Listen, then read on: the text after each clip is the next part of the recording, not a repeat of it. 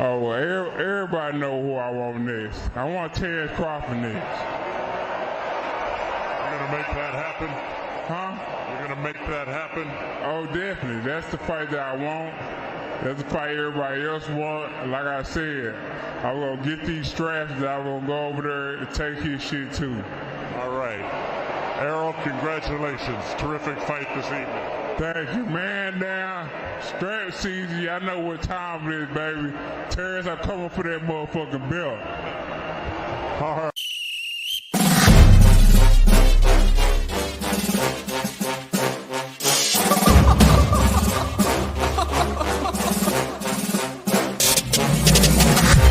I'm not catching fades anymore. Gotta keep my hands clean when they come for the ball. Keep it smooth like a dawn, making moves in the dark. Cause I learned how to swim in the pool full of sharks. Now they coaches, cause they can't read all his motions. How the kid never switch codes, but he code switch focus. Staring down your team with a frozen, ice cold look that can end the summer solstice. Cause I'm more like the top dog. Keep on running game in the gang will it cost y'all. I be calling plays from a plane while I'm off court. But we ain't the same, you a lame, I'm a mob star. Actually, I'm a top dog on a stat sheet. Off court, but I call plays for the athletes. Laughing when the cop cars try to catch me. Cause I rolled off in a taxi. Put my feet up, I'm relaxing. Singing Figaro with no accent. While I pour strings from the streets in. Do it all with a straight face, I'm the kingpin. Top dog, top flow, boss mode, I'm the kingpin. Showstopper, top dog, God vibes, I'm the kingpin. They know I'm a dog and a beast, man. Yeah, I keep the peace with a piece, man. I ain't got no time for a piece, man. Why would I respond to a pawn? I'm the... Hold up! If I let my dogs off the leash, they you might want to get out of Dodge while they eat me. Honestly, think it's not the blood and the beef. If they don't leave anything behind after eating.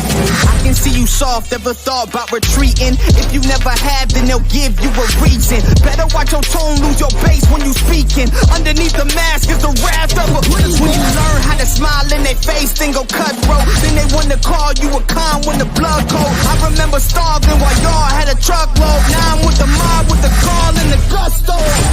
I'm a top dog on a stat sheet. Off court, but I call plays for the athletes. Laughing when the cop cars try to catch me. Cause I rolled off in a taxi. Put my feet up, I'm relaxing. Singing Figaro with no accent. While I pour strings from the streets in. Do it all with a straight face, I'm the kingpin. Top dog, top flow, boss mode, I'm the kingpin. Showstopper, top dog, God vibes, I'm the kingpin.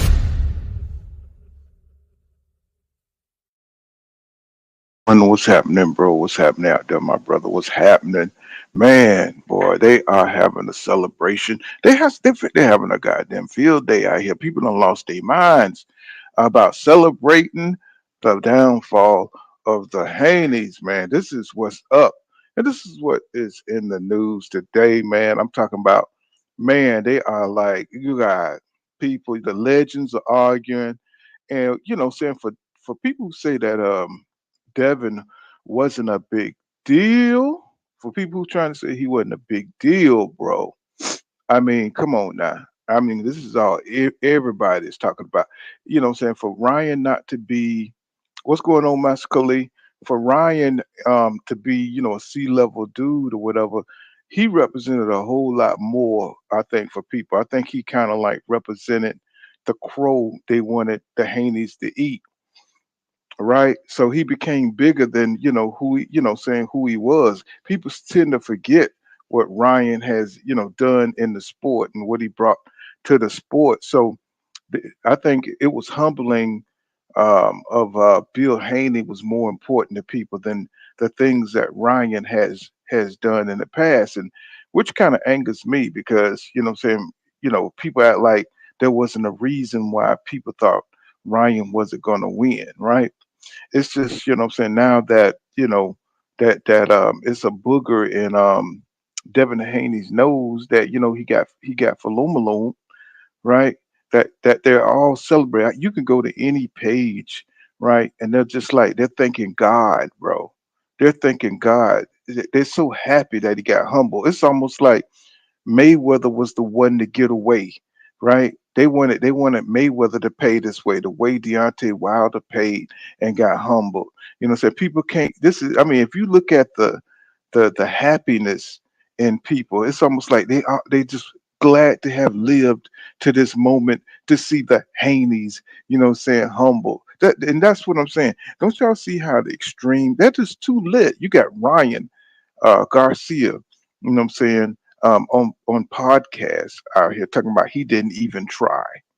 Right? He's trolling. He's trolling to win. What I'm saying? If this was somebody black trolling after somebody got beat up like this would be, what I'm saying, would not be acceptable, right?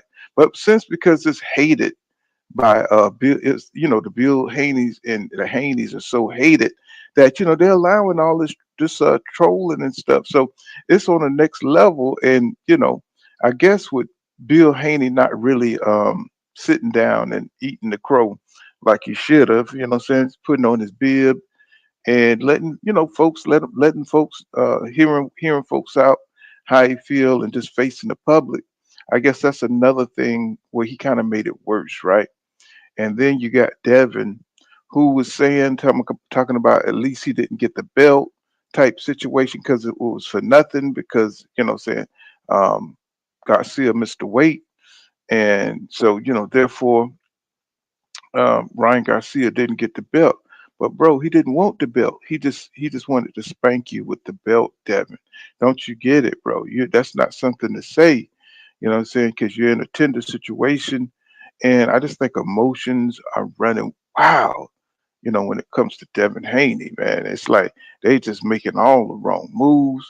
You got Bill arguing with Floyd Mayweather, and it's pandemonium, people. It is pandemonium.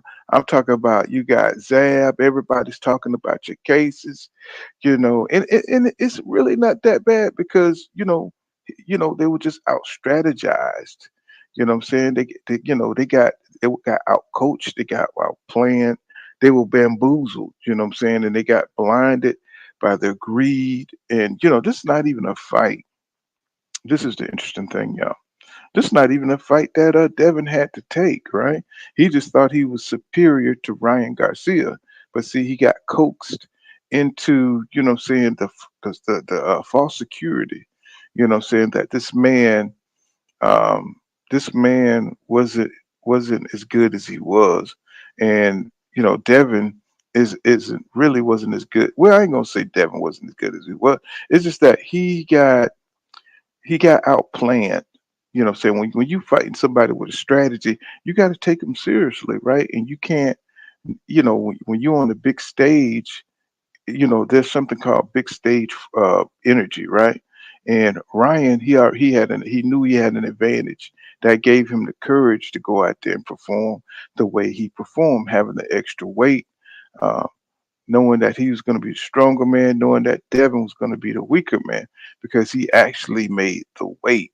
What I'm saying? And we can't cry about it because Devin did agree to it and took the money, and that was the devil's price that Devin paid when he agreed to let Ryan come in at that extra weight. What I'm saying? And but as a boxing fan, I'm really tired of seeing shit like that. I want to see guys like really square up. What I'm saying? At the weight classes, get away from all this trickery shit. Even though it's the art of war, baby. It's the art of war. I mean, what you can't, what I'm saying, you can't really fault my man for doing.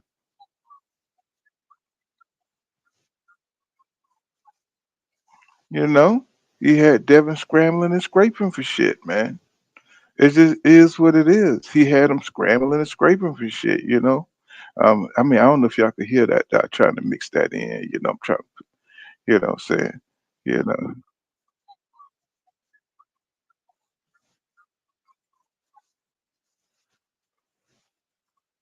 scrambling and scraping for shit, man. Yeah, I mean, he hit him with that left hook. Um, that left hook was blinding, bro. It was something. It was powerful. And let's just keep it 100, man. He can't fuck with Ryan in there at that weight class, not doing what he was trying to do, because Ryan had done already fucked him up in the head to make him coax him into fighting him straight in the center of the ring. I thought maybe Dev would try to break him down, like later on in the fight, try to do that shit. Nobody thought Dev was gonna come straight out there and get Malone, and that's what happened to him. I say, bro, what the fuck? What's wrong with you? You know what I'm saying? Don't you you don't follow no dude that's got power like that on you, bro. You got Malone, bro. You know what I'm saying? Much as I love Devin, bro, that was stupid. I don't know why how you stop believing the hype that you got power like that. You know what I'm saying? Regis, you couldn't knock out Regis, bro. What makes you think you're gonna knock out somebody bigger than you?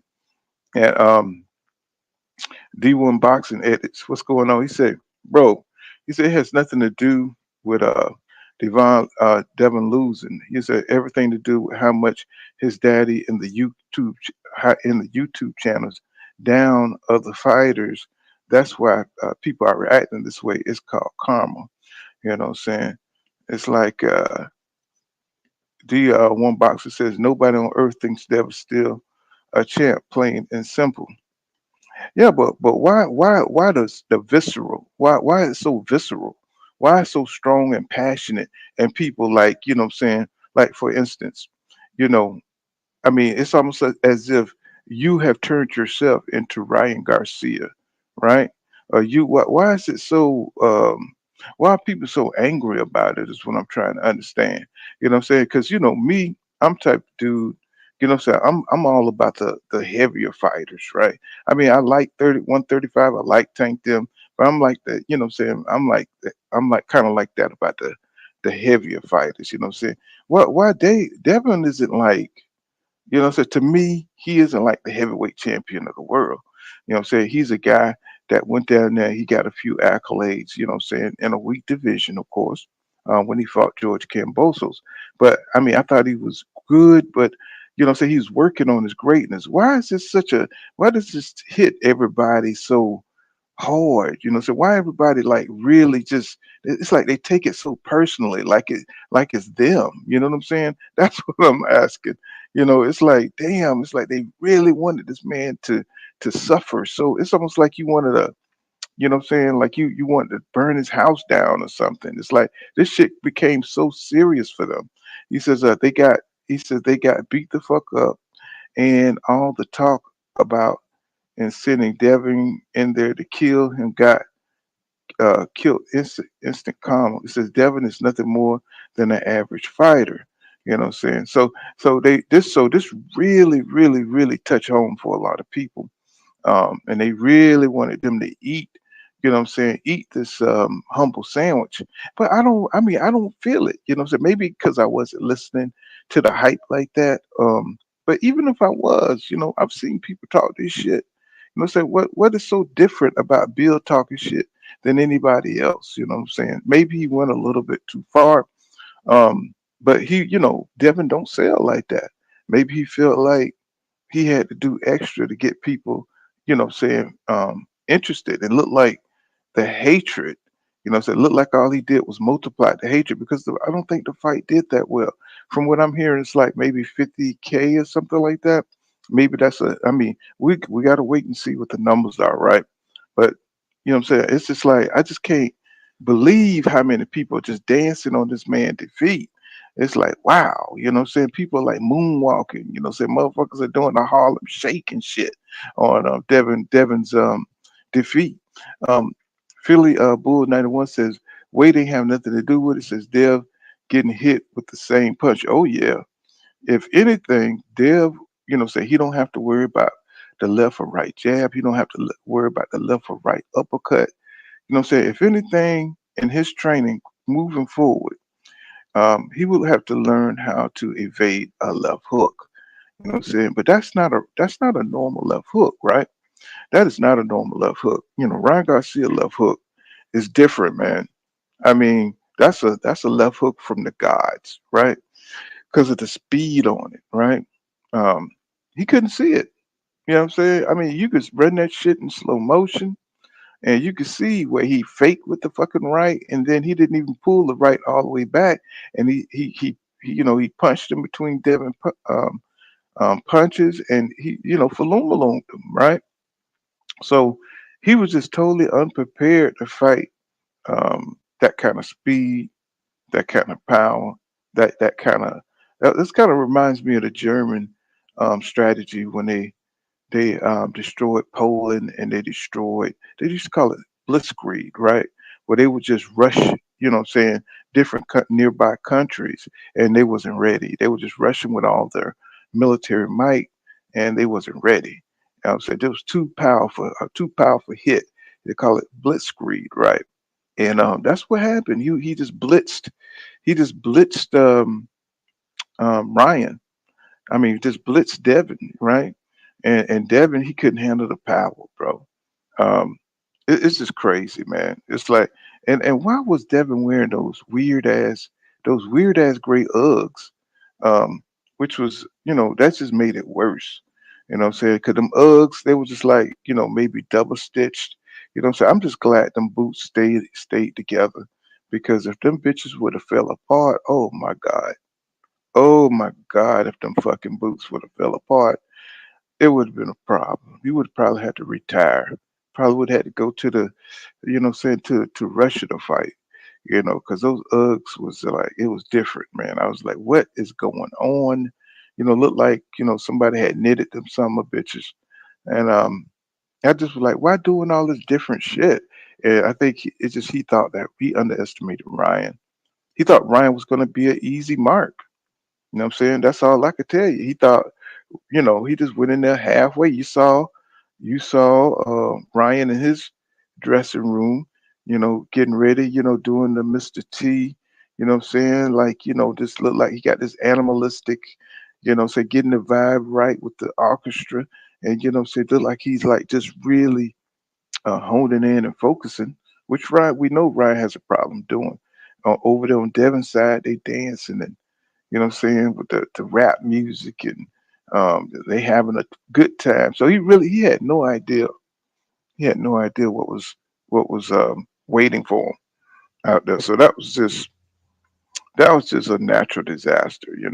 It was a true debacle, man. And Ryan Garcia was the hurricane. He was the earthquake that was waiting on him, man. I just like, man, I'm shocked, man. Much as I love Dev, man, it's like people need to stop it, man. It's like everybody's like really trying to jump in on this shit. You know what I'm saying? I ain't talking about just the fans. I'm talking about the legends like Floyd Mayweather. Um, Floyd Mayweather is like getting his in on it. Zab Judah, you know what I'm saying? Everybody, Sean Porter, podcast, I mean, even though these are some great breakdowns, it's just like, wow, people don't concentrate on, um, the trickery of it all. I mean, would Ryan really, people say weight has nothing to do with it, but I don't know. I mean, he came in there, what I'm saying, totally strong, man. And Devin was still weak from actually making the weight. Ryan didn't have the pressure of making that weight, which, people say they don't want to see a rematch, but that don't cause for a rematch. You know what I'm saying? You know what I'm saying? What do you think? You know, do y'all just think Ryan is just that much stronger, that much better? You don't think we would have got a different result if Dev would have known he wasn't going to try to make the weight coming in at 143? So, what I'm saying, it's just enough to keep it going so they wouldn't cancel the fight, and just enough to pay the fine, what I'm saying, or just enough so they wasn't forced to make the weight. Let's see what Ryan looks like at 140, no? Or y'all just rather it go went the way it went? You know what I'm saying? It'll be interesting. What I'm saying? People don't want to see a rematch. That's incredible.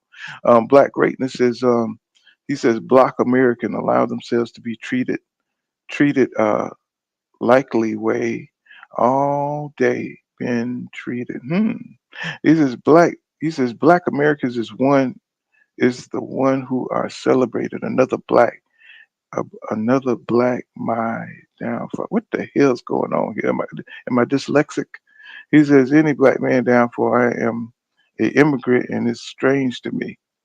Yeah, but this been going on for years, bro. So it's been going on for years in America. We've had to deal with this, this Schadenfreude and type of situation where we just celebrate people's downfall, you know what I'm saying? But look like a lot of people believe that the Haneys deserve this shit, you know what I'm saying? And they need to eat it.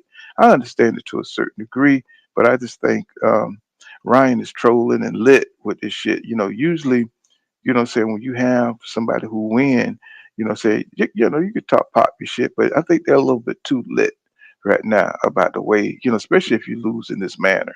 You know what I'm saying? You do supposed to have some sportsmanship. It's supposed to be a level where you're not supposed to go, but we live in such a toxic culture now where people want you to fucking suffer. They want you the children to suffer. You know what I'm saying? They, you know what I'm saying? These people don't want you to have no room for grace. You know, PGH Big Dog in the building. He said, "Why the hell did Bill and Dev have that game plan? Terrible. I don't understand the PGH Big Dog. Why did Errol Spence Jr. come to the ring all jacked up with hit in his biggest fight? Um, who knows? Who knows, PGH Big Dog? These are things and questions that you want to know, but things that you know you just don't. You know, because you would think like, man, you have made it up to this point. You got a lot of haters. One thing about Floyd is he was not going to give his haters the satisfaction of seeing him lose in the ring, right? Even to this day, they got people got bitter tastes for Floyd Mayweather. They done gave up on it. You know what I'm saying? Only even if Floyd lost an outside street fight, they would love to see him just take a loss at any point in his life. That's how much they hate Floyd. And look like Devin, you know what I'm saying, in his short career, that he seemed to have built up so much animosity. And I do believe it's a lot of the Tank fans that who was looking at Dev as a threat, perhaps, that they didn't even like the idea that Devin Haney was going to be able to fight Tank or be put his reputation to be put over Tank, and they're loving this fact that he's going through this humiliation ritual, right? Which is kind of crazy because you do want to see the fight, especially now, you know, Tank Davis, you know, definitely want to get Dev in the ring.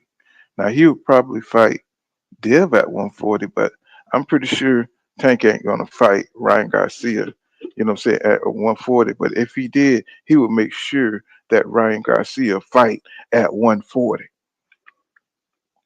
That's one thing about Tank Team. You know what I'm saying? They're not gonna allow no fucking 143. You know what I'm saying? Him walk in there at his full strength. You know what I'm saying? Wow, you are forced to make the fucking weight. Um, Eddie, what's going on? What's going on, bro? PGH Big Dog says Devin listen to old media and change his style. Of course. You know what I'm saying? The media was the one who was pushing them, you know what I'm saying? And I spoke about this. I said it seemed like they're trying to shame him. You know, so they're trying to sign language there because they always kept mentioning that he don't have power. That even I said, you know, Devin got to make this a spectacular fight, right? Because I'm thinking that he had enough skill to get in there later on in the fight to try to go for it. You know what I'm saying? Once he had worn Ryan down, that he would go for it. You know what I'm saying? So, you know, trying to add the entertainment value to his fights, you know what I'm saying? Instead of just sticking with boxing. And I'm listening to the media too, because look like the media, I wanted Dev to shut the media up, right? And he couldn't do it, bro. I mean, that got him knocked out. I mean, I just have to keep it 100. You know, that shit got his ass for Lumalone. Um, I'm sorry, man. But but because he becoming like a boxer star, said you want people to really watch you for entertainment, and I thought it was important for Dev to stay in the pocket some, not go out there in the pocket from the beginning, but go in the pocket in the end. You know how you break fighters down, like Roy Jones used to break motherfuckers down, and you know what I'm saying, have his way, excuse me, and have his way once he had people under control, right? But he went in there, he got clipped, and I think he never recovered, right, from the first clip that he got. He was just totally surprised by the power of Ryan Garcia. And sometimes that happens in boxing, right? Sometimes that shit happens, man. You just get hit, and you don't know which way did they go. Which way did they go? You don't know if you got hit by one person or three. And Ryan left hook definitely gets you drunk. So especially, they said Ryan said that he he rehydrated up to like 160. I'm pretty sure it was more than that because he looked like the bigger man. He looked like a damn welterweight up in. They might have probably been. I'm talking. He looked like shit. I mean, 160. That's already a middleweight. But think about it. He might have been a fucking super middleweight. The way he was knocking Dev around up in there. Dev was like a little kid in there compared to Ryan. But what I want to see in the future, I want to see real even Steven matchups. Master Khalid says Bill and Dev are in denial about that lack of power. I think so too. Um, I think that's what made him step to Ryan was that delusion, Master Khalid, and Ryan brought him back to reality. That shit brought him back to reality so motherfucking fast. It wasn't a joke. PGH Big Dog says Tank behavior after Devin Loss was discussing, said he was celebrating way too hard on social media. And of course, these kids, um, it's like this is a new breed. They don't like to take the high road. Nobody likes taking the high road nowadays. What I'm saying? It just is what it is. It's a toxic society and it's popular to be petty. You know what I'm saying? So, Tank and Dev been going at it for a while. So, once, you're down, what I'm saying, you might as well go ahead and roll on over because they're gonna shoot you in the back a couple of more times, what I'm saying, while you're down. There is no nobility anymore in what I'm saying, you can talk your shit, but at some point you're supposed to fall back. But now they want to like really, saying shame this man out of boxing or something. That's what it seemed like. Because now you got the legends, Floyd Mayweather, Zab Judah. Uh, I saw the other day. We're gonna go over that.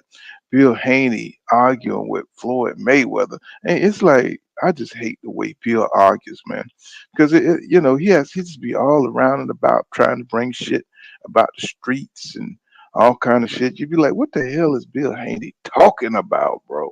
It's like, bro, just be humble, bro. Your son got beat. Stop arguing with these folks because they want you to show shame. They want to rub it in your fucking face and eat it, man. So we can move on with, bro. But as long as you keep denying this shit, people gonna like really try to reach to pull your heart out with this shit. And he says the big daddy rascal says that's cap. It's not all because Bill Devin getting eviscerated on social media. So that's cap. It's not all because I mean, what is it exactly? You know what I'm saying? Is it like some kind of Excalibur? You know what I'm saying? The loss of the secret of the Grail or some shit. What the fuck is it? It's like everybody's trying to make it like it's some kind of like super deep. What? They lost the riddle of steel or some shit? What's going on? King Arthur and the land is one. What the fuck? It's like, what's going on? I mean, is it that serious? I mean, what I'm saying? For these guys to eat humble pie, you know what I'm saying? It's on so many different levels. Is that deep? I mean, I'm like not offended by it. Of course. I'm just like, damn. It's almost like if you see a situation that needs to, it's like trying to blow up a cockroach with dynamite, right?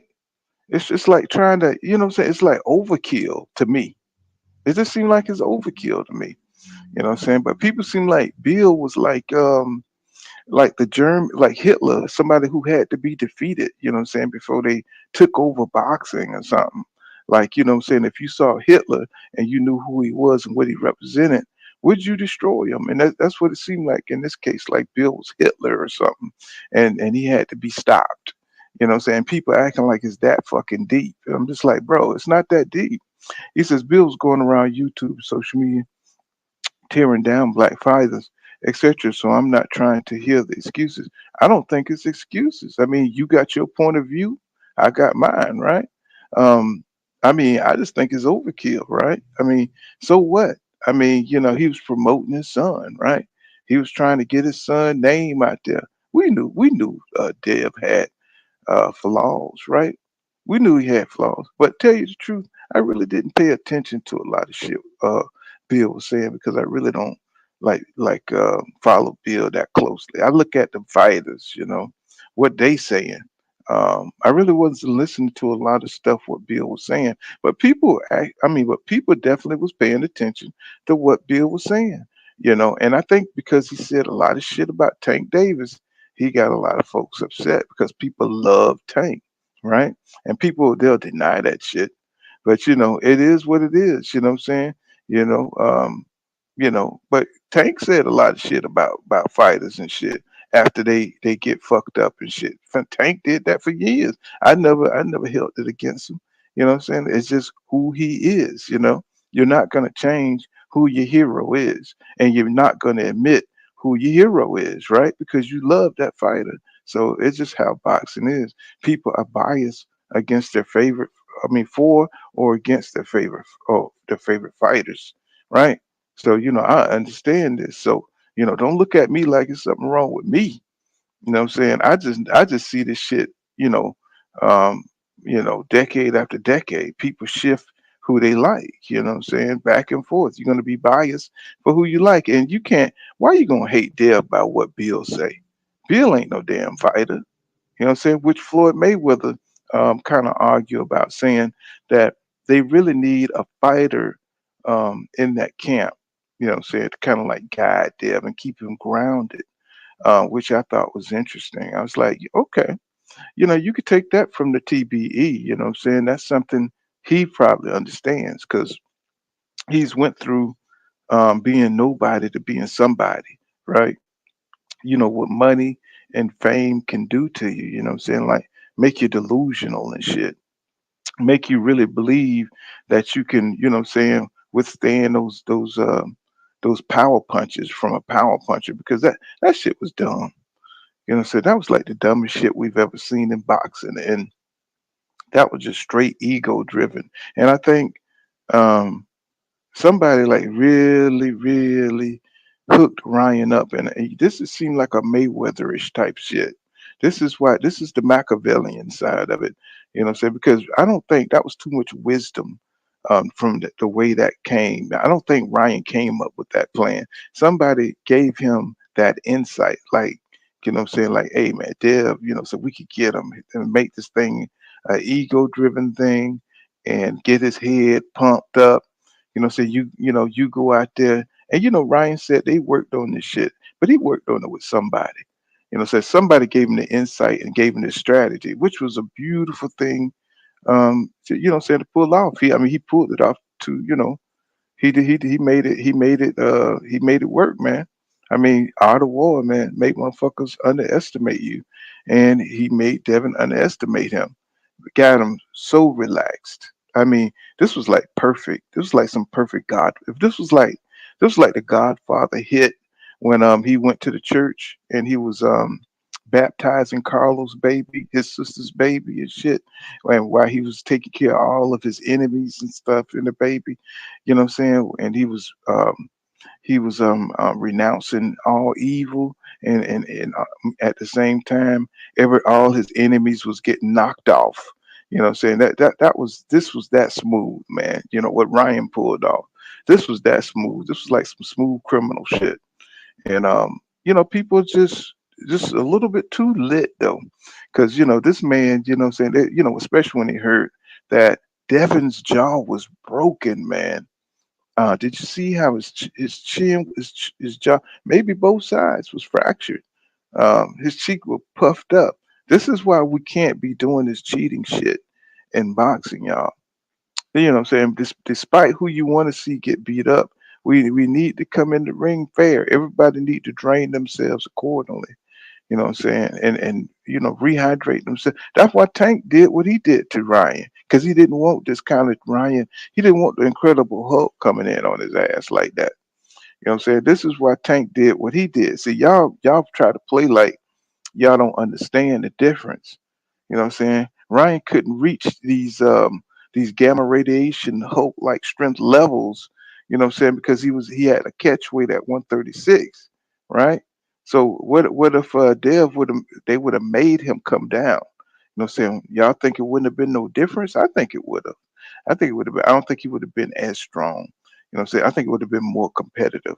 You know, and I think it would have been more competitive if Dev would have if he would have took Ryan seriously, you know, and not try to meet him in the middle of the ring. If he just would have boxed, I think he would have been okay. He still would have got knocked down. I said Dev probably would have got knocked down a couple of times. Um, you know, just because Ryan just that left hook is just a beautiful thing to witness. PGH Big Dog says Pool. He says Haney hate is crazy on his YouTube street. He says Pool. He says Bill's just being a big mouth promoter, just like every other promoter. That's what I say. That's what I look at. Um, you know, he did say he did go a little overboard though. PGH Big Dog. He did go overboard. You know, saying he did. When he's talking about kill. You know, saying he did the most. Let's keep it real. He did the most, you know. But I look at modern days, and it just nothing shocks me anymore. Where these fighters will say or where they'll go, um, you know, it's just a shock jock type of society. So nothing like really surprised me when I see somebody like Bill Haney out there pushing the envelope, trying to get attention to his fights, trying to get attention for his son. He made his son a millionaire, y'all. That's how he did it, shot jocking.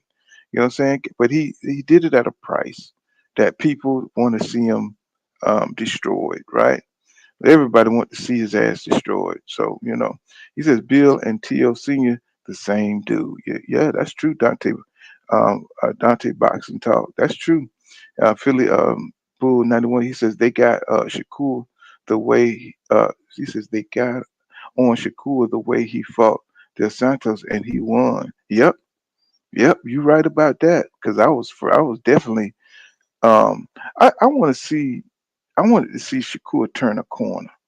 You know, I don't want to see that style, um, that amateurish style. You know, say of not engaging, become popular. Unless you got some kind of inside defense like Floyd. The only time you want to see that is if you can mix it up. Floyd had that supernatural defense, so he was able to make the fights exciting. You know, he could make you miss in a phone booth. That style, without that, is boring, y'all. You know what I'm saying? It's boring to see somebody just have quick enough feet to move away from a punch and never engage. I mean, y'all understand that. I mean, it's just is what it is. He says people just look and feel stupid because he lost after all that Mayweather and um, Tank talk face of boxing. Yeah, I mean, believe me, he propped himself up for this fall. I'm not arguing that. He says black Americans just ate them. What the man? You do you know how to? I mean, I know you're an immigrant. It's like this shit is giving me dyslexia. He says black Americans just ate themselves. Most of the, oh man, it, he said it have nothing to do with Bill talk a lot. He says you don't hear no one talking about ticket sales anymore or pay-per-view buys. Yeah, you know, Black Greatness, they're gonna find what it is. They're gonna move the goalposts, something to, you know, anything to down. If they don't like you, they don't like you. And you know, they're gonna find something about you that, you know what I'm saying, they're gonna say like, you know, hey, if it ain't the ticket sales, you're not exciting, you don't have no power. It's gonna be something, you know what I'm saying? It's gonna be them gray boots. It would have definitely been them gray boots if he would have won. Billy Philly Bull 91, he says, and if Tank lose, they would do the same shit to him. He says people need to get out their feelings. Uh, you know, yeah, I think so. I think so. I think so. Because Tank is the next one to go through the humiliation ritual. He says them UGG boots had no stability. He said, and they're not fit for boxing. He says Dev and his team totally dropped the ball. I mean, even with the UGG boots, even with the UGG boots, dog. I was like, bro, don't hit me with the UGG boots. Yeah, you could almost make a song about it. UGG boots. Don't hit me with the UGG boots. I'm talking about, man, it was just ugly, bro. Oh, the UGG boots, bro. Mm, mm, mm, mm, mm. Oh boy. Ah, man, I recorded the thing, man, and I wanted to put some on here, but I was like, the last time I did that, what I'm saying, they took it off. Y'all remember that? That Richard Hitchens and stuff. I was trying to play it, and they cut that thing off, man, on me. But I want to like be able to go over parts of it, and especially when that first left hook, and then the second. The second and third knockdown, really wanted to go over that with you guys, and it was just kind of like, it's hard to get that footage up, what I'm saying, because people are playing it everywhere. He says, love Dev, but his daddy needed that humbling, what I'm saying. But it's Dev. The humbling is coming out on Dev ass. He's paying the dividends. For everybody's he's paying it. He's paying it, the walk of shame, the penance, whatever you want to call it. Say Devin is suffering.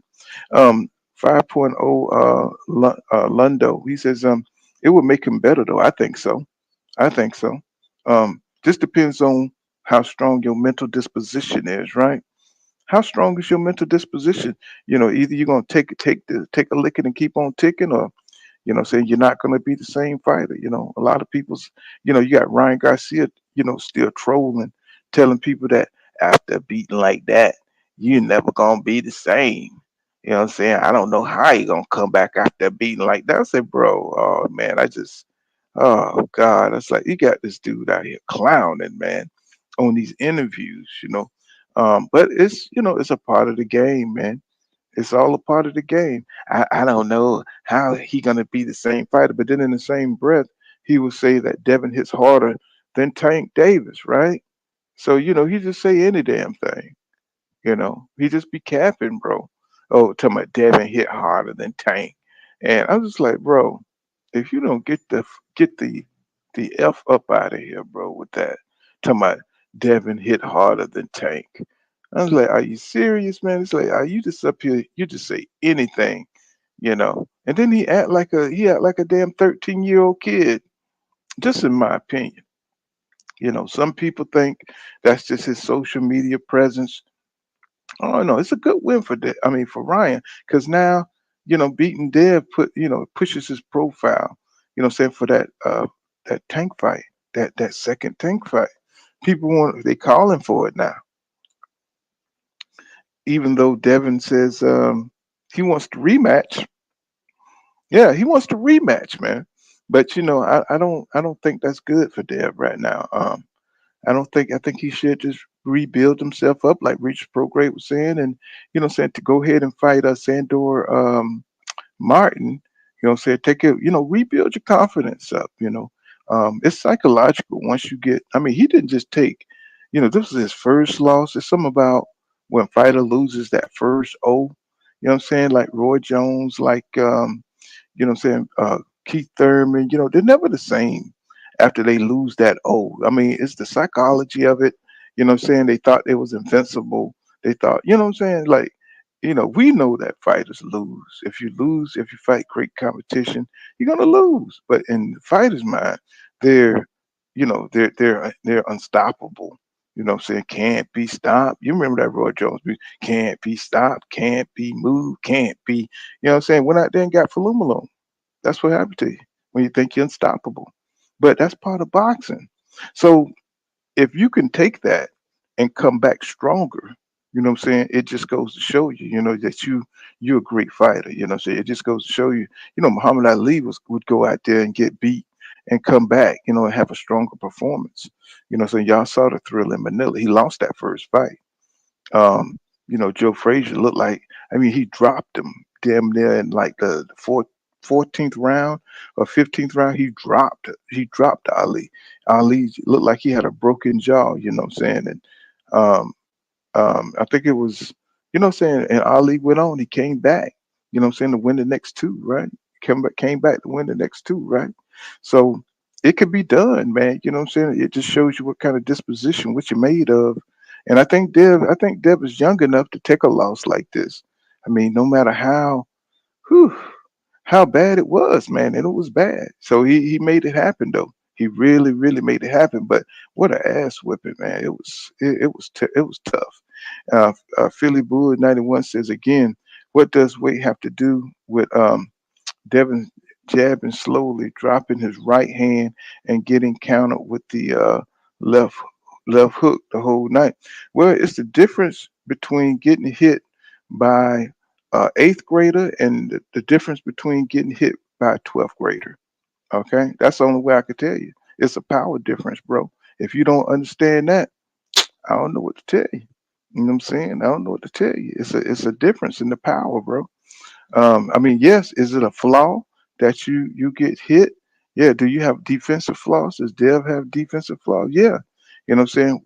But the hit probably wouldn't had as much um, effect. You know what I'm saying? Without the weight behind it. That's why fighters go in trying to have an advantage like that. That's why Canelo, you know what I'm saying, try to come in heavy. You know what I'm saying? Over. That's why he always bring people up from two weight classes, or try to fight blown up fighters and stuff like that because they're not natural. They haven't been at that weight for a while. This man didn't have to make weight, bro. You know what I'm saying? I know it's important for everybody to say that Devin is trash, which is okay. I mean, if you believe that and you're never going to change your mind about that, that's fine. You know what I'm saying? It's just a difference of opinion, right? If you think he's trash, then he's trash. You know what I'm saying? So, nobody's going to change your opinion of what Dev really is. I think he's an excellent boxer. You know what I'm saying? I think just like every fighter, they got flaws. Nobody's perfect. You know what I'm saying? Even Floyd Mayweather wasn't perfect. You know what I'm saying? He was just a dude that could think fast in the ring. And he had a lot of skills, right? So he just couldn't, he had a lot of, he had a lot of experience over a lot of people, but it's a lot of arguing. You could argue that Floyd retired a couple of times, you know what I'm saying? So it's like not everybody's perfect. Devin definitely had a lot of flaws, and he fought somebody his size that could take advantage of those flaws. And but that's boxing. Nobody's perfect. Nobody. I believe that nobody's perfect. And your way is going to take a L eventually. Um, you know what I'm saying? So I mean, I don't understand it. Why people just don't think my man gonna take a L at some point in time. He just took a hellacious L. Um, PGA Big Dog said rules need to change. He says fighters should be prevented from fighting unless they make the weight. I think so too. I think so too. But they that was part of the strategy. They blinded Dev team with greed. They got that extra 1.5, which I don't think is that much, but they blinded him with the 1.5, and that was how much it took for him to get his ass whipped. Taking that 1.5, you know what I'm saying? That was the agreement. You took an extra 1.5 to take an extra ass whipping. You know what I'm saying? And it's weird that boxing don't have those old school tacticians, those consigliaries, like they had in The Godfather. Those consigliaries that could see the ploys and plays of the enemy, and say, hey, just like Richard what was like Richard Normez, I think, something, the one who caught the gloves for Shikashane Mosley. I mean, who caught the gloves for the cast for Magedo, right? He caught them gloves. Somebody like that know, who could see the trickery, who could see the weight. He could see any who had the experience to see what was going to happen. Say, hey man, this dude here cheating, man. This dude, look at those gloves. They're not broke in like when Floyd caught Madonna gloves and them bitches was already broke in, and Floyd was like, hell to the no. You need people like that in your corner, and I don't think the Haneys, they don't have nobody in the corner like that. Somebody who's a consigliere, somebody who can see, what I'm saying, like the Don of all Dons, assistant, saying somebody somebody who could be his underboss and make sure that he don't take a serious L like this, because this was bad. Somebody should have seen this ploy and been like, it was kind of easy to see through, because the way Ryan was acting over the top, right? And I don't know, man. It's just like these guys, Aerosmith Jr., they're missing it. They're missing it, man. These guys are winning by strategy and planning out, what I'm saying, before the fight. And where are the people that's like, there to see these tactics. Each camp's supposed to be strategizing, and Devin got outplayed. What I'm saying, he got outplayed.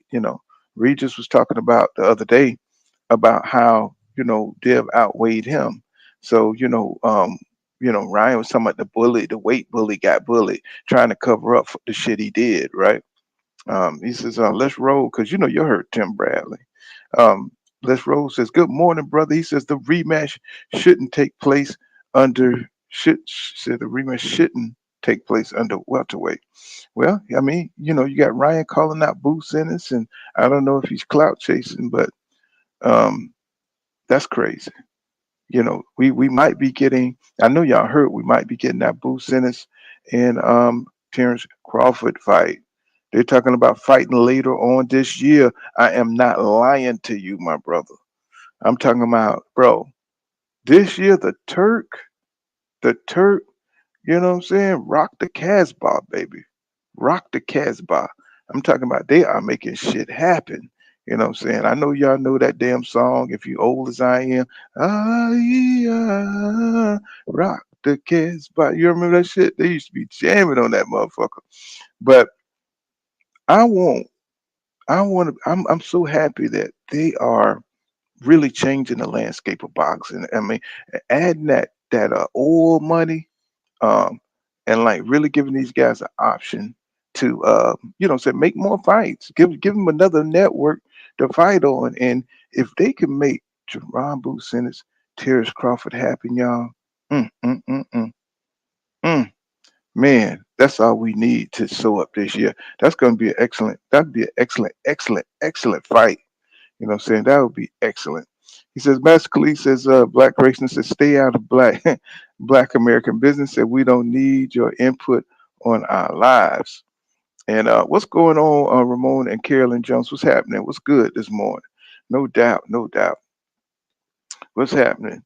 Philip Will says, and Mayweather can say what he wants. He says Bill Dev was talking about him. I'm sure, but y'all know goddamn well.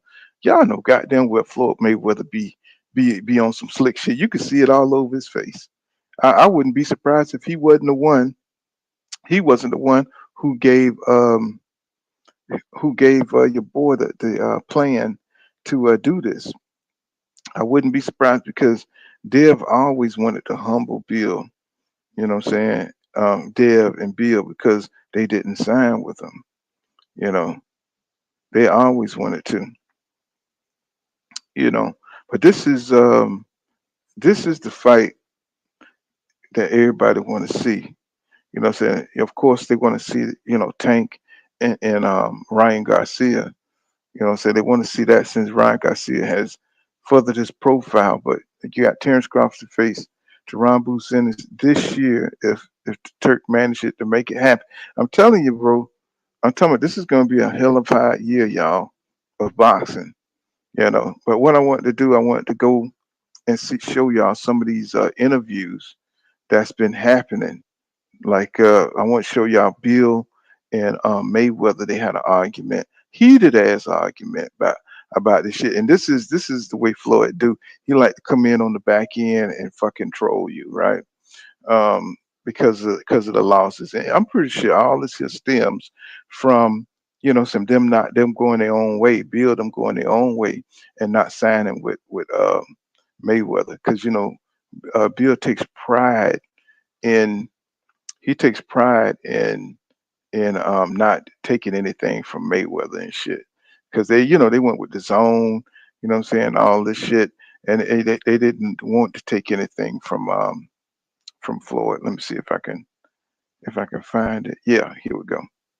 So this is Floyd Mayweather, and I ain't want to show the footage because, of course, the copyright. But we'll listen to the interview and we'll go back and forth. Okay. So let me see if I got it. Yeah. Let me cue it up. Let me see. I don't know if y'all can hear that. Let me see. Yeah, I guess I still got to share my screen. Yep. Let me see. There you go. Okay. Let me see. So here we go. You did that. I never had nothing against you. Now, I know, if I'm not mistaken, let's talk. I seen you in Miami. Last time I seen you in Miami before. We kicked it. You said what's up, I said what's up. We kicked it, we had a good time. Now all of a sudden it seems like Bill Haney is my enemy. Like I ain't got nothing against Bill. Listen, I don't know if I'm your enemy or not. I don't claim to be your motherfucking enemy. I don't care nothing about being nobody's enemy. You know who I am. You know what I'm saying? You know how I fuck with it. But if you was my enemy, then you would feel like that. Do you feel like I'm your enemy? I'm just asking a question. No, this ain't we ain't no pissing contest. Does it feel like that? I don't. That's what I'm asking you. I feel like, listen, I've been knowing you for hella long, but I feel like you're a bullshit ass nigga. You see what I'm saying? Okay. That's how I feel like it, me myself.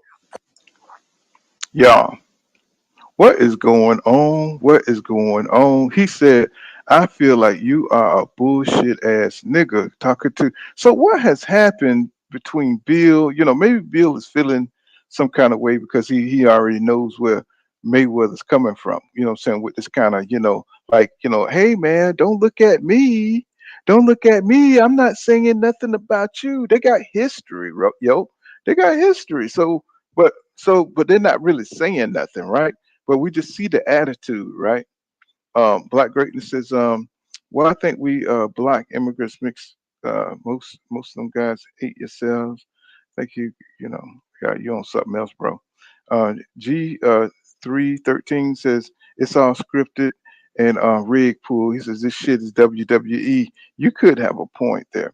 5.0 Londo says they gave him the Loma fight. He said he finally fights someone his size, and it's a big difference when you aren't the weight bully, which is true. Which is true. Um, Black Great said everyone look at you guys as a joke. He said, "Oh man, come on, man. It's like you doing all this shit just to talk shit about America, bro. Come on now, come on." He said, Charles Thomas says, Pool, are you what look at part of the LDC? Are you part of the LBC community? I mean, I always supported the LDBC. I never, been a part of them, but I always supported them. And you know what I'm saying? I mean, I don't mind, but I've never been invited to the LDBC, but I always been with them there from the beginning. You know what I'm saying? Love the LDBC. I never been invited, but so I didn't mind calling myself part of the LDBC. I was there before Fanon. I was there before Blue Blood. I was there before, you know what I'm saying? But I just never was invited, you know what I'm saying? Like 100%. But I always followed Drew Titan, everybody, KQKC, you know what I'm saying? I've been there before them. I was there. I've been around for a long time, y'all, but I always been independent though. But I always supported the LDPC. You know what I'm saying? But I don't, so yes, you see how my mind work. I always been independent um minded, you know what I'm saying? So, but we all do like some of the same fighters. We all, so I like the way that they came up during the racist time on YouTube and they stood up. They was the ones that stood up against it. So, you really couldn't get on to some bitch without people calling you the N-word and everything like that. So the LDBC, they deserve, more respect than they get, but people try to, what I'm saying, put them in a category and stuff, This is what it is, It's just, this is just how, people when you become popular, you know what I'm saying? There's a lot of backbiting in the LDBC right now. I mean, I think that drove a lot of the good content creators away because, people want to have certain positions. It's kind of like the church. You know what I'm saying? Once the church stopped becoming a mega church, people want to start cramming for positions and wanting to be generals and wanting to be lieutenants. And, what I'm saying? People want to be, it's just like, damn, I'm not about that, so I'm not about all that kind of bullshit. So that's why I kind of always like to do my own thing because people start trying to dig up dirt on you and start lying on you and shit like that, even though nobody never did that to me. But I'm just saying that's what happens when you, start to stay up under 78, since somebody try to run your name or somebody say, you said something about somebody. And it was just like getting real pussy punk ass type shit. So, I just kind of, I listen, but I don't like really, engage a lot. 'Cause I don't want to get my name, mixed up in a lot of bullshit, that was going on. at the time. So, I remember when Black Fight Fan came along and all some of the great content creators, what I'm saying? I was like, more power to you. If you want to, get in the middle of this shit, what I'm saying? Make it, y'all make it happen. But then Trill Boxing Talk came along and they reached new heights. So I just wish, they could have kept going with it. I mean, I enjoyed Trill Boxing Talk. Trill Will know me. Trill Will, he came on. Okay, a lot of these guys came on my show many times. Upper echelon, y'all know upper echelon people. What I'm saying? People come through. They come in, they fall off.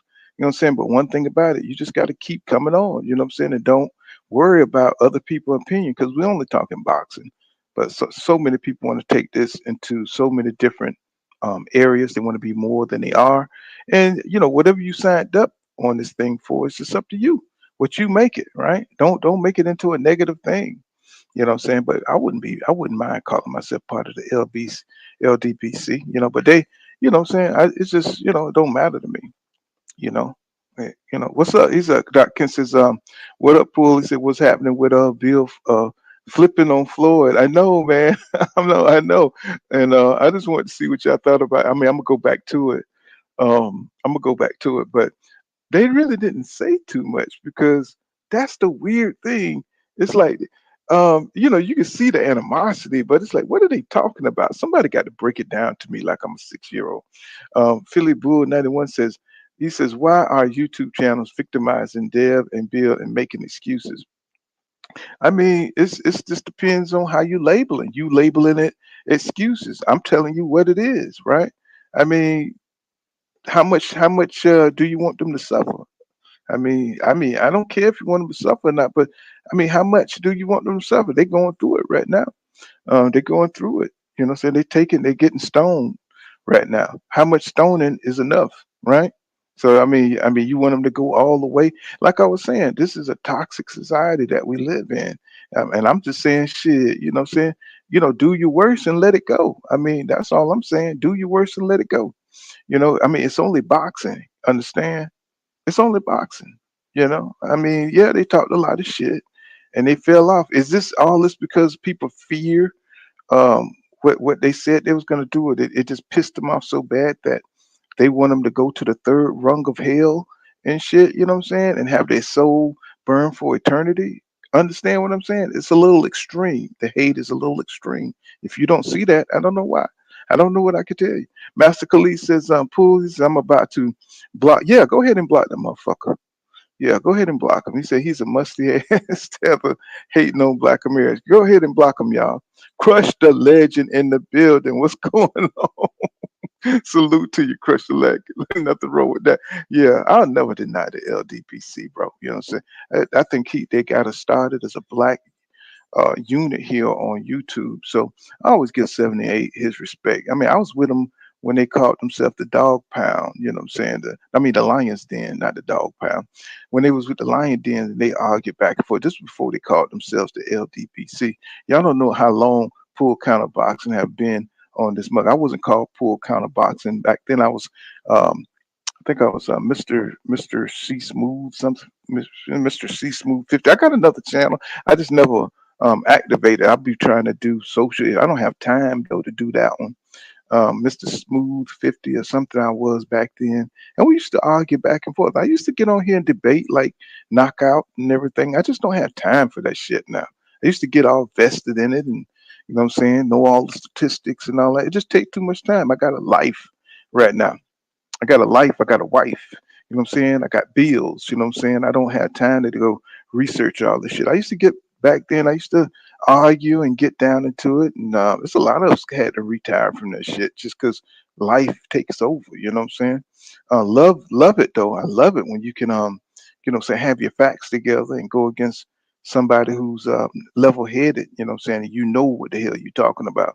Doc Kent says I agree. Pool. He says the slick talk from Bill to Floyd is not a good look after his son lost. Yeah, Bill got a lot of pride, man. He got a lot of fucking pride. He says, Dante Box Talk says, Bill saying a bunch of ignorant shit when Floyd was talking. Says neither of them niggas still in the streets and shouldn't be. Of course. It's like, that's what I'm talking about. Man, this street nigga shit. This street nigga shit, bro. I'm like, what is he talking about, bro? That shit had me laughing like a motherfucker. Crush the Legends, what's going on with the winning team with G5 and Just Do and everybody? Y'all check out the winning team, man. You know what I'm saying?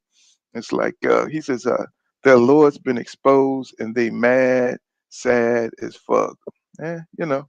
It's boxing, you know what I'm saying? If you get too invested, you're gonna be fucked up. I was fucked up when Dev lost. Don't get me wrong, cause I thought Dev was gonna go out there and box and then maybe try to stay in the pocket a little bit, but he got Faluma. He got Faluma. That's all it is. He got Faluma. That's all I could tell you. Charles Thomas says it's the LDBC. He says they're a big part of the division in the boxing community. I just think everybody identified Deontay Wilder, who has a close relationship with 78, and Devin. They have a close relationship. I think, they've been to their house. I think 78 been to their house, their homes and stuff. So, I mean, it's cool. I mean, if I had the ability to go to, you know, uh, Jerron Booth in his house and, saying have a close relationship, I would do that. You know what I'm saying? If it was that easy. He had a relationship with one of the champions, and of two champions, right? So it hits home, what I'm saying, when you're that close to a fighter. Y'all got to understand that. So it may not be right. Are you going to be a little biased? Hell yeah. Especially if the champ who holding a current championship, you want to be part of boxing. Look at Blue Blood. Blue Blood did when he got a chance to go into Black Prime. You know what I'm saying? It's like when you get, since somebody lets you in on something that you cover for your entire. I mean, I understand it, but you got to keep your integrity at the same time. You know what I'm saying? So, I'm not picking at you, but I understand once these fighters let you in on the inside to give you the inside information, a lot of people just kind of lose, you lose your perspective, right?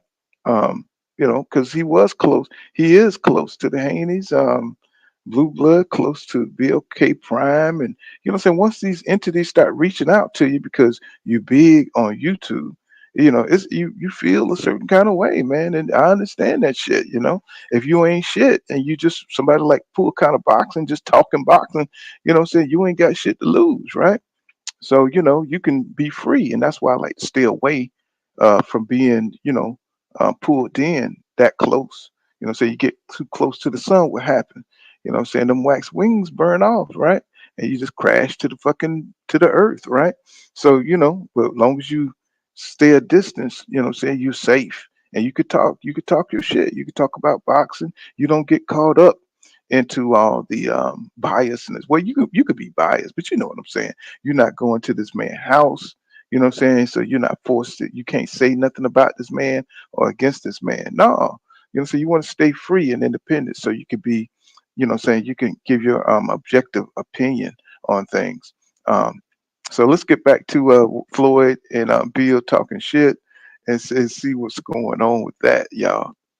Personally, you know what I'm saying? Okay, By your actions. and so Let me tell you, by your actions. Wait. That's cool.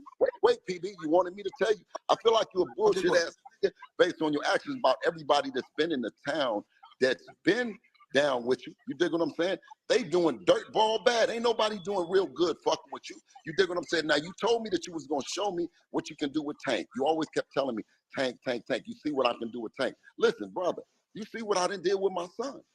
That if you really, that's what you really been whispering. But when you went to go talk and do the deal, it wasn't something that he felt like that he wanted to get no monthly. He wanted to be a boss. So the deal didn't happen. But I mean, I don't want you to sit up and talk like you like some hellified nigga. You've been doing some hellified shit for the streets, or like you done been there for me, or like we 100% high level. Nigga, I take care of everybody around this motherfucker. I take care of my son. And you've been hating on me for a long time with that shit. You've been blocking like a motherfucker. You know you have. But listen, yeah, Deal. what you mean, huh? What do you mean, huh? Deal. What do you fuck you mean? You won't even stay. You'll look at you. But I'm saying this, though. Everybody that I got something against, or just like you said, I'm gonna say it to their face. And you know that's the kind of nigga I've been. Listen, you've been carrying that bullshit that you've been doing for nothing, nigga, and I'm not gonna kiss your ass. Nigga, you know I'm not gonna kiss your ass. Period. So y'all don't think there's anything behind that. Y'all think Bill don't know anything about Mayweather. Y'all think that's just bullshit. That you know what I'm saying, Mayweather pulls strings behind what's going on now, the cash. I see you out there, bro. You know what I'm saying? Y'all don't think it's nothing to that. What he's saying, you know what I'm saying, about the things that, Floyd Mayweather blocking him. What does that mean? You know what I'm saying? What does that mean? Is he pulling the strings behind the scenes, making sure, like a keeper, you know what I'm saying? I think he was the one to give Ryan them that strategy to beat Dev them. You know what I'm saying? I think Bill understands that's what's up with it, you know what I'm saying? Because that's not something Ryan would have came up with on his own. He says, Dark Kent says, read the WBO mandate. Said Fundora to fight winner of Bud Madrimov before the year is out. He says rematch. Tim rematch delayed till next year. Wow, wow. He says B Dog says it's unfortunate, but Bill has been writing a check that Devin now has to cash out and on. Yeah. You know what I'm saying? But, you know what I'm saying? Boy 91, he says, if people really study Dev, always dips. Yep, he does. Dip to his right and drops his right hand. He fought someone who is size and age and got his defense deficiencies exposed. But I think everybody knew. I mean, if you listen to any of my lives, you know what I'm saying, I told you about that dip a long time ago. You know what I'm saying? But he did get rid of the shoulder roll with the dip because he kept getting Falumaloon out of the shoulder roll, right? But he did get rid of that shoulder roll to a certain extent, but he still got that habit of dipping down like he does. And that's the same thing Eric Lubin kind of did, you know what I'm saying? Like when he got Falumaloon up at 154 with that little dip shit that to do. Um, you got to get it out your game because people can anticipate that. That's the easiest thing to anticipate, especially when you're fighting somebody who can counter pretty good, right? Charles Lockley said he didn't say Dev hits harder. He said stop lying, dog. Man, get this motherfucker up out of my shit, nigga. Don't tell me I'm fucking lying, you bitch ass nigga. You know what I'm saying? Don't come bringing that spirit here, nigga. Fuck you. You know what I'm saying? Get the fuck up out of my shit. You know what I'm saying? He says Philly 91. He says motherfucker called me a fucking liar. You fucking motherfucker. Get the fuck up out of here. Um, Philly Bull 91 says that says that nigga he said they lost to. That's the nigga they lost to. He said Ryan says anything I saw that tweet where he said Dev still beats Tank. He says Ryan says anything. He said I saw that tweet where he says Dev still beats. Isn't that some crazy shit? It's like if Dev couldn't beat you, why the hell would you think he could beat Tank? Come on, bro. I mean, see, this is the cappery I'm talking about. Some motherfuckers had the audacity to come in this motherfucker and call you a liar. Be like, bitch, if you don't you must be don't know who the fuck I am. It's like, don't have me to start cussing and shit and lose my Christian ability, nigga. You know what I'm saying? I'm not one of the motherfuckers that ain't gonna speak his mind. You know what I'm saying? So, don't come in here with that bullshit, nigga. Take your ass on somewhere else with that shit. Even the remix say, peace people, no doubt, man. They got me up here cussing this morning. It's sad. You know what I'm saying? It is sad. Even the remix says he says you should trademark for Lumalo. I think so, and make shirts. I think so. Once I'm gonna be doing this here for forever, bro. You know what I'm saying? I enjoy talking to the people, learn a lot, and you know what I'm saying. If I can make what I'm saying, some apparel, what I'm saying, people want to rock. You know what I'm saying? Because we're gonna grow. You know what I'm saying? We're gonna grow. You know, as we move along. Because as I get old and shit, I ain't gonna be working forever. Eden Remix says this generation don't believe in life after a loss. I know. I mean, I don't. I think it was on the Porter Cop podcast where the fat dude on there, and I think they was talking about how they want them all to lose. And I said that earlier in my live stream, not this one, but another live stream where I said I think they all should lose their O's because the fights begin to be becoming made once you lose that O. We getting back to traditional boxing, right? And the further away we get away from traditional boxing, it's like the less fights we get, right? Because these guys don't want to lose their O. Look at Keith Thurman, how long he went without fighting somebody, right? and now trying to get back in shape. So these motherfuckers be get injured all over the place because they're not in top shape, right? So it's good. So I don't mind that Devin lost. I'm shocked. I'm hurt that my boy got pushed back, got his shit pushed in like that. But it may lead up to some really good fights that we probably would have never seen if he wouldn't have took the loss. Is what I'm saying, y'all. So now he got to go all out to rebuild himself. Saying he knows what his deficiencies are, right? So you go back to the drawing board and make yourself better, right? So nobody makes it out of boxing unscathed, right? You got to take some losses to learn to get better. It's just how boxing is, right? And hopefully you don't take too much damage before you learn your lesson. Um, Stylist the artisan, what's going on, brother? He says Dev Cornerman said, yeah, I saw that. He says when he went to watch Ryan to get his hand wraps, he saw Ryan was listening to gospel music and violence, and he knew it was all but over for Dev. Yeah, because he was getting his vibe right. He knew that shit was bullshit. That he saw this man was focused. You know what I'm saying? You see a motherfucker listening to some Rambo music and shit when you go over there. You see a motherfucker listening to some apocalypse now type music. That motherfucker is trying to rain havoc on you, bro. You the motherfucker listening to Conan the Barbarian intro.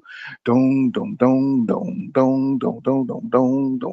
Yeah, you know what I'm saying? This motherfucker is getting ready to tear your ass up, bro. And he went over there and he saw Ryan vibing out, what I'm saying? Like really focusing.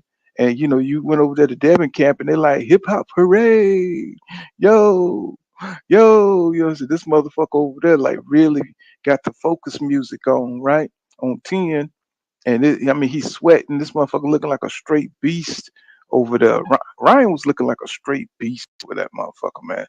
It was just crazy how the man saw how focused he was. He's like, oh my God. What I'm saying? We got a problem. Houston, we have a motherfucking problem. And that's what it was. What's going on, 2 Cent in the building? What's happening? My sister, what's happening? What up, what up, what up, man? I've been trying to get on here for the last 30 minutes. Oh shit, that's because I was up in the comments. I be trying to read everybody comment. I don't be looking at the bottom shit, so until I scroll to them, then I see your thing, you know what I'm saying?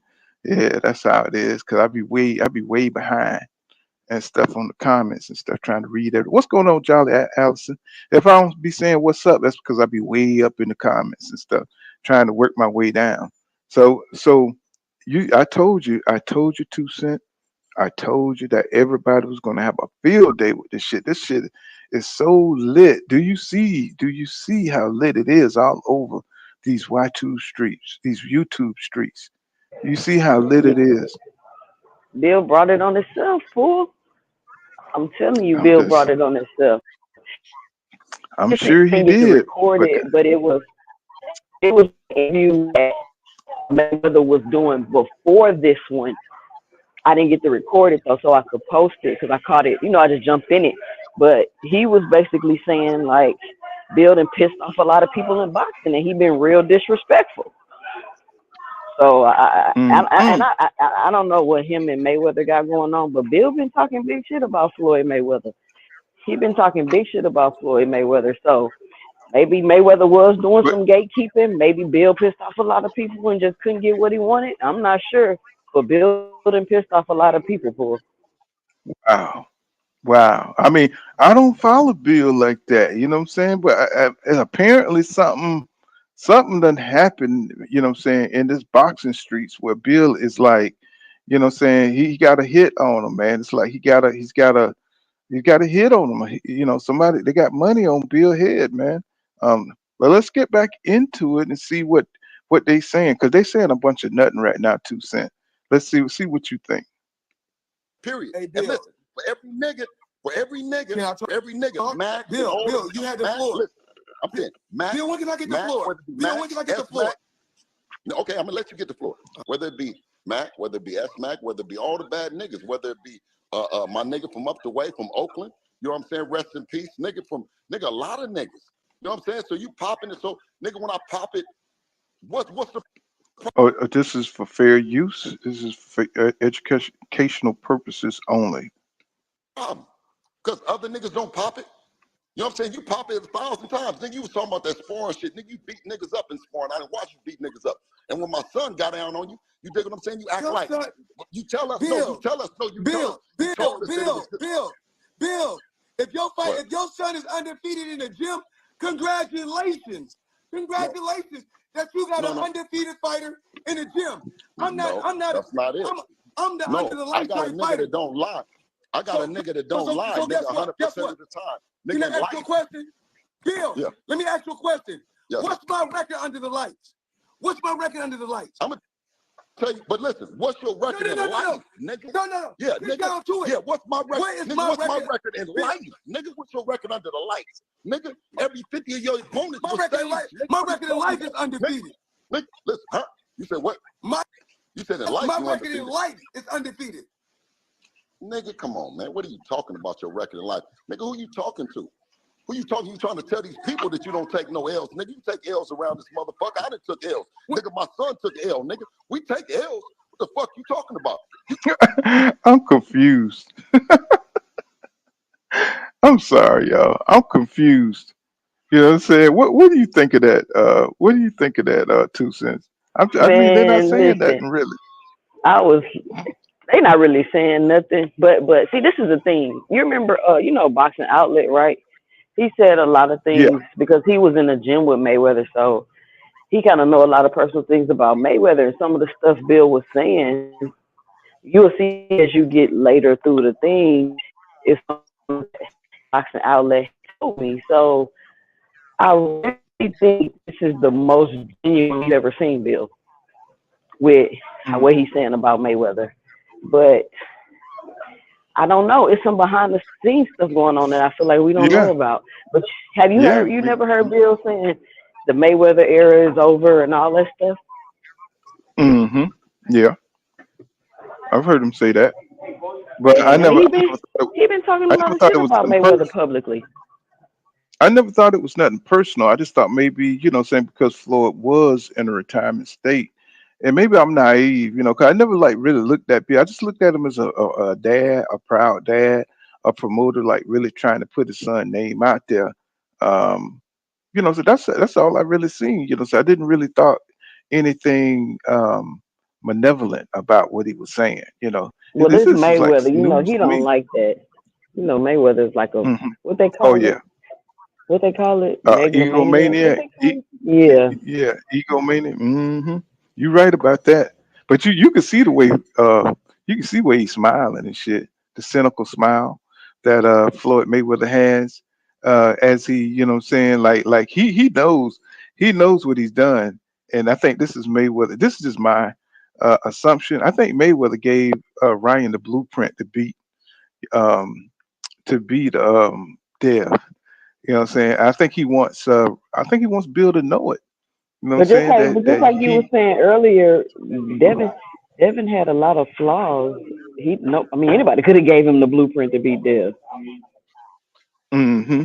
But I'm talking about as far as the weight thing, the strategy with the weight thing. You know what I'm saying? I don't think that came directly from Ryan.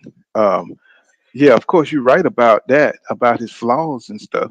But as far as the strategy to come in at 143 instead of coming in at 144, where they would have made him, since somebody who know the rules like that, that's a Mayweather Machiavellian type shit right there.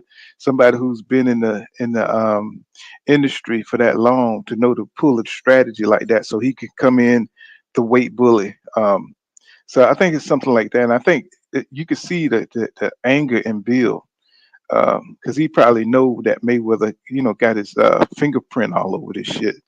How he's kind of just smirking when he's looking at Bill and shit because he's just kind of trolling them from behind the scenes, like yeah, nigga, it was me.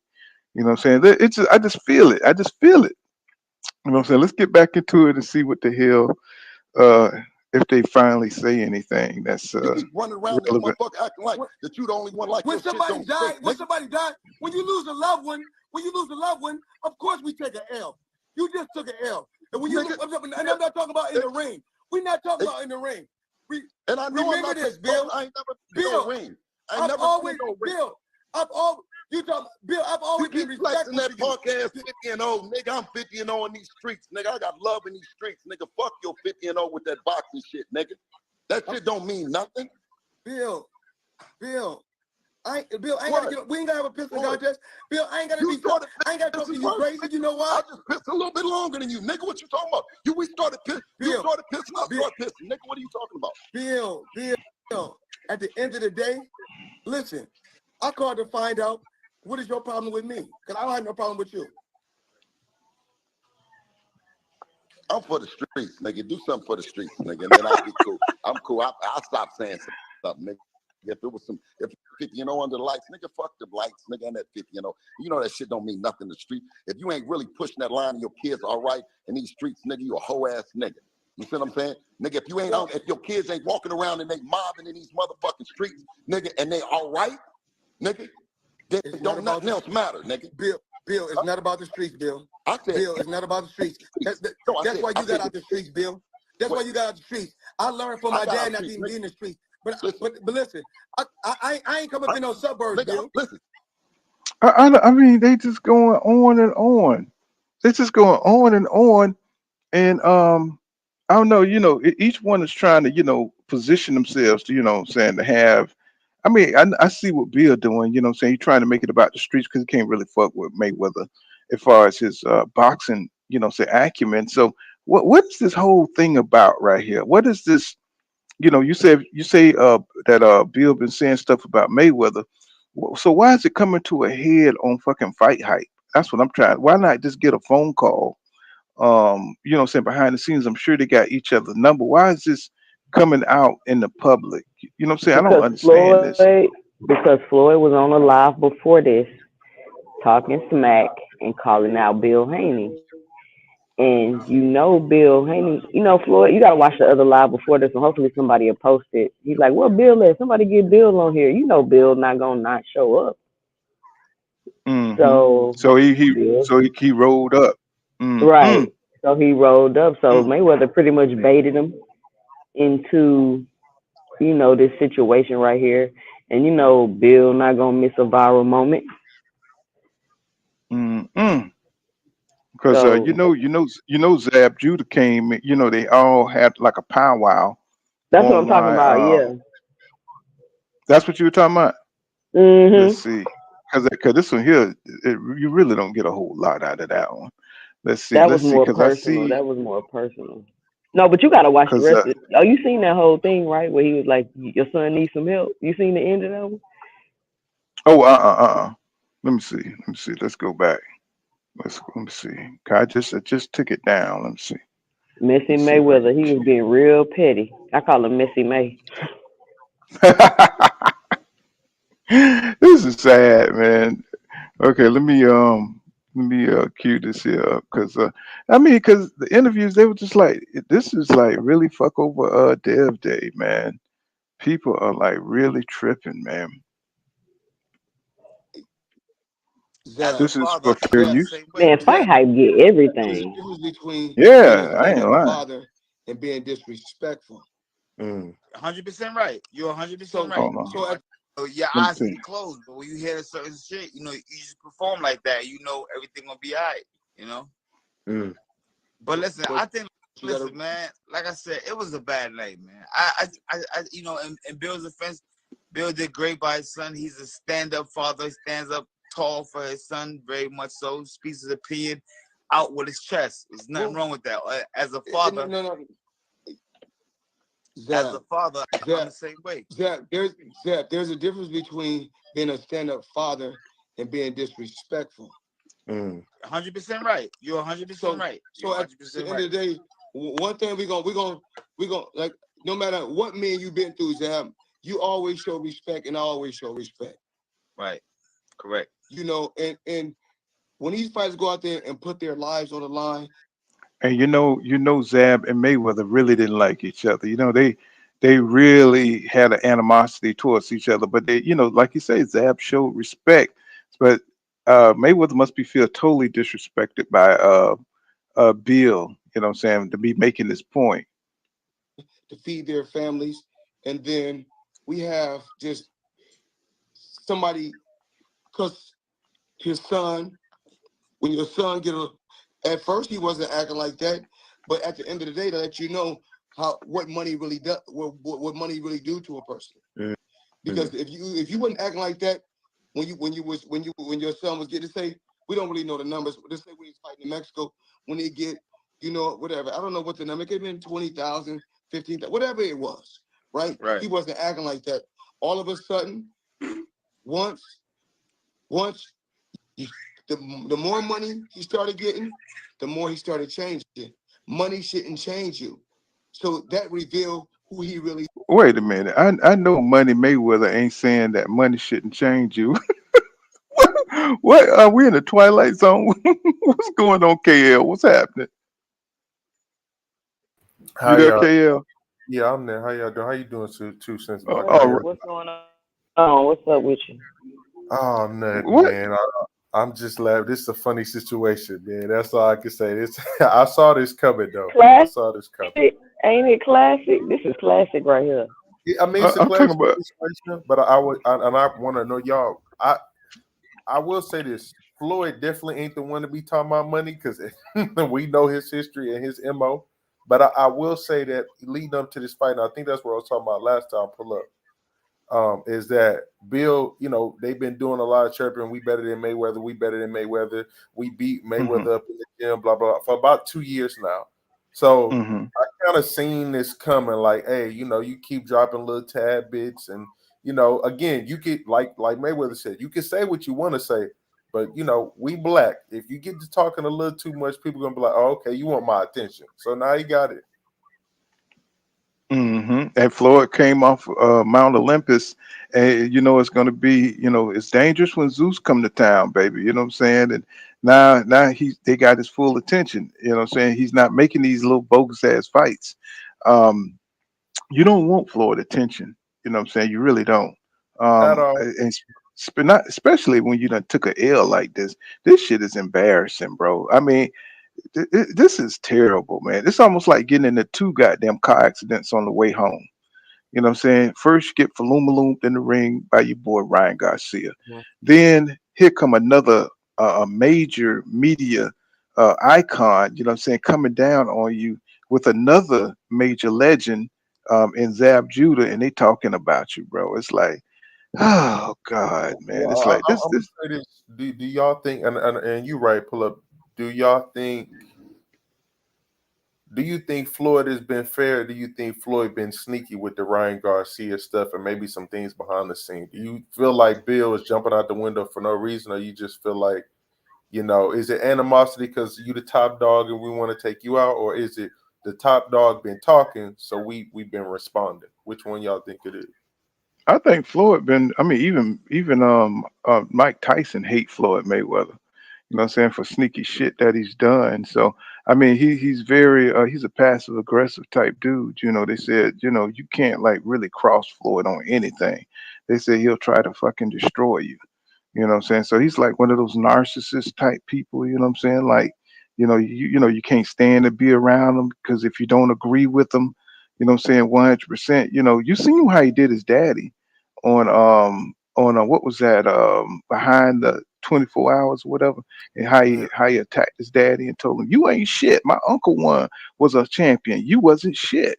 So he the one trained me, you know what I'm saying? And I was like, you could see Floyd Mayweather, man. It's a lot of ugliness there. And I think because Devin them didn't sign with him, I think he felt some kind of way about it because I think Floyd them, say they helped discover them. And I think, they was in his gym, and I think they wanted Dev to. I think this was before Tank. It might have been, I think, before Tank when they wanted Dev to sign with them, and that didn't happen. So, if you can't, if you don't fuck with Floyd, you know what I'm saying, he want to see you, take, get the fuck on out of here. You know what I'm saying, especially, just like EJ, EJ, he wanted to sign EJ too. You know what I'm saying? So if you don't sign with him, he'll give somebody the blueprint on your ass. You know what I'm saying? Like, I think he just that petty. But at the same time, Bill, once he stopped making money, he thought he could, mess with Floyd Mayweather and talk shit on him. So it just came back to bite him in the end. You know what I'm saying? Because Floyd forever watching you. He's just one of those petty ass, rich ass dudes. This motherfucker's a billionaire now. So, so you got to be careful about crossing people like that, especially somebody with the info. Go ahead. Mm-hmm. No. But here's the thing, though, right? Here's the situation. Like, when Devin didn't sign to Floyd, I ain't really see him come out and say anything crazy. None of this really started until they started with we beat Floyd up in training camp, and it started before that. No, it started before that. The Tank. You don't think the Tank disrespect is part of it? Oh, that's also the Tank stuff too. Like when they started to diss and Tank, and we bet in Tank, we beat him up so it's like if y'all doing a lot of chirping, you got to know that when you take that L or if something crazy happened, people gonna come rain down on you. Oh yeah, I see it. I see it, and I mean, they really feeling it now. They getting it from everywhere. But let's get more into what Zab and Mayweather talking about. Let's see what else they come up with. When he got money. I mean, I don't know if it was the money, but I know it was also succeeding success. It was moving up the ladder, undisputed, winning more world titles. You're conquering the boxing world at Storm. Their name was getting bigger. They was getting more recognition. You know what I mean? So, I don't know if it was money, you know what I'm saying? I mean, what about that part? What about that part and all of that, growth that they was getting in the game? I think that had a part to do with it too as well. And I just think that Bill is the type of person that he loves hard. He loves hard. He believes hard. That's his son. That's his baby boy. He like, we accomplished we accomplished and walked up a mountain and nobody was with us. And that's why he felt and believed the way he felt. You know what I'm saying? That's what I see. Zeb. But if you go look, I want you to really pay attention to this, okay? Bill and Bill has rubbed a lot of people the wrong way in boxing. Bill has rubbed people, a lot of fighters. So what he's doing is making things hard for his son. So hypothetically, say Devin can fight his next fight. It could be kind of, he could win by unanimous decision, and we could think he won, but he can go the distance and he may not get his hand raised because of the things that his father is, what he's doing to these fighters and how he's disrespecting the sport. You still got to respect the sport at the end of the day. Do y'all believe that? Do y'all believe what Mayweather just said? Now he just said that's TBE not saying that. I mean that's kind of powerful what he just said, y'all.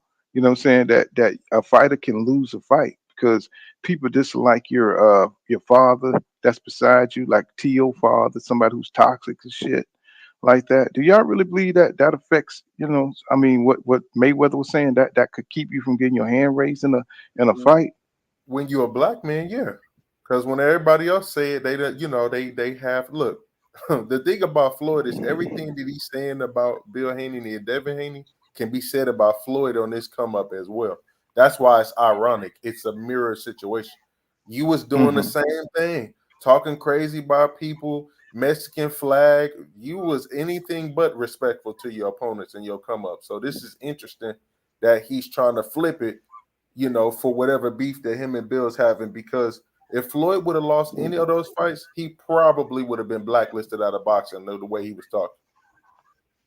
Yeah, he was highly disrespectful, especially early. How he used to taunt his foes and stuff once he knocked them down and everything. People don't remember early Mayweather. What do you think, 2 Cent? You think it's gonna Bill make it hard for Devin, and like Mayweather, it'll keep you from winning? You know what I'm saying? Do you believe that? I think Bill makes it hard for Devin, but I think the real issue with Bill is more behind the scenes and stuff that we don't know about. Because I've heard Bill has pissed off a lot of people. He's ran off on a lot of people. He owes a lot of people money, things like that. So, yeah. And I think that's what is playing a bigger role in it. Just like the same with Mayweather. When Mayweather came up with that new blueprint, the reason why so many people were mad at Mayweather is because he cut out a lot of middlemen in boxing, and not as many people were eating off of him that that normally do. So that was the real issue with Mayweather. Of course, we don't know that, and they're gonna make it seem like something different to the public. But a lot of this stuff is behind the scenes stuff that we're not aware of. Right, That they right. don't It's really insider, expose. Right, right. kind of So insider stuff. Like, right. And so when Mayweather changed that blueprint, and now all these tons of people that was eating off a boxer ain't doing that, and him and Al Heyman, and they're getting the lion's share of the money and all of this stuff. That's the real issue people have with Mayweather. The other stuff, in my opinion, is just what the public can see and what they can tell the public, because they don't want the public to know how they was messing over these boxers like that.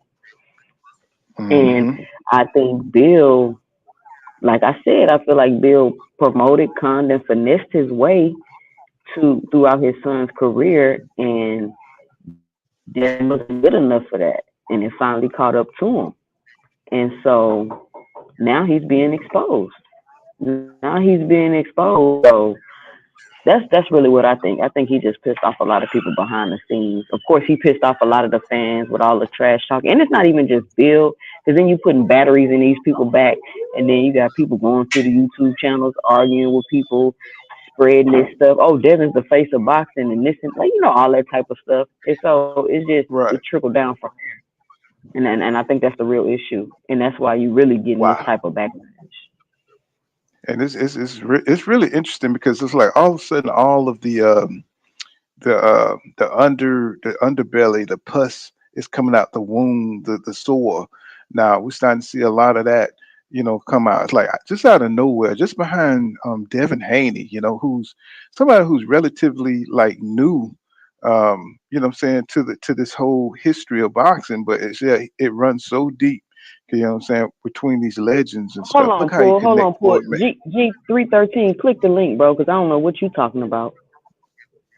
Let me see. Hold on. Let me go back. Let me drop the link. Who is 330? Who is it?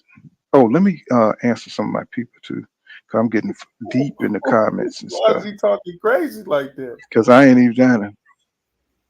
So let me see. Who is that? Because I ain't even up on the comments like that. Let me see. I'm going all the way down.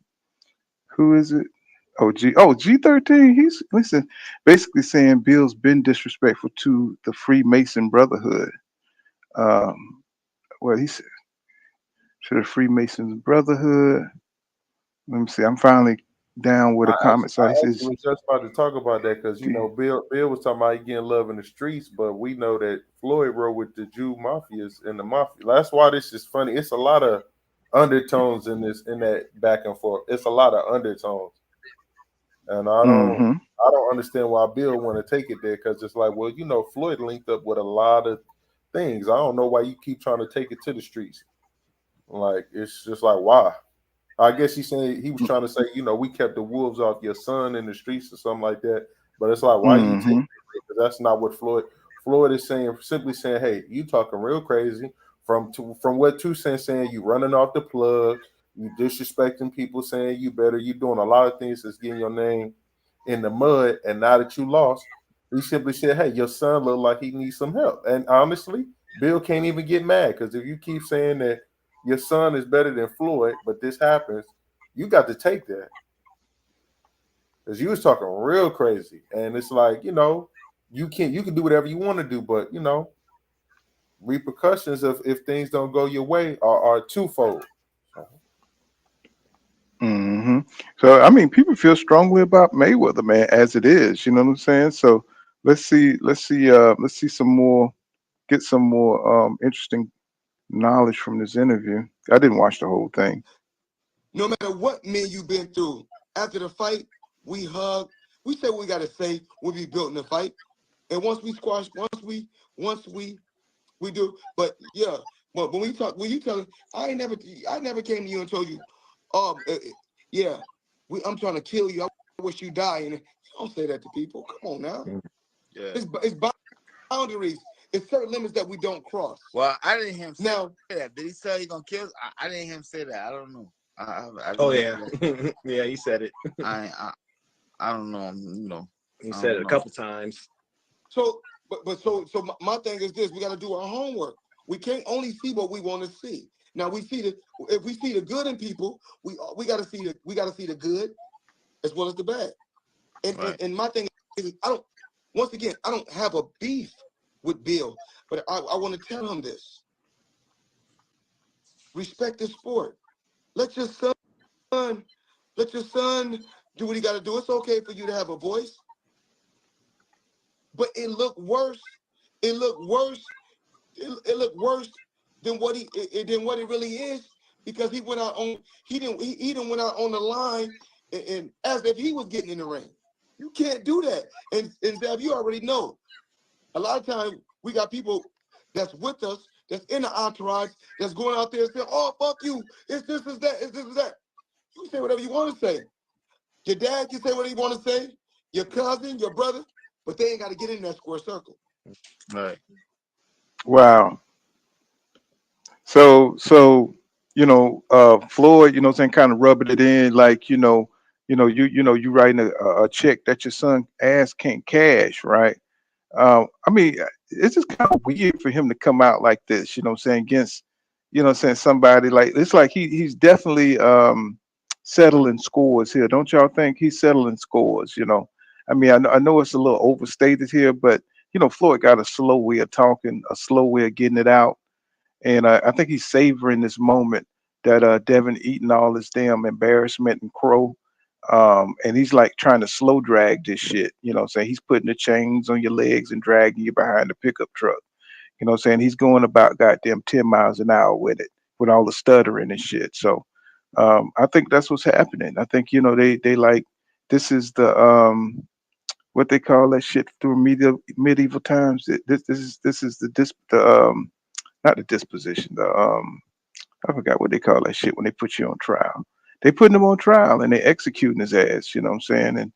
And it is what it is. You know what I'm saying? People saying he deserve it. When a legend come down like this here, when you're down, they stomping on Devin. Devin may not be the same after all this shit, because he is getting it from all sides. I mean, let me ask you guys this: you think Devin gonna be okay? He's only 20 something years old. Do you think he's gonna be able to bounce back from all this, psychologically? Do you guys think he'll be able to come back?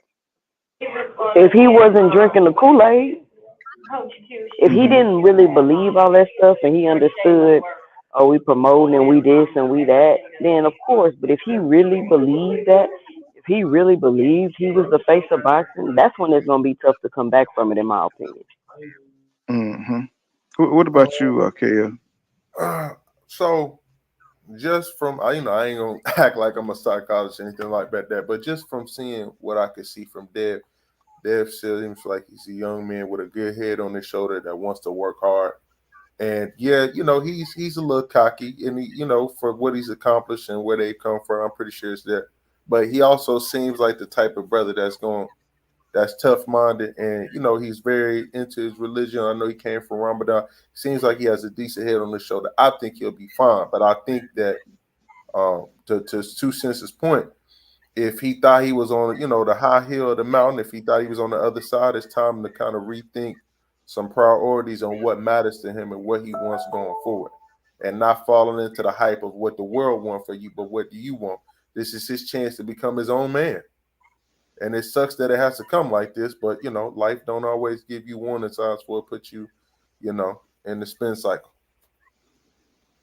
Yeah, I mean, this is real ugly, bro. This is real ugly. I think he'll be fine, because at the end of the day, he lost. He can come back from it. It's just talk.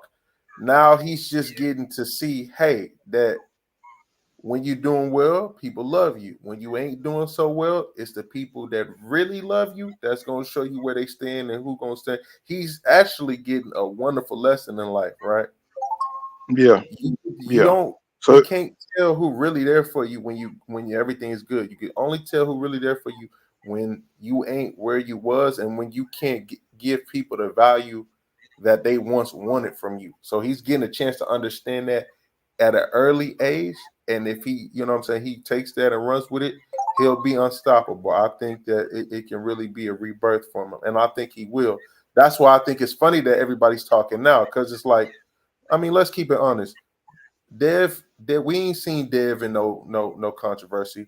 We ain't seen Dev doing drugs. We don't see Dev drinking. We don't see Dev in car crashes. No disrespect to nobody. So we've never seen anything about his personality and his character that would show us that he's not going to put himself in the brighter spirit of what's good for him going forward. So I think he's going to bounce back. He's never shown anything else but, working hard and a persistence. This happens though. And I'm not happy that he lost, but I'm glad that he's getting ready.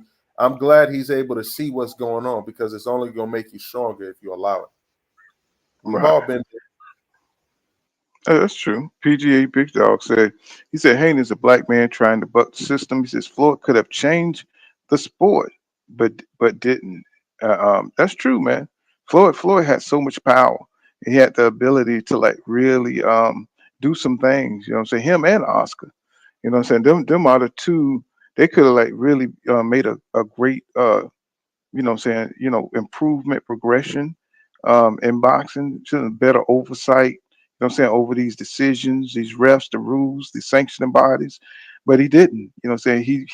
Him and Oscar became part of the problem, you know what I'm saying, instead of part of the solution. I agree with that, PGH Big Dog. Good point. The gatekeepers, yeah. But they did change the sport. That's what I was saying earlier.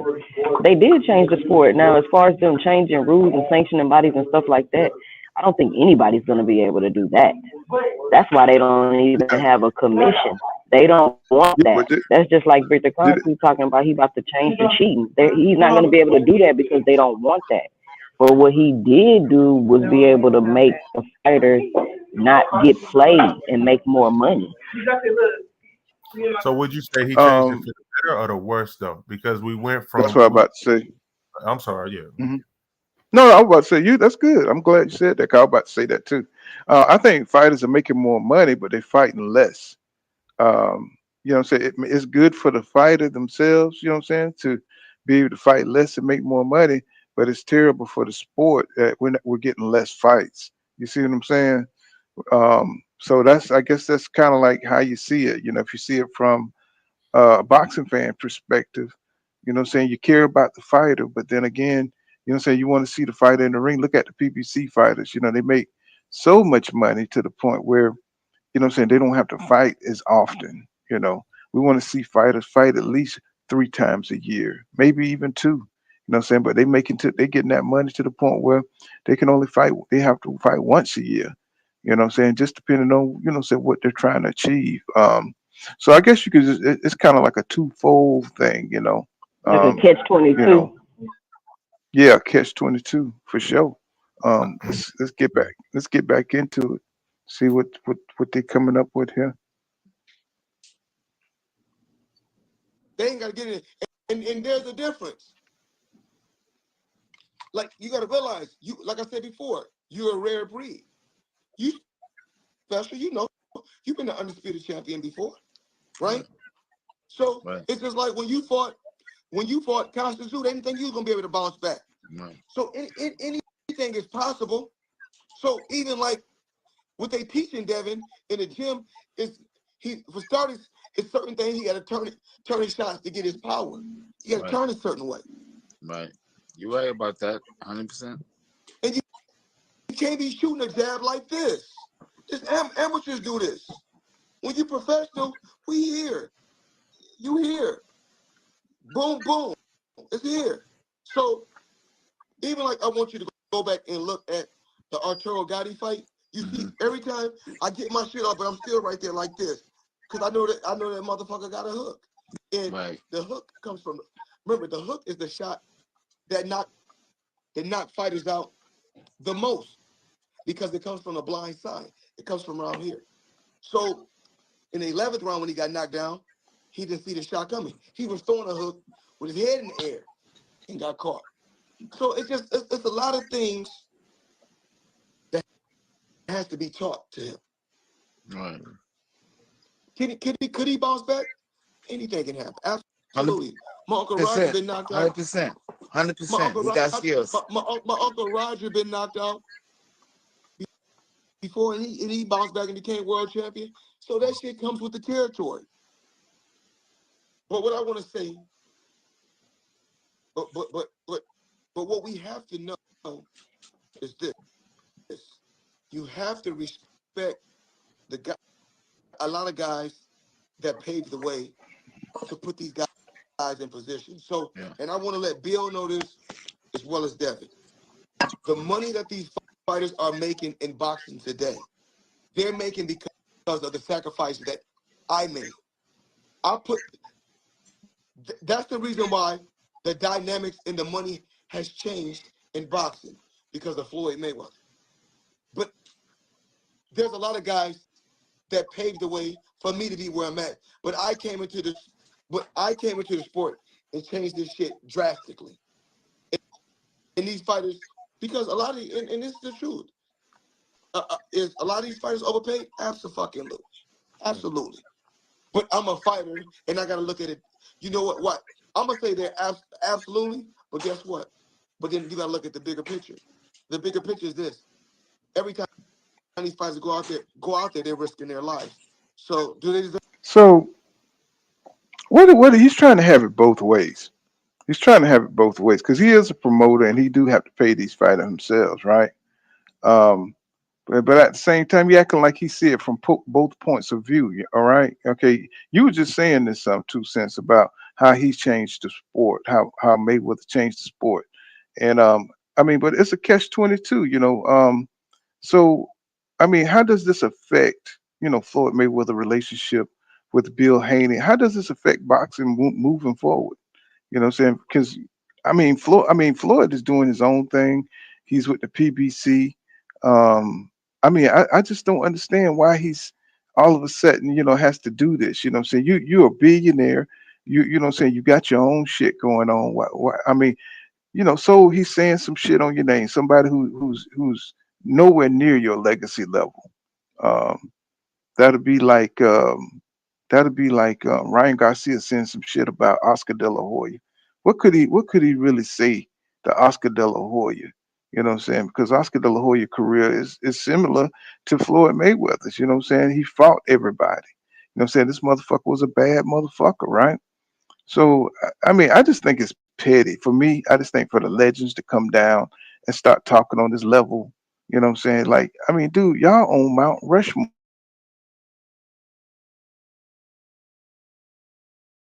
I mean, it's funny you said it because in the exact next statement after this, You know what I'm Floyd saying? says, It's like this dude. Paul, you keep going in and out. Oh, okay.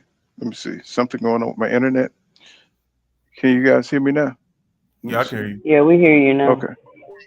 Okay. Yes, my internet. Good. What you were saying? Okay. Let me see. You said the next statement. He what now? I said in the very next statement, he's saying that he was contradicting. So he was saying, so it's like you're saying, right? I honestly, if you want me, my honest thing, I honestly feel like Floyd is taking it light on them because if this was Floyd 4 years ago, he might have been in a Maybach smoking a cigar, talking cash. You know what? So Mm-hmm. honestly, I feel like Floyd's trying to do his best to send Bill a message, but at the same time be respectful to Devin because he could have went a lot harder. And I'm very surprised that when they was doing the argument, Floyd didn't turn it into that. But you can see he wasn't really trying to do that. He's like, look, watch your mouth. And I can agree with Floyd too, with the respects of, look, if you're gonna talk and do all that, you got to know you're gonna make enemies. Like they always say, never let your idols become your rivals. If you're trying to make Floyd a rival, if you're trying to get in that pocket, you know what comes with that, which means you got to dot your I's and cross your T's. And if you get caught slacking at any point in time, he's going to tear you a new one. And not only that, all the fanboys, all the channels, all the dudes that's meat eating him, you're going to face a lot. So I think the situation with Bill, again, is like you said before, Pooh, and I was thinking about that when you were saying that Bill has a right to be, act how he wants to, and I agree. But I learned this lesson in high school, right? You come in talking a lot of trash, making jokes, having fun. somebody gonna feel some type of way, and you could be like, well, why are they doing that to me, not other people? Because it's weird. Depending on how you are, what you look like, what your status, people feel some type of way, and that feel some type of way can cost you so many things in life. That's why you got to move in a certain way, because you never who doing what, and you never know who's saying what. Mm-hmm. It sucks. That is true. Devin don't deserve this, but it's like, that's part of the game, man. This really is a game. Yeah. You know what I'm saying? And Floyd, he's a master at this shit. It says official ADHD. He says, I was never a Floyd Mayweather fan. I really couldn't stand him. He said when he said Ali ain't the greatest is because he wasn't undefeated. He says Tyson don't like Mayweather for that dumb comment. Oh, it's more than that too. Tyson hate him more than that. Cause say that again. 2 Cent. Yeah, I was just saying that the dish like Bill been going that tank for years, y'all. Like I think that's a big part of it too. Saying how they whooped his ass in sparring and tank. Like I really think that's a part of it too. Like Bill, like why are you disrespecting my fighter like that? That's Mayweather's pride and joy. Because he's building another undefeated, you know what I'm saying? So he probably takes pride in that. And I think that has a lot to do with why he's kind of coming at Bill like this. And I do think that Mayweather was like he's trying to be like, he's telling him like, call me on the phone, like, so we can really hash things out and talk about what's going on. But I mean, it could go either way. Floyd is being petty. Floyd is being messy. Is it justified? Who's to say? It's almost like they're probably too similar to get along. I don't know what's going on with One Life Man here. He tripping. Talking about Ryan is different that night. Talking about he fight like Floyd and Manny combined. Here we go. He said, he said Haney would come back to the same situation. Say, hey, Ryan, yeah, I could see a rematch in the future. He says once they got lost, they fight different. Yeah, that's true. One Life, one Life, man. Yeah, that's true. That is true. Like I was saying, they were saying on the Porter podcast, they were saying they hope they always lose because now what I'm saying, you don't have that trying to protect that old type situation so we can get these fights going. And I hope boxing can get like that across the level. So anybody who wants to get in the ring have the opportunity. What I'm saying, we'll see more of it. Eden Remix says, in the grand scheme, he said, we are happy. The brothers are not getting that wear and tear and have to deal with the Ali health issues. He says it's better for our people. And that's true too, if you want to look at it that way. But I don't think nobody's going to fight as many fights as Ali anymore. If you look at, I think he got like 70 something fights. That's too many fights, bro. You know what I'm saying? And then you went 15 rounds back then, not 12. So, you took a whole lot more. And then they fought in the heat, you know what I'm saying? Conditions that was just where they were dehydrated. We know a lot more about the body and, the conditions and stuff like that now with ringside doctors and stuff like that. Got a lot more, advanced medical science now. So, so that, it's a lot safer, but things still can happen if you get hit with the wrong punch and everything. But I understand what you're saying. Chili Spot Beats 100. He said B Dog said it sounds narcissistic, but he ain't lying. And he always sounds narcissistic, right? He says One Life Man says says true people. He says champions give money to people that need it, and I can't believe it. Ryan donated $20 million. Huh?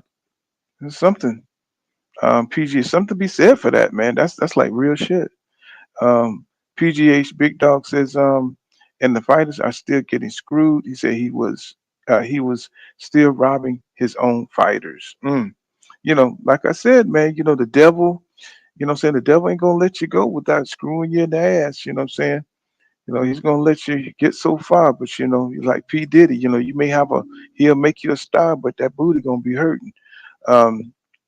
Chili Spot Beat says, he says Floyd not perfect, but his impact in boxing is undeniable. Said he comes from a family of boxers. Of course, we know that shit. Everybody know who Floyd is. You know what I'm saying? We just wondering why he get caught up in these damn petty ass little situations. You know, I do believe that's Floyd though. I think he's not above none of this shit.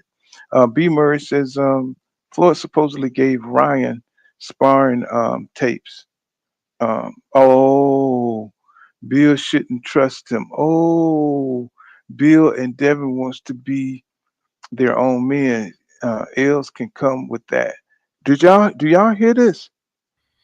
I do remember that, but I also think that they dropped some tapes as well. Like they, isn't it? I don't know. Y'all would know better than me. Isn't it a rule that you can't drop sparring tapes? It's like an unwritten code in boxing or something like that. It used to be, but it ain't no more. Yeah.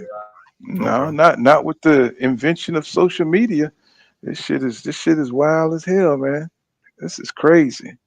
So let's get back into more of the They conversation. deserve to get the money. Absolutely. So 1 minute. So like I said before, and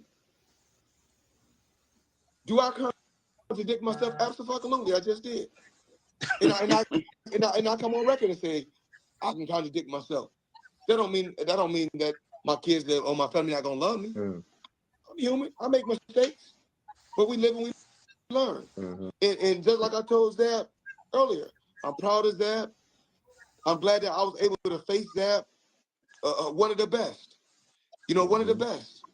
And I take for me to face a guy that was undisputed champion is a blessing in itself. Just to share the ring with him, And I'm proud of Zab. I'm proud of Ben, because Ben, what Zab don't know is you was the first one to give us you gave us the chance to have a voice when nobody else did. You did. You gave us a chance. Even like when it's just like this. Everybody want to know, well, how did they start hating Floyd in boxing? They started hating me when I was able to when I bought myself out of my contract. When I kept wanting to become my own boss. As soon as I wanted to become my own boss, that's when I was hated. Yeah. He has a point. Floyd has a point. You know what I'm saying? That's when the media started, going against him and people, they really didn't like, he was brash as shit, man. Floyd used to get up on them ring ropes and taunt the crowd. So I don't know if I can agree with that. I don't know, man. I mean, Floyd used to be out there with that shit. When he beat the shit out of Angel Man Freddie, man, and he was just doing all this extra shit, man, after he fought him. I don't know about that, Floyd. I think you kind of, I don't know. I mean, Floyd was a wild boy when he was pretty boy. You know what I'm saying? He was kind of wild. And, them folks they don't like you when you superior, when you can't be touched. You know what I'm saying? So I don't know how much. I don't think it's just because he brought himself out the contract. I just think he was really brash back then. And he used to do a lot of extra shit. I'm talking about a lot of extra. He was so superior in his speed. He used to just do these extra moves just to let you know, nigga, I could have hit you again type shit. He was really pompous, man. I mean, athlete. I mean, go back and watch the Angel Man Freddy fight. Um, go watch the Gotti fight. God, I mean, Floyd was a character, man. Floyd was a character. I don't know. I don't know about that, Floyd. I think you caused a lot of hate because of the way you was, man. Official ADA says, Ali will always be the greatest. He said Floyd was fighting back in the day. So he would have been he wouldn't have been undefeated. Yeah, it was a lot of great tough ass dudes that could go. But Floyd was a smart dude, man. It was hard to beat Floyd, and I'm not just saying that because I'm some kind of TBE freak. He's super smart, bro. This boy was born boxing, so it's kind of hard to beat them little warrior babies. You know what I'm saying? It's hard to beat a warrior baby. What's going on, Coach Eddie? What's happening? Hey, what's up, brother? What's going on? What you think about all this? You've been Man, listening? yeah, I've been checking. I seen this early this morning. I was getting ready for work, man. I said, man, here we go again, man. Yes, Floyd, like he talk out both sides of the neck, man. He's an arrogant Mm, guy. He makes it all about him, but then he'll turn around and say it ain't all about him. He'll start off talking about money, then he'll say, "Well, we ain't talking about money." Which one is it, man? Like you said, he just said he contradicts himself all the time. You know what I'm saying? So yeah. That's Floyd, man. You know, at the end of the day, him and Bill Haney, they going at it, man. With Bill Haney, Bill Haney all over the place too, man. I mean, it's so emotional. That's how you know it's emotional, man, because they're not really thinking about what they're saying. You know what I'm saying? It's just that they putting shit out there. They're just trying to say the most egregious shit that they can think of. Yeah. And it's like, wow. It's like, come on, man. Y'all like 40, 50 something years old, bro. It's like y'all making us look crazy out here in these streets. I mean, you don't see Steven Espinoza going off on Showtime. You know what I'm saying? You know what I'm saying? It's like we got to have some kind of decorum you know what I'm saying, in the public, but I know that it's boxing, it's a blue collar type sport. We talking about real people from the streets. So, it's gonna be hard to, polish that up, you know what I'm saying, to put a pretty face on that, Nah, that Eddie street Hearn and Bobby talking their shit. They just not as aggressive. Mm-hmm. They just not as aggressive. Yeah, they know how to stay on code. I guess the thing is, you don't see these guys, going on different platforms. Like you'll see Bill Haney, he might be on H Money over there arguing with some teenagers, man. You know what I'm saying? Hey man, you old enough to be these dudes' dad. You know what I'm saying? You ain't gonna catch no Bob Arab, no Eddie Hearn over there on H Money channel. You know what I'm saying? So Haney all over the place, man. And my problem with Bill is that Bill talks so much crap, but Devin is the one that got to back it up. He's sitting there, Bill pouring fire on this.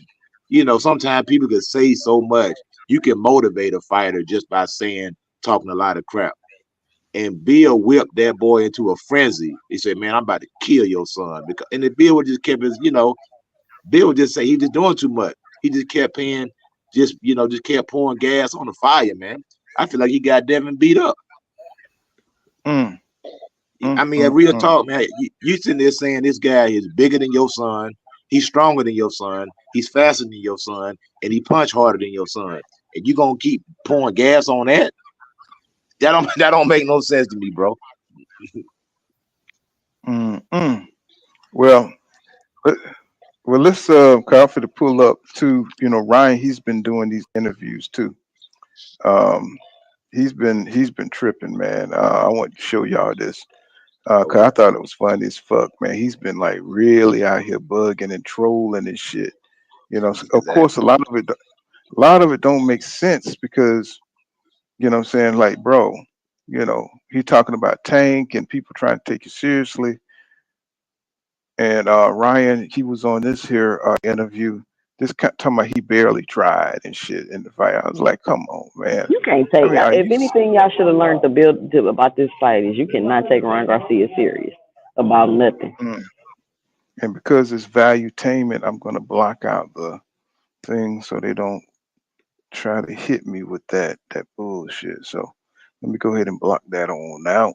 So I got a cover for it. So let's see. So they don't try to hit me with the copyright. Let's see. Yeah, so here's Ryan Garcia. I don't know what this dude name is on this thing, but you getting hit by Devin, undefeated. You got hit by, Tank. What's the difference on the way you felt Haney's hit against Tank? Well, Haney actually caught me. I mean, Gervonta, I didn't really. It wasn't a hard fight. I was just weak. That's not a hard fight for me. I will beat Gervonta Davis worse than I beat Devin Haney. Devin Haney's a harder fight than Gervonta. And I know if he's like they're gonna go crazy right here, but at the end of the day, I've proved them wrong before. At the end of the day, you guys could pull up the picture of me, how I look for a Tank fight and how I look for see what y'all done. You see what you done? Y'all done created a goddamn I know that picture was Photoshop. Ryan need to quit it. Yeah, you see what y'all done? Y'all done created a goddamn monster. Oh no, that ain't us. That's Bill Haney. Bill Haney created this monster, man. No, I'm talking about, but look what Ryan is doing now. He's trying to take that towards Tank. Saying talking about Devin Haney is a harder fight than Tank Davis. I mean, come on, bro. I mean, the delusion is ridiculous. You know what I'm saying? It's like, do you think Tank? Right. Do you think Tank gonna fall for that shit? You think Tank gonna fall for some No, ego shit hell no. He not. right after what he just saw? You think he's gonna come in and come in at 143 on Tank and shit? Come on now. No, hell Not no. at I all. think it's crazy That, how people want Tank to give himself a fight at a disadvantage to prove he's great. I think that's so weird. Like y'all I want do this want man to to go see. up to all up I to do think. 145 pounds? Come on.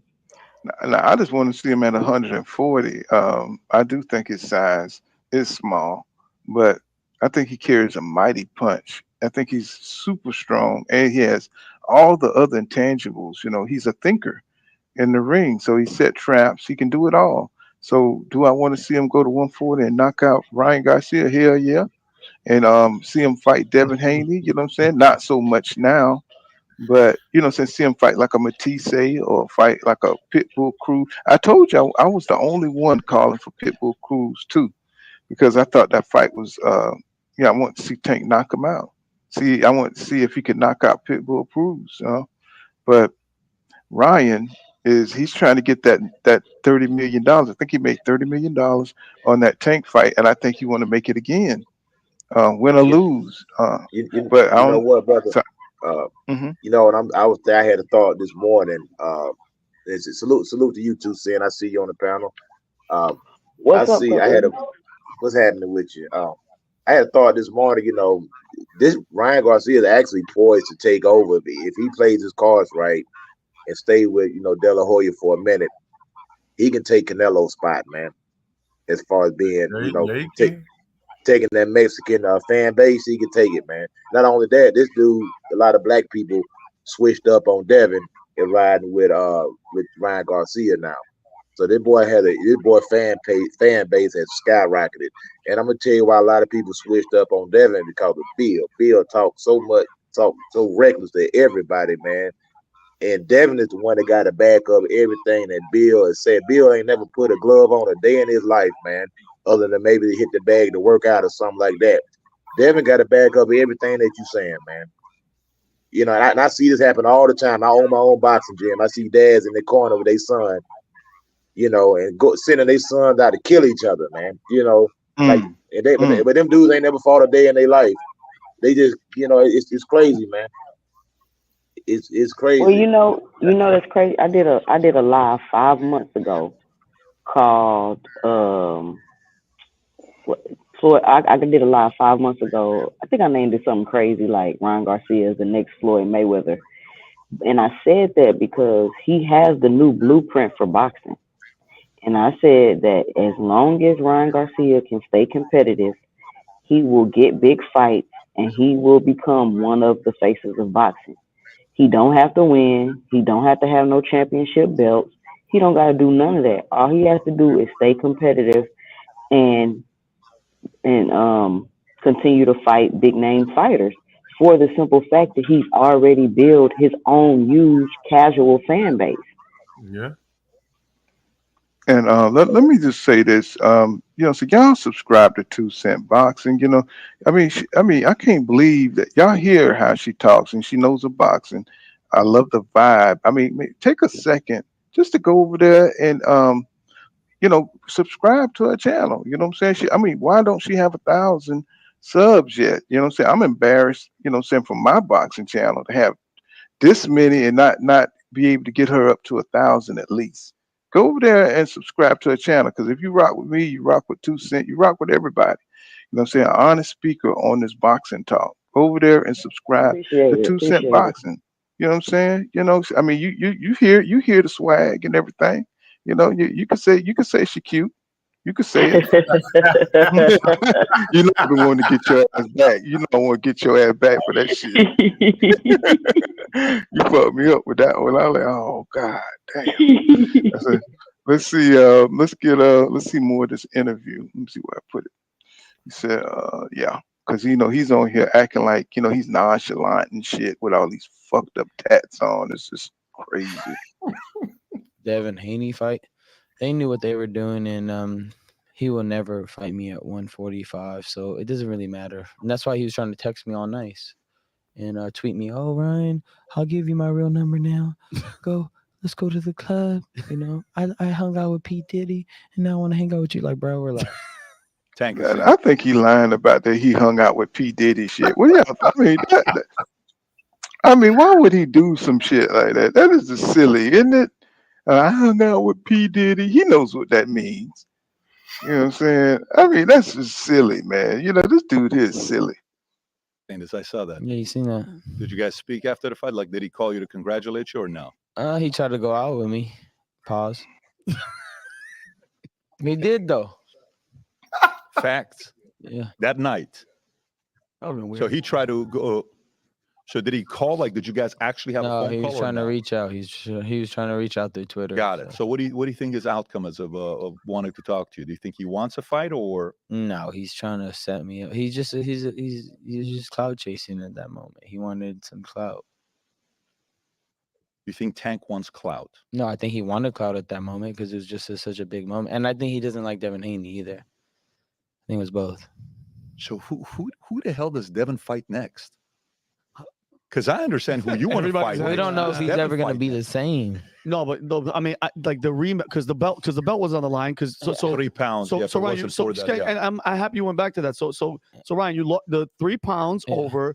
You drink the beer, you lose 1.5 million. Is that you lost that? Was that still the tactic? Because you knew you were going to bet, and you know what I mean. The 12 million was the win. Yeah, I mean, it was an investment. Wow, it was an investment. One, I'm going to be healthy, and two, you know, that's going to make it look worse. I'm drinking a beer on the scales, dude.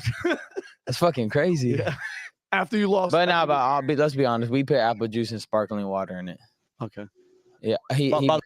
So y'all don't feel no kind of way about that. Y'all hear how he bragging about how they put the you know, so how they, you know, they tricked Dev, you know what I'm saying, by coming in at 143. I think it just I do think it made the beating worse. I just can't help but think that, you know what I'm saying, Dev, it's his fault, it's Devin's fault. But I mean, I thought it made the beating worse, man. Coming in healthy, strong, as almost a damn welterweight. You know what I'm saying? As a full size. Do you think?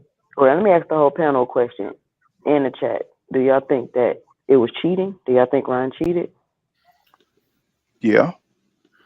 I'm not gonna say he's cheated. I am gonna say it was a little disrespectful, just because it's like, yo, you know, you're supposed to make that weight. It's first of all, it's something weird about that situation altogether, because usually they make it a whole lot bigger of a deal when you're overweight. And it's like they just like, oh, he's gonna pay the 1.5 million. It's almost like that was, you know, that was meant to happen, or there was a conversation. I know. Yeah. I'm not trying to make it seem like something. I was just thinking about something. Actually, I think it's funny how like B-Dog says, underhanded, but it wasn't cheating. Okay, it was kind of cheating because you didn't make the weight. Because making the weight is what hurts you. You know, you didn't go through that. You know what I'm saying? It's the making the weight that strips you of that extra gear that you might be able to reach. Right? So that's why it's cheating, because one guy had to go all the way there. I mean, even Devin looked terrible when he had to make weight. Ryan didn't do that. He stayed strong. He never stripped himself down. So that's why I say it's cheating. You know what I'm saying? But Devin signed up for it. So he signed up for the ass whipping. And that's why you don't have a leg to stand on. You know what I'm saying? Because they knew what it was, you know. And that's the whole sad part of it. And matter of fact, I got a question for the panel as well. Don't y'all think it's funny that, you know, against Wilder, EJ, and now Devin, it's always been some weird things going on in the background, and everybody just lets it slide, or they act like they don't hear it, even though it's very prevalent. With Deontay, you know, the water bottle, I don't know, all the stuff going on with that situation. With EJ, you know, there's Quiet Whispers is a snack program for Terrence Crawford, and for Devin Haney, I mean, this weird situation. Don't you think all these weird situations keep happening against these black fighters? Granted, Terrence Crawford was a black fighter, so, you know, I mean, and also Devin Haney with the snack program. So he didn't pay for the good shit. And let me say this too. When I watched the Regis interview, and he was saying that they had weight stipulations in their contract, and Devin them completely ignored it. And he came in the fight like 166 pounds. Now, I'm not justifying anything. The point that I'm trying to make is they got beat at their own weight gain. That's what it seems like to me. That's what it seems like to me. You get what I'm saying? And it also seems like they knew, or they should have prepared for Ryan being overweight. He hasn't fought one fight at 140. He hasn't fought one fight at 140. All his fights at 140 has been at a catch weight. So now I'm not justifying nothing, but I'm just saying No, that I understand where you come. You're right. You're right. Because if Devin, if he did it, then he don't have a leg to stand on. Just like Ryan said in this interview, I ain't want to give it away, but I was accused to say the weight bully got bullied. He says that in this interview, and it's true. You know what I'm saying? It's true. Devin kind of, the chickens came home to roost. He never fought nobody his size. No, somebody who can, out weigh him. But from what I understand, Devin blew up 25 pounds. I mean, I don't know what the official rehydration weights were, but looked like the weight did Ryan better than it did Devin. Wow, the weight bully got bullied. You know what I'm saying? I mean, she got a point, but at the same time, that's why I said Devin needs somebody in his corner to catch those kind of things. But and I you guess see how big he was against Loma, and I feel like they've been doing this with the way they've been playing the weight games, and I think it's crazy that I don't know. So my question is this the first time a fighter has intentionally missed weight to fight a fight? Like, I feel like people are acting like this never happened in boxing, or maybe it's not a strategy somebody used at times. Because I tell you this, if Errol Spence and Terrence Crawford would have rematched at 47, I would have suggested that Errol Spence just miss the weight and fight the fight. That's what I would have said he should do, because you trying to play me. Yeah, I mean, this is my first time kind of hearing somebody be bold about it. Like Ryan's, but we would have never got that fight if that would have been the case. Crawford ain't going for no shit like that, because he's one of those slick Machiavellian type dudes. What's going on, Chaco? What's happening, bro? What's happening, yo? It's Big Shaq. What's good with it, bro? What's going on, Big Shaq? Nothing much. Yeah, I was at the fight live environment. It was sold out, packed. I will say the Barclays Center is a trash ass venue, seating wise. You know what I'm saying? I felt like I needed a grappling hook and rock climbing gear to get to my damn seat. That's how steep it is out there. I was in the 200 level. No leg space. My wife was complaining. She little, so she was tight. I was tight. So we wound up finding like a standing area with a bunch of Puerto Ricans. And then when Haney got dropped, they started taking their shirts off and shit. I knew it was about to be a bad night, man. You know what I'm saying? 50 fat Puerto Ricans in there, chest naked and rowdy, off stadium beer. They was in there wilding, man. So by round 11, we slid, bro. We was like, oh, this shit ain't getting better. It's just getting worse. Let's get all up out of here and beat the crowd. So we slid, man, around like 1 minute left in round 11. But, it was entertaining, even though the guy I thought was going to win lost. You know what I mean? Young boy showed a lot of heart. We kept getting up, trying to win. It was a shitty game plan. Shitty game plan.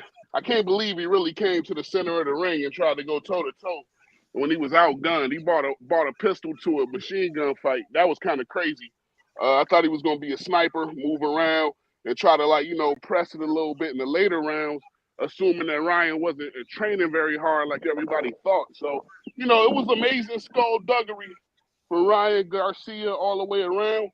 You got to give him his credit. And I did want to tell y'all, when Floyd got out of jail and fought Juan Manuel Marquez and pulled him up from 140, he was overweight. He missed overweight. weight on purpose too. Yes, sir.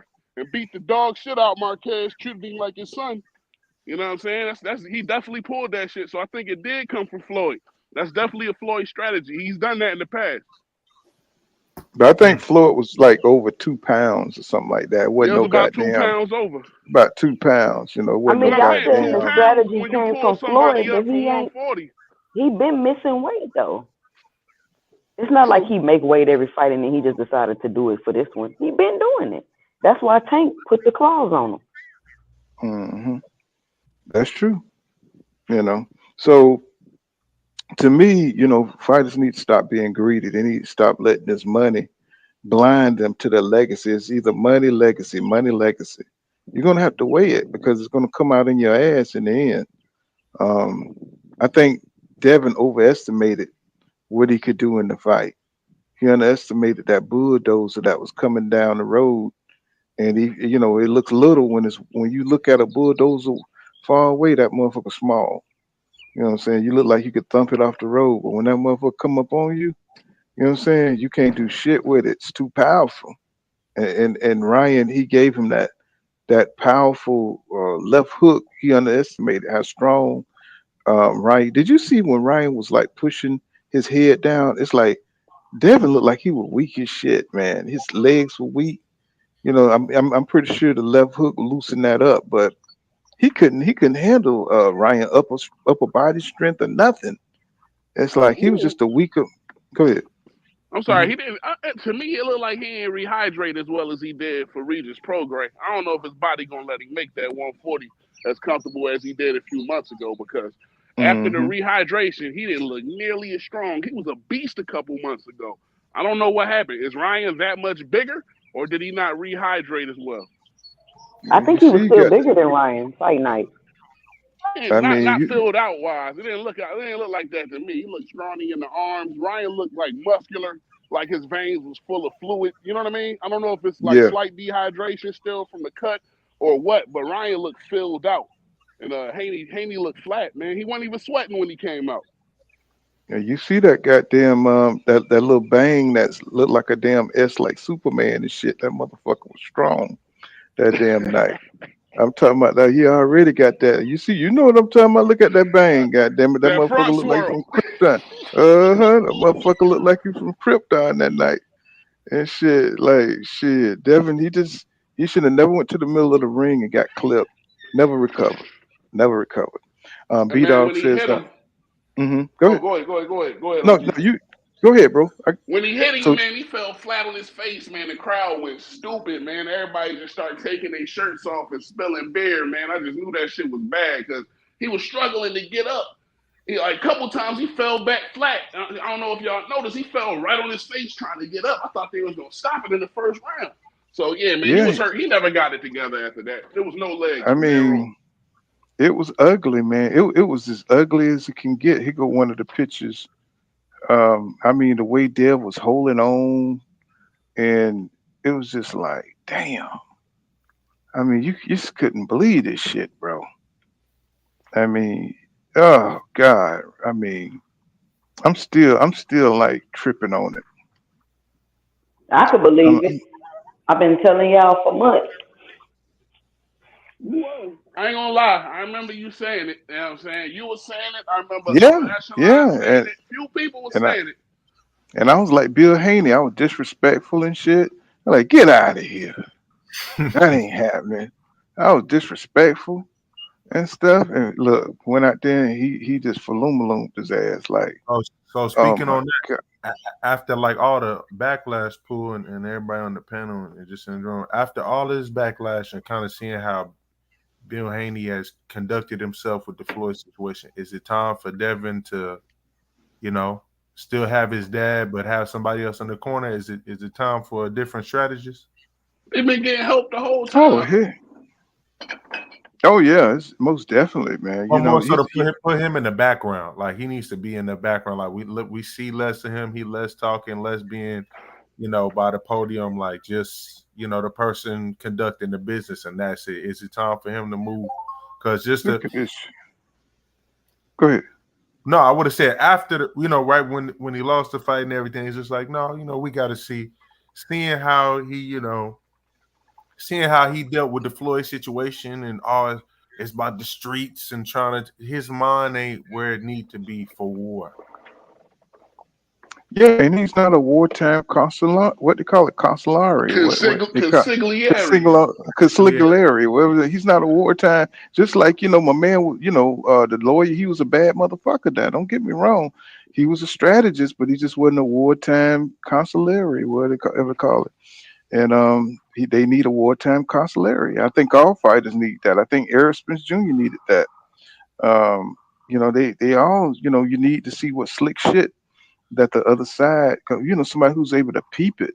You know what I'm saying? Look, I mean, he got this dude flexing over him on this picture, man. This shit is humiliating. Look how Ryan looking and shit. And it says king, and it says king on the pants. This is a lot of subliminal messages. These are a lot of subliminal messages. If you pay attention, that's why I say I think this weird, but I'm not gonna get in no conspiracy thing. No, I follow you. I'm right down the rabbit hole with you. You know what I'm saying? They say king and the white pants, white gloves. Oh man, oh no, it was super racial in there. It was super racial.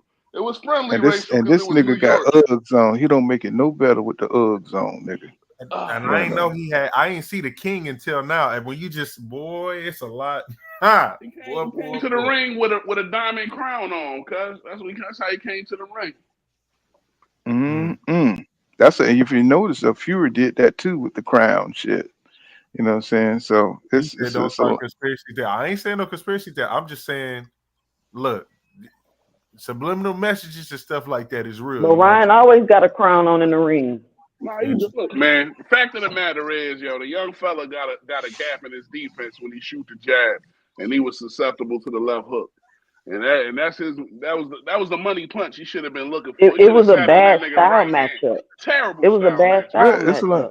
Well, not even so much the style, but just so much the strategy. He chose not to fight his style. He chose to become a fighter instead of an outboxer.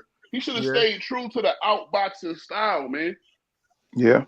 Well, I mean, we did think that Dev was more than he was, because we did think that Dev was, saying his boxing IQ was more than what it was, and he proved that it wasn't. But I mean, it may not even be that. It may just, Ryan was he just clipped him, and Ryan was able to get up to him before he could make any adjustments. Because after that, he looked like, after he got clipped in that first round, he never looked the same.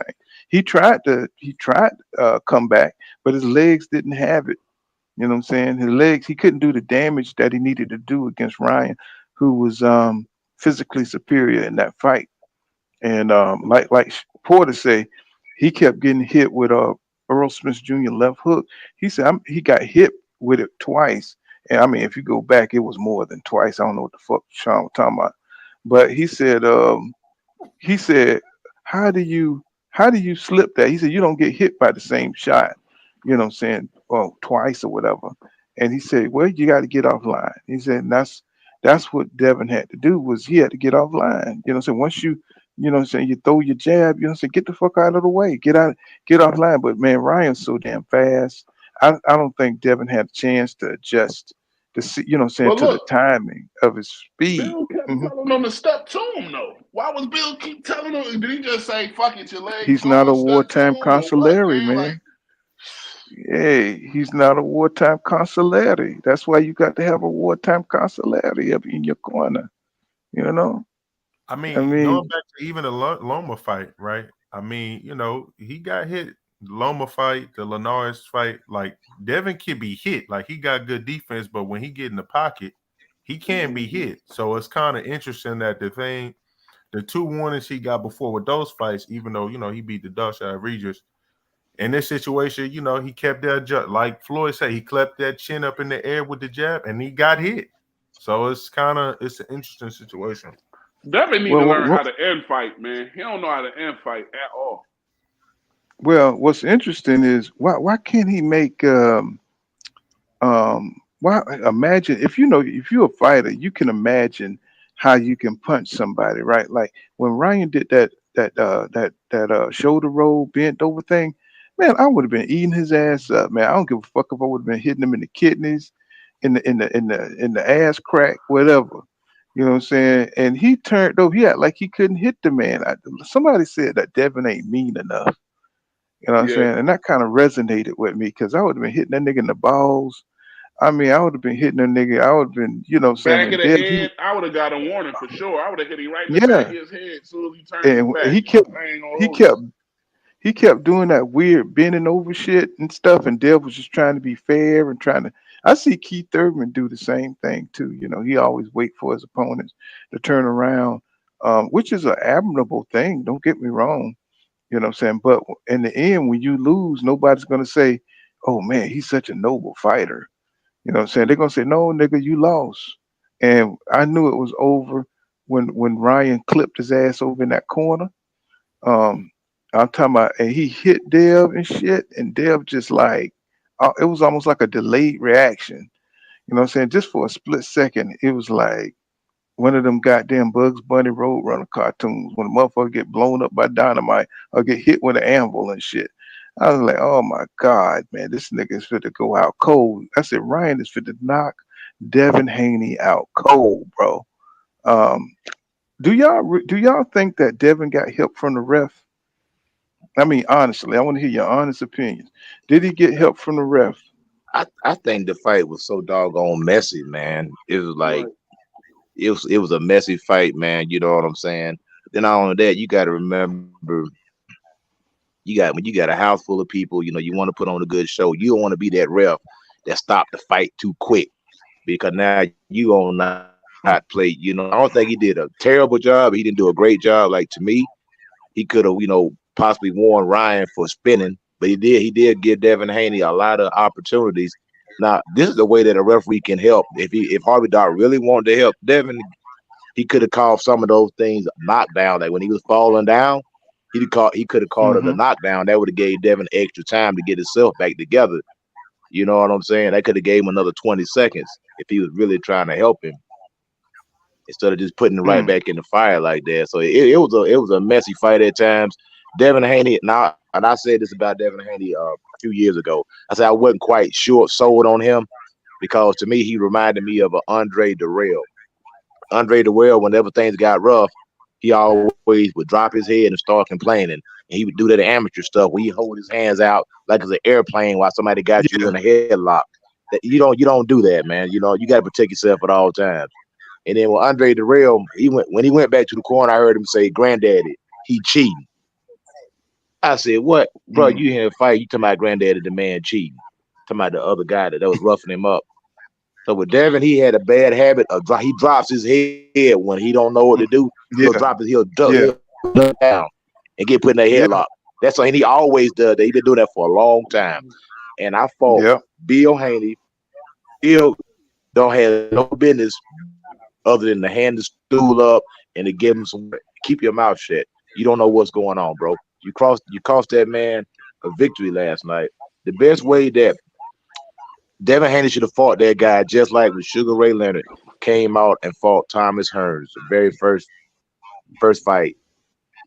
Ray Leonard didn't go to the center of the ring. He circled the ring the entire first round. Mm-hmm.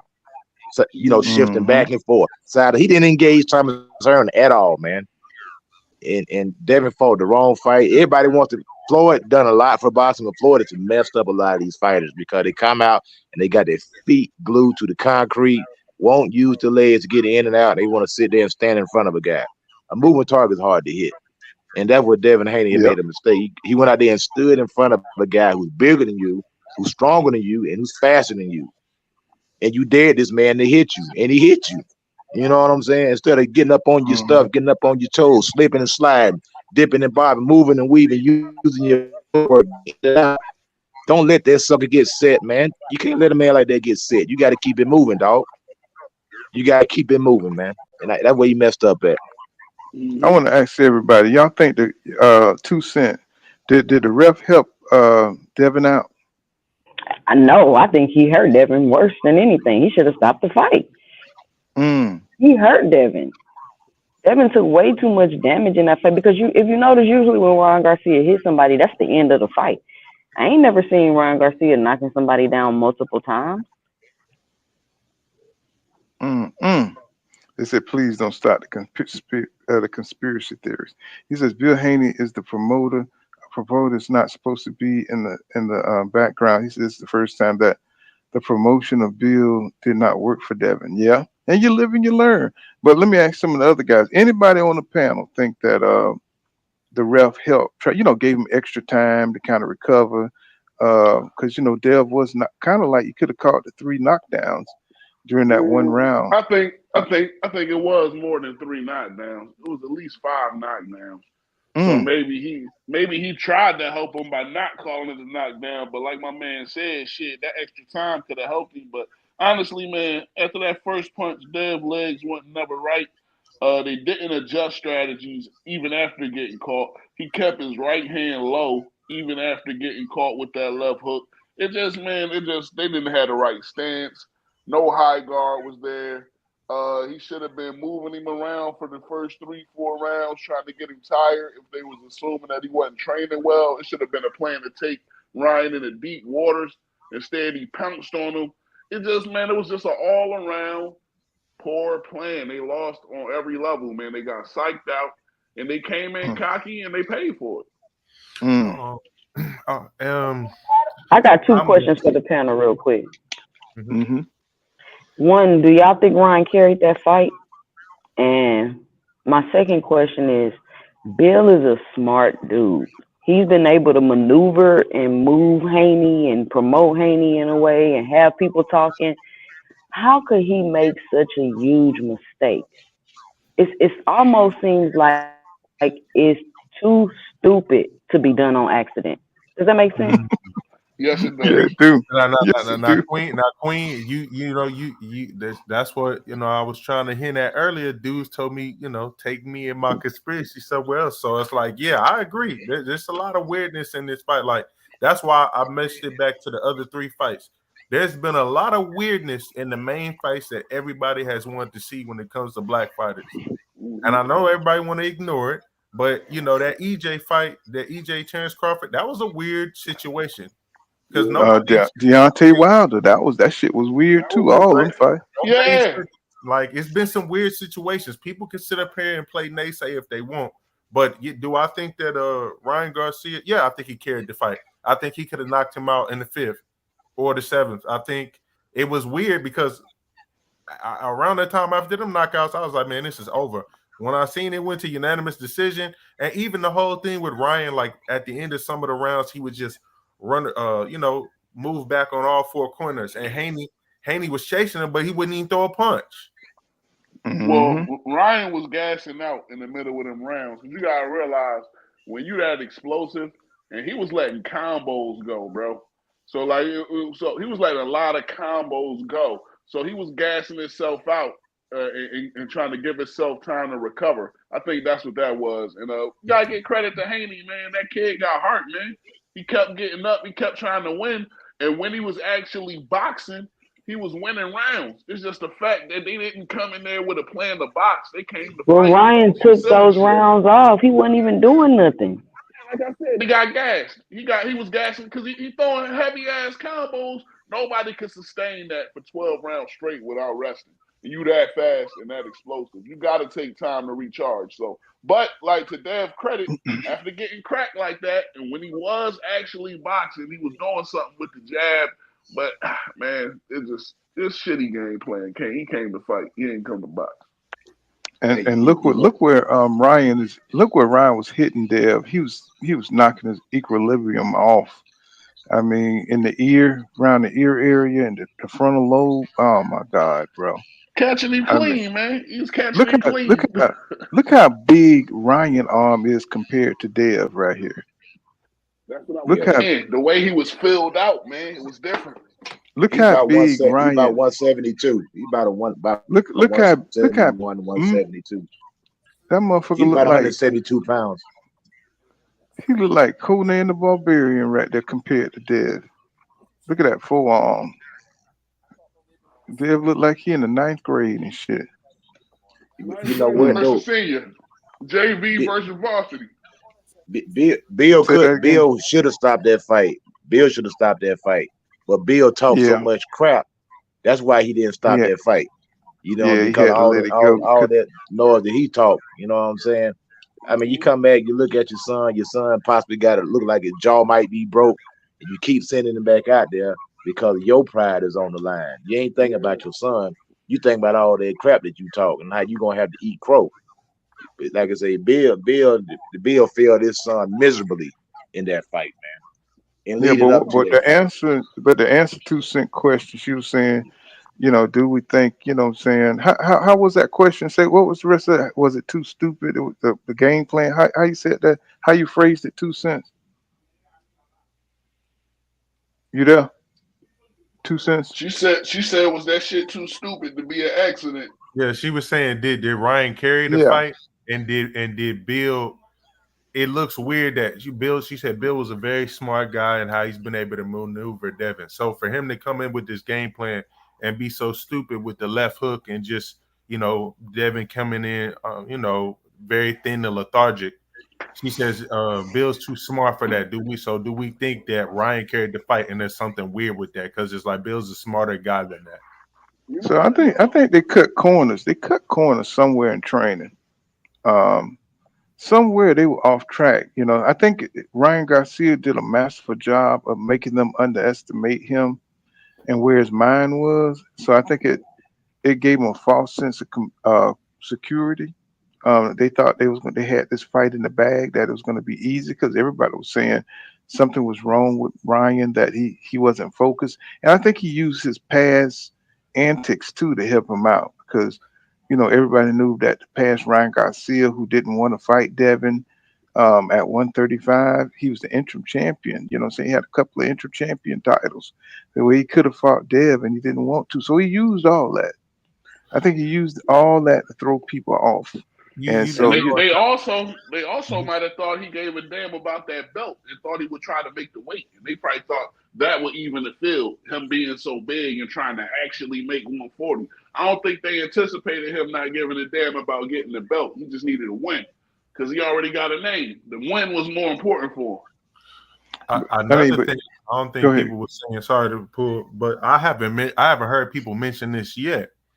I know pretty sure y'all have seen it, but it's been mentioned. Canelo not too long ago, Ryan and Canelo, they fell out. The little training chain, they fell out. This fight, probably about a month ago or whatever, I seen it. Canelo came on there, was like, yeah, man, big ups to Ryan. He got next generation. We fell out, but we together. I also thought that was weird at the moment too, because I was like, well, y'all done fell out for 2 camps. Now all of a sudden y'all peachy, and then this happens. So nobody throws it out. They're not going to be able to build Ryan as the next Canelo. Like, let's be for real. Ryan Garcia will be a highly paid journeyman. He's not, in my opinion, unless I just don't see him fighting for belts and fighting mandatories and doing all of that. I think he's an entertainer. He's an entertainment fighter, like a journeyman. I don't see him being on a Canelo type level. Maybe they're using Canelo to help endorse him, but not using him as the next quote unquote Mexican superstar. I don't see that. Well, that boy's gonna fight Jake Paul, man. Maybe he was training with him, is what I was saying more so.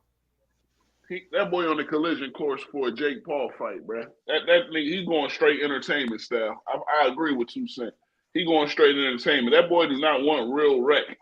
So he got such a name and such a profile, popularity wise, man. He going for the money. Dude don't care about belts. You just saw that. Mm-hmm. What's going on? Same fight, different round. Yeah, I agree with you, man. It's like,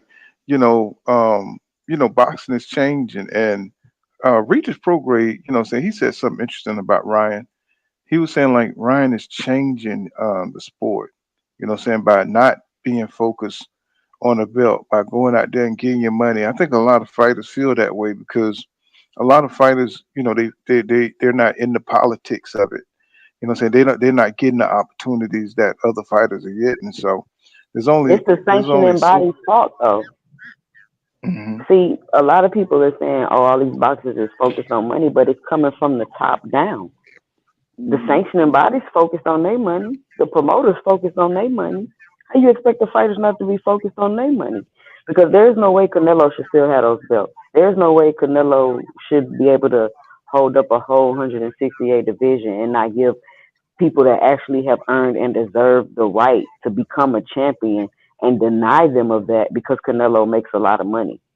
So the sanctioning bodies are ruining that because they're focused on money.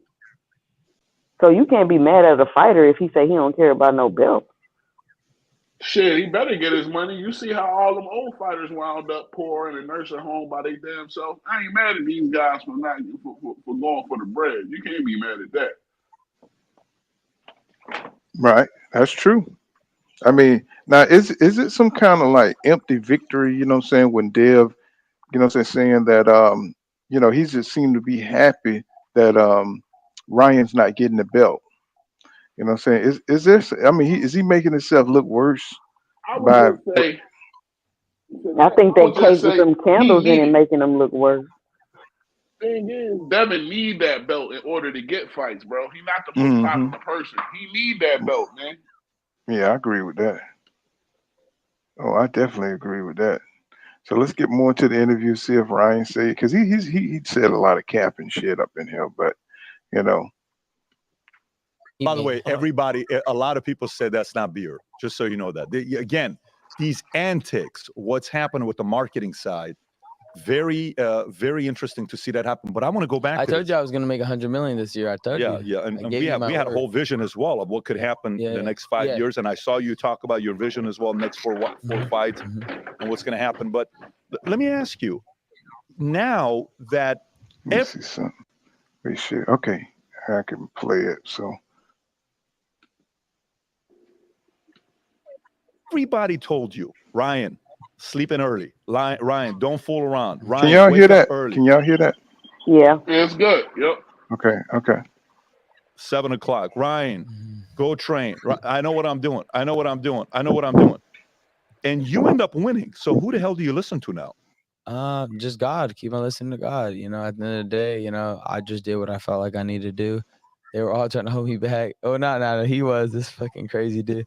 And then I would escape at 3 a.m. and just be at dinner and just chilling. It was like 2 days before the fight, day before the fight. I'm just like, they're looking for me and I'm in dinner, my phone's off and I'm just vibing.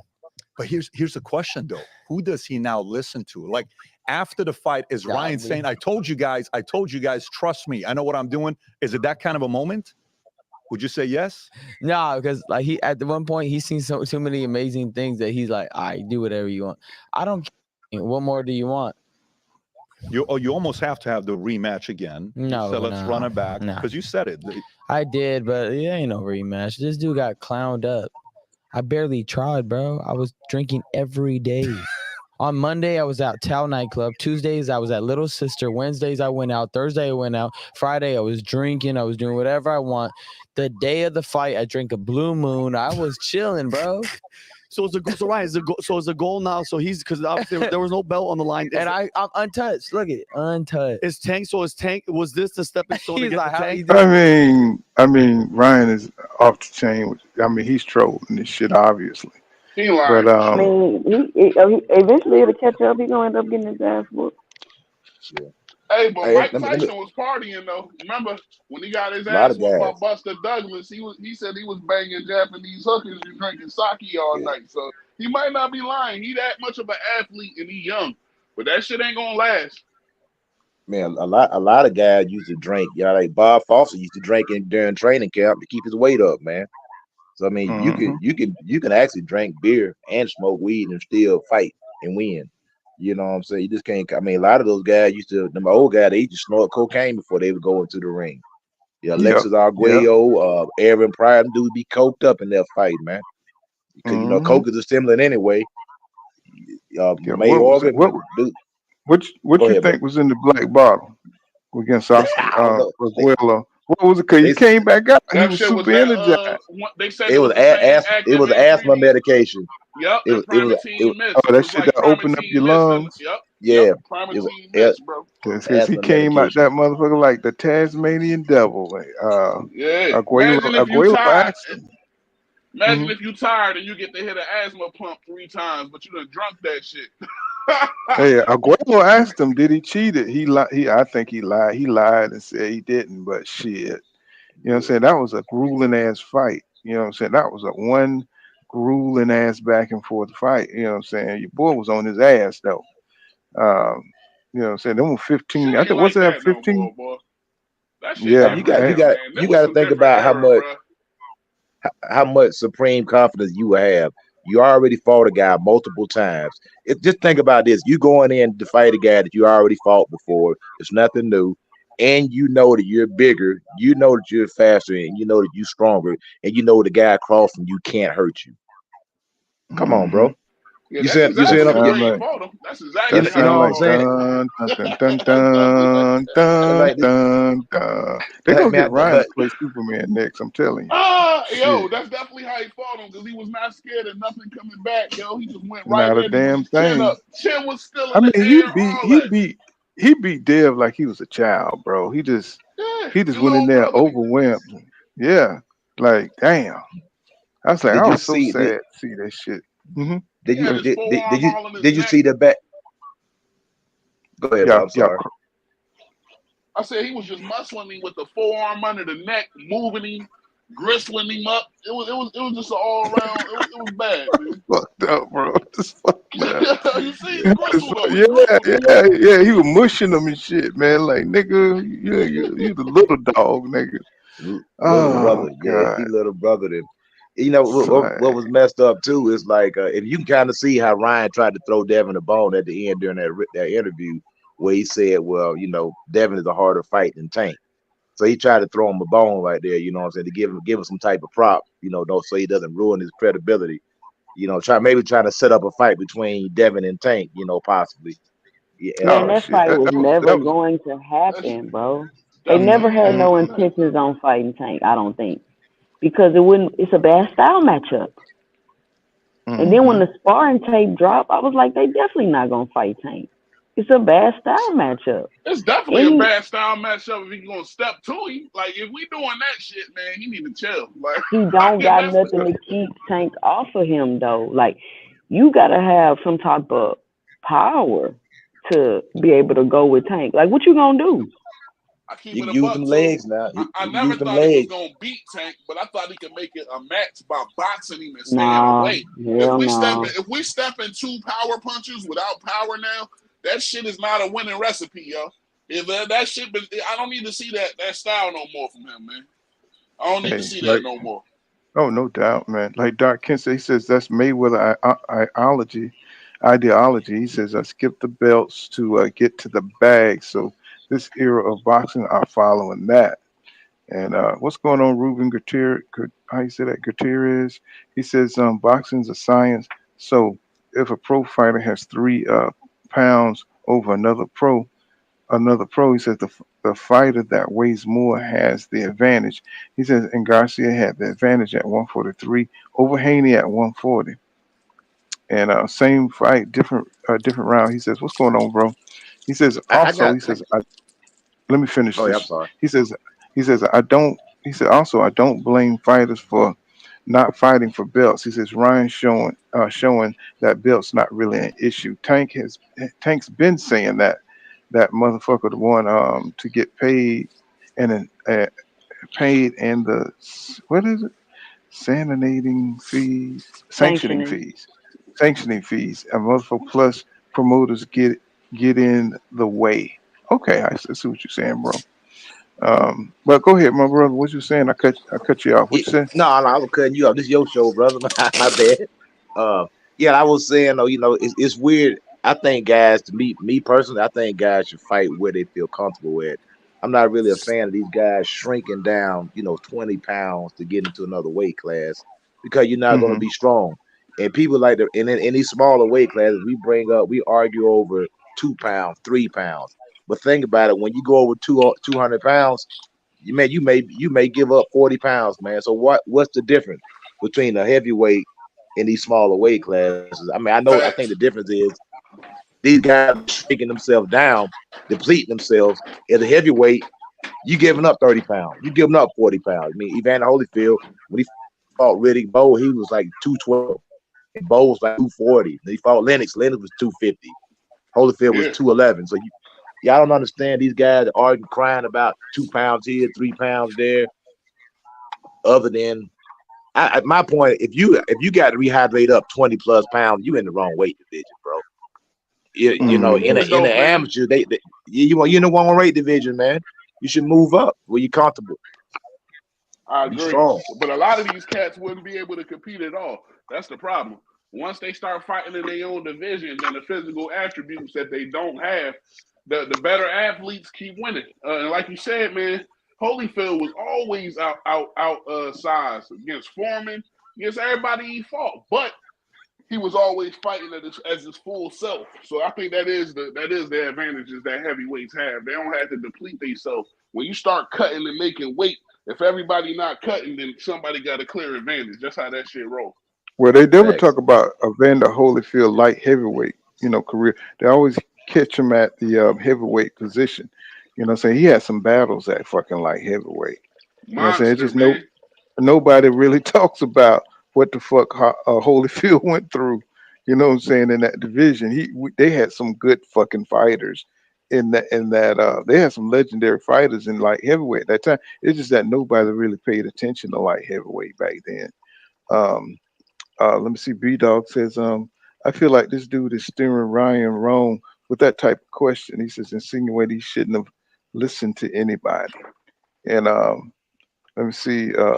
Chill Spot Beat says, those who think pounds aren't important, try getting hit in the head with a 1 pound of anything, yet alone 3. Laugh out loud. And it's true. It's like if saying when you change the weight of your body, I'm talking about, I don't know if you ever ran or anything like that and lost weight and dehydrated yourself, man, you feel weak, bro. You know what I'm saying? I played basketball, bro, and I'm talking about when you lose weight, bro, I'm talking about, yeah, it does something to your brain. It does, saying you lose strength. You know what I'm saying? You lose a lot. You got to like really know what you're doing when you lose that weight. You know what I'm saying? Cutting that kind of weight, like Earl Smith Jr. had to cut down 30 pounds and stuff. Eventually it's gonna catch up with you. You know what I'm saying? The older you get, it's gonna catch up with you. I don't know how he was able to do it for so long without taking an L. Tell you the truth, that's amazing in itself to be able to cut weight like that and not pass out. Like remember Michael Rivera? Before he fought Frank Martin, they said he was passing out all the time. Oh my God, he looked bad in that fight. I'm talking about he was passing. That's what weight drain looked like. And you know what I'm saying? I don't know if he was just punch drunk or weight drained at the same time, but Devin had a little bit of everything going on. And for some reason they only fuck up during their biggest fights. Why not? You know what I'm saying? It's like they fuck up on the top fights. It's like, we need to get away from this. These fighters need to stay closer and healthy to their own weight classes. Like you said, a lot of them couldn't fight in their real weight class because, I mean, could you imagine Ryan Garcia fighting Canelo or fight? Yeah, right. You know what I'm saying? Or fighting Carlos Adames. You know what I'm saying? Shit. Or fighting, you know what I'm saying? Some of these big dudes up there, shit. They don't carry enough power. It's power down at the lower weight division, but it's not power up in the bigger divisions. You're looking at like David Benavidez, he's moving up to light heavyweight. Is he going to have the same dominance up there when he fight a Arthur Beterbiev or a Bivol? You know what I'm saying? It's not going to be the same as it was at 160, 68. You know what I'm saying? So, when you move up, it's different, my nigga. It's totally that's why different. People that just start watching boxing got to understand how impressive it is for these dudes to move through divisions and stay dominant. That shit is like not an easy thing. Right, because you always got some new people coming in too with gifts and everything.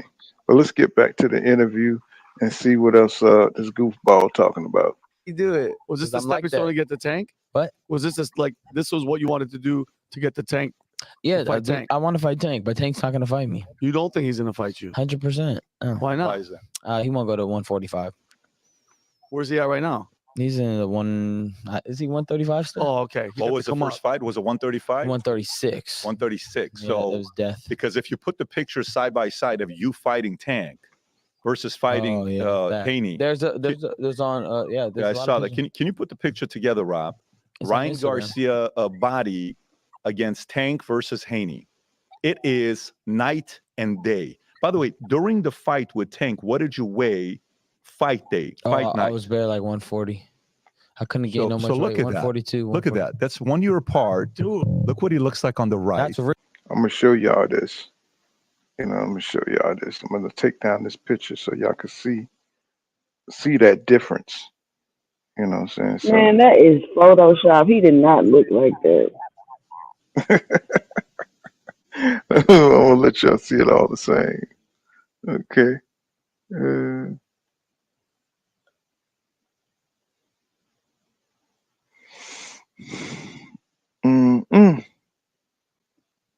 So that you think that was Photoshop right there? Gotta go back and look. I don't remember Ryan looking like that. People would have said something about it.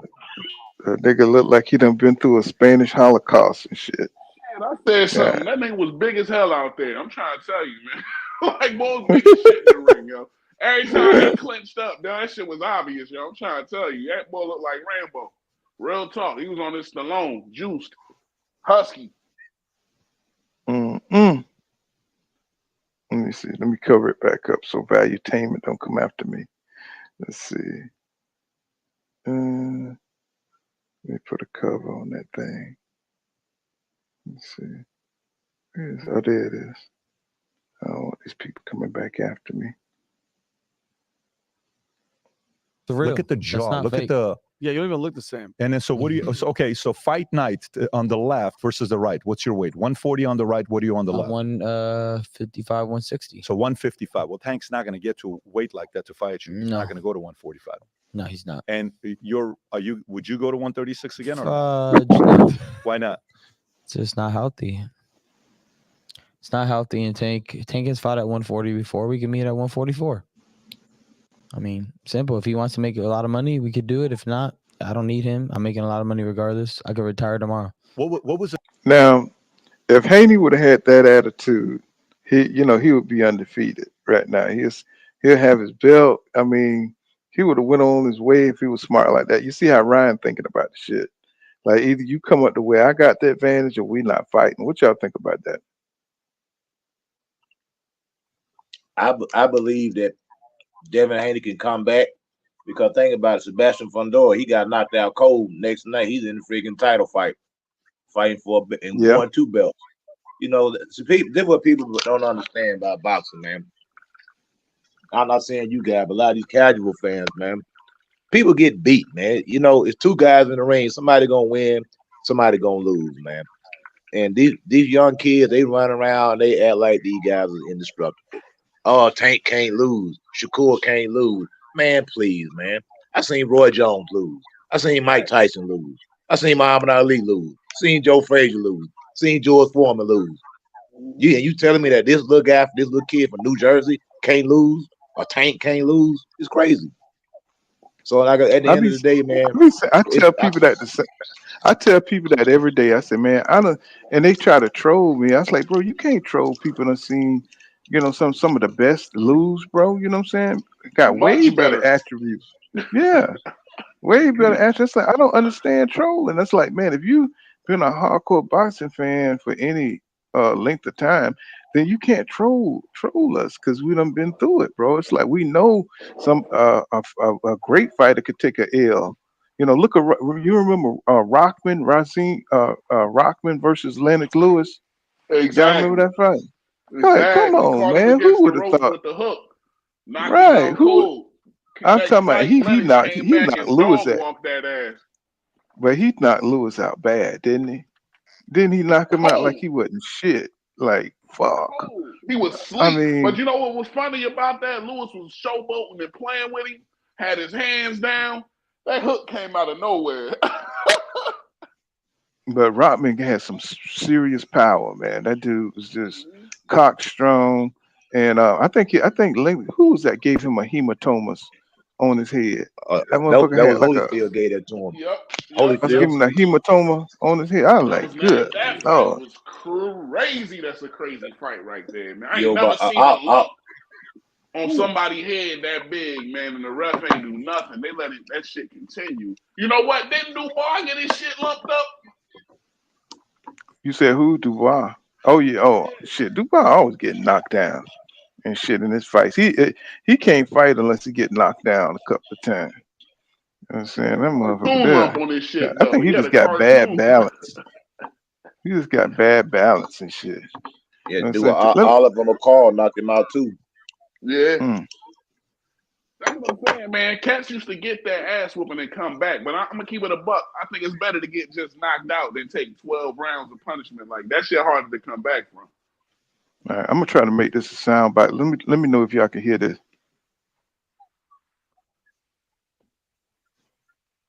No. Y'all can't hear it. Uh-uh. Y'all can't hear that. Okay, I gotta have that. Okay, I see what you gotta do. Yeah, I'm gonna make a sound bite. Okay, yeah, man, but it's just sad, man.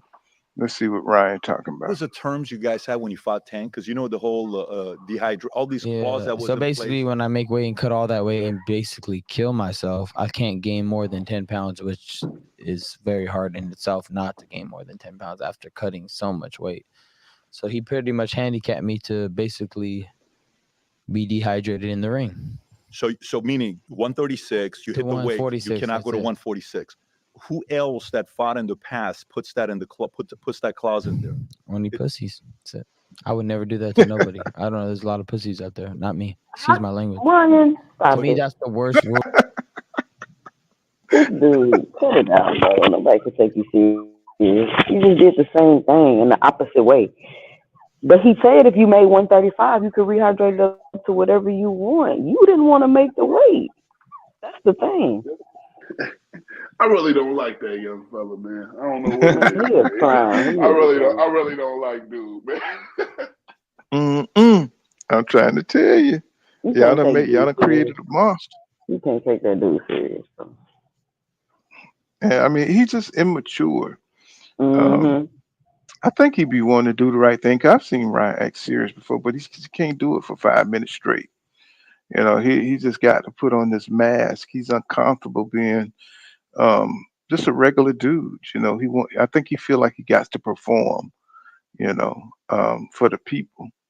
You know, he still having an idea. He still got having an identity crisis of who he want to be. Do he want to be a Christian? Do he want to be the super Christian dude? Do he want to be this wild man? You know what I'm saying? He really don't know what the fuck he want to be. I think he got You know some mental stuff going on for real with him. I don't think that's a joke. Maybe that, you know, because crazy motherfuckers make the best fighters. Look at Tyson. You know what I'm saying? My back was broke. You know, I'm like Genghis Khan. You know, it's just to say all kind of crazy shit. You're like, what's wrong with Mike, man? And it's like, why is he talking this crazy shit? You know, y'all remember Michael used to say, I'll eat your children. You know, I was like, wow. It's like, man, what is going on with Mike? V-Dog says the problem with Tank is that he can make adjustments. Yep. He said you need plan A, B, C, D, etc. for Tank. And do it on 36. Remember, Shakur missed weight at 130. That's right. Said he was only 1.6 pounds over 1.6 pounds, but said his body would now allow it. He says those last few pounds makes a difference. And weight cut, I was trying to tell you, man. It's like when you stop manipulating that weight, bro, your body only going to let you do so much. And you can only operate at that weight, you know what I'm saying, at a certain capacity before you break down. Chili Spot Speak says, when you're smaller, he says the weight matters. You know, I guess it makes sense. If you're bigger, you got fat to spare.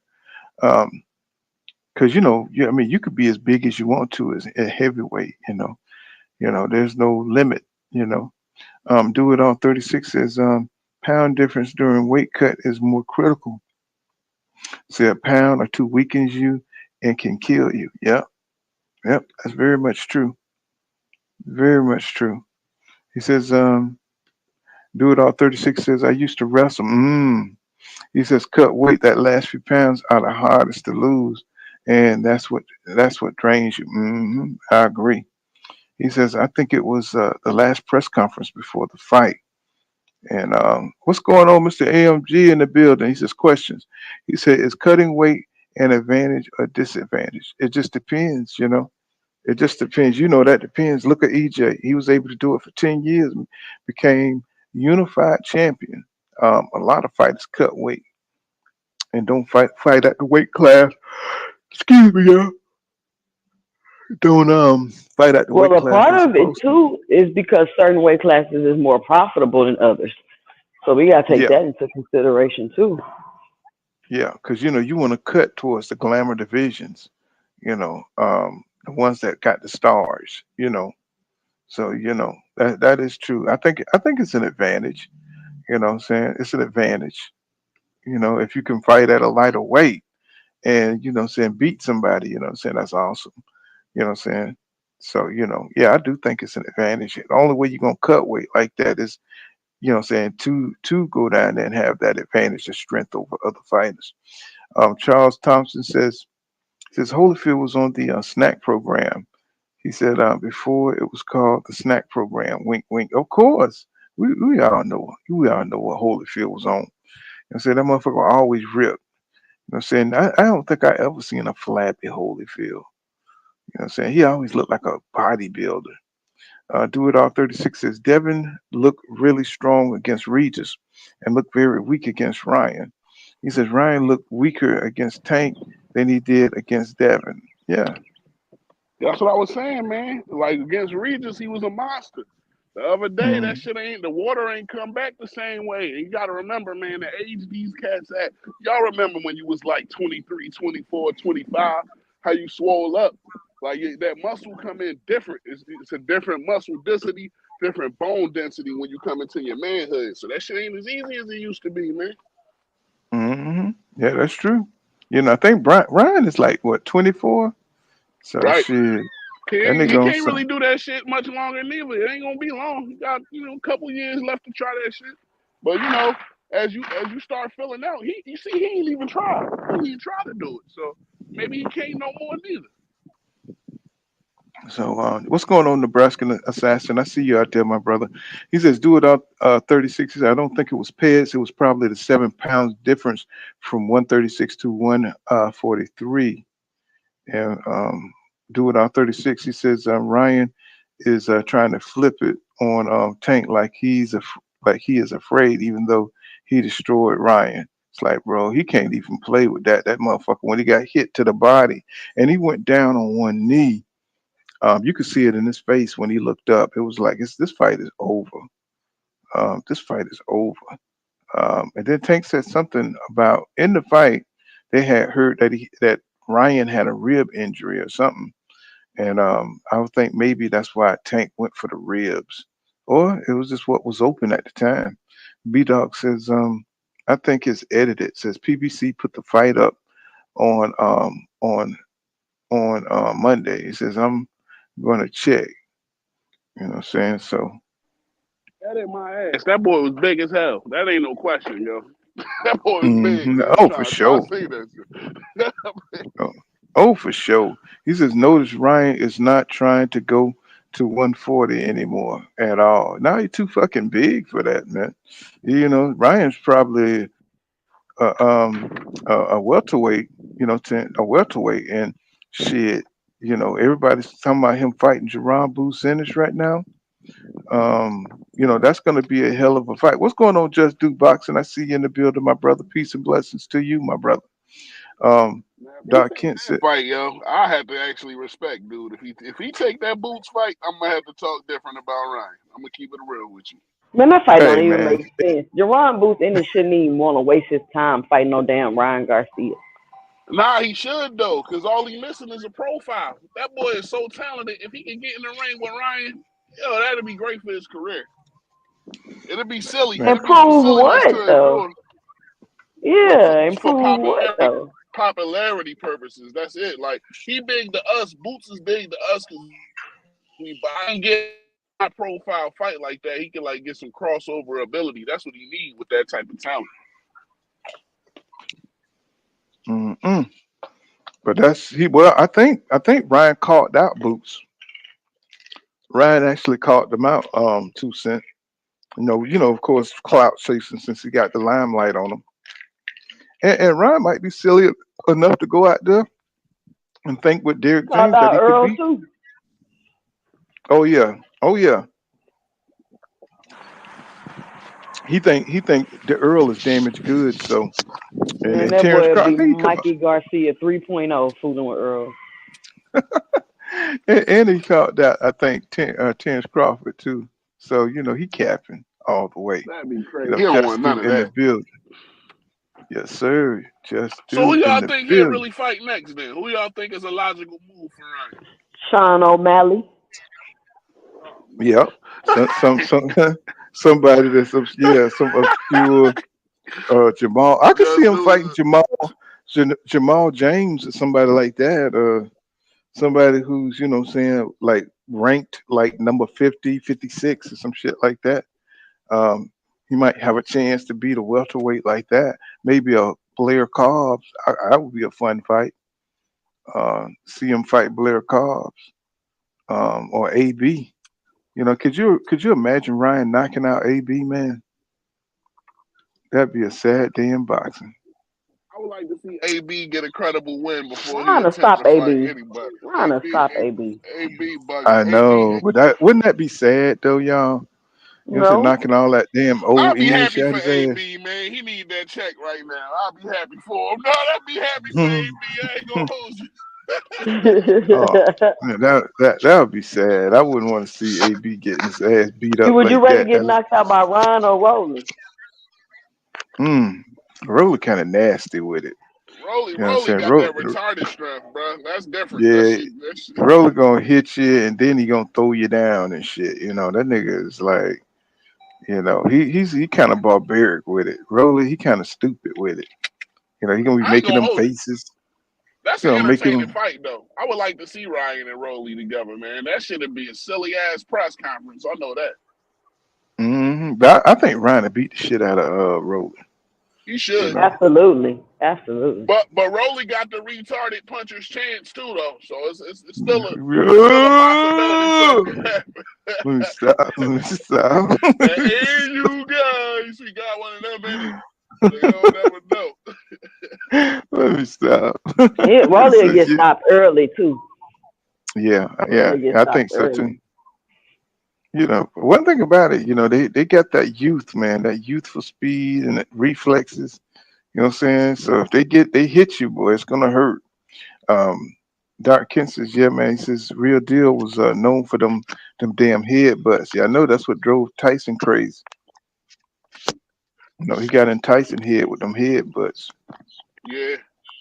He said he just threw Canelo under the bus with that statement. And what's going on, Jeff R? I see you in the building, my brother. What's happening, my brother?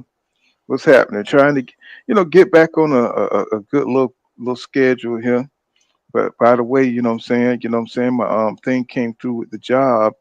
My criminal background check came through. And for some reason, there's like a cyber attack and shit where information get blocked and shit. I don't know what's wrong with this country and all these fucking cyber people messing up regular people lives on the back end. That holds you up and everything. This has been That a shit a real weird. thing right now, man. I'm in a cybersecurity program, by the way, now, because that shit is a real thing. Anybody looking to get into a new profession, that's a burgeoning field, cybersecurity, because it's a huge need for that shit. What does the job consist of? What you be doing? All right, Yeah, so that's look, what I didn't start the my job wife yet. my wife going to that.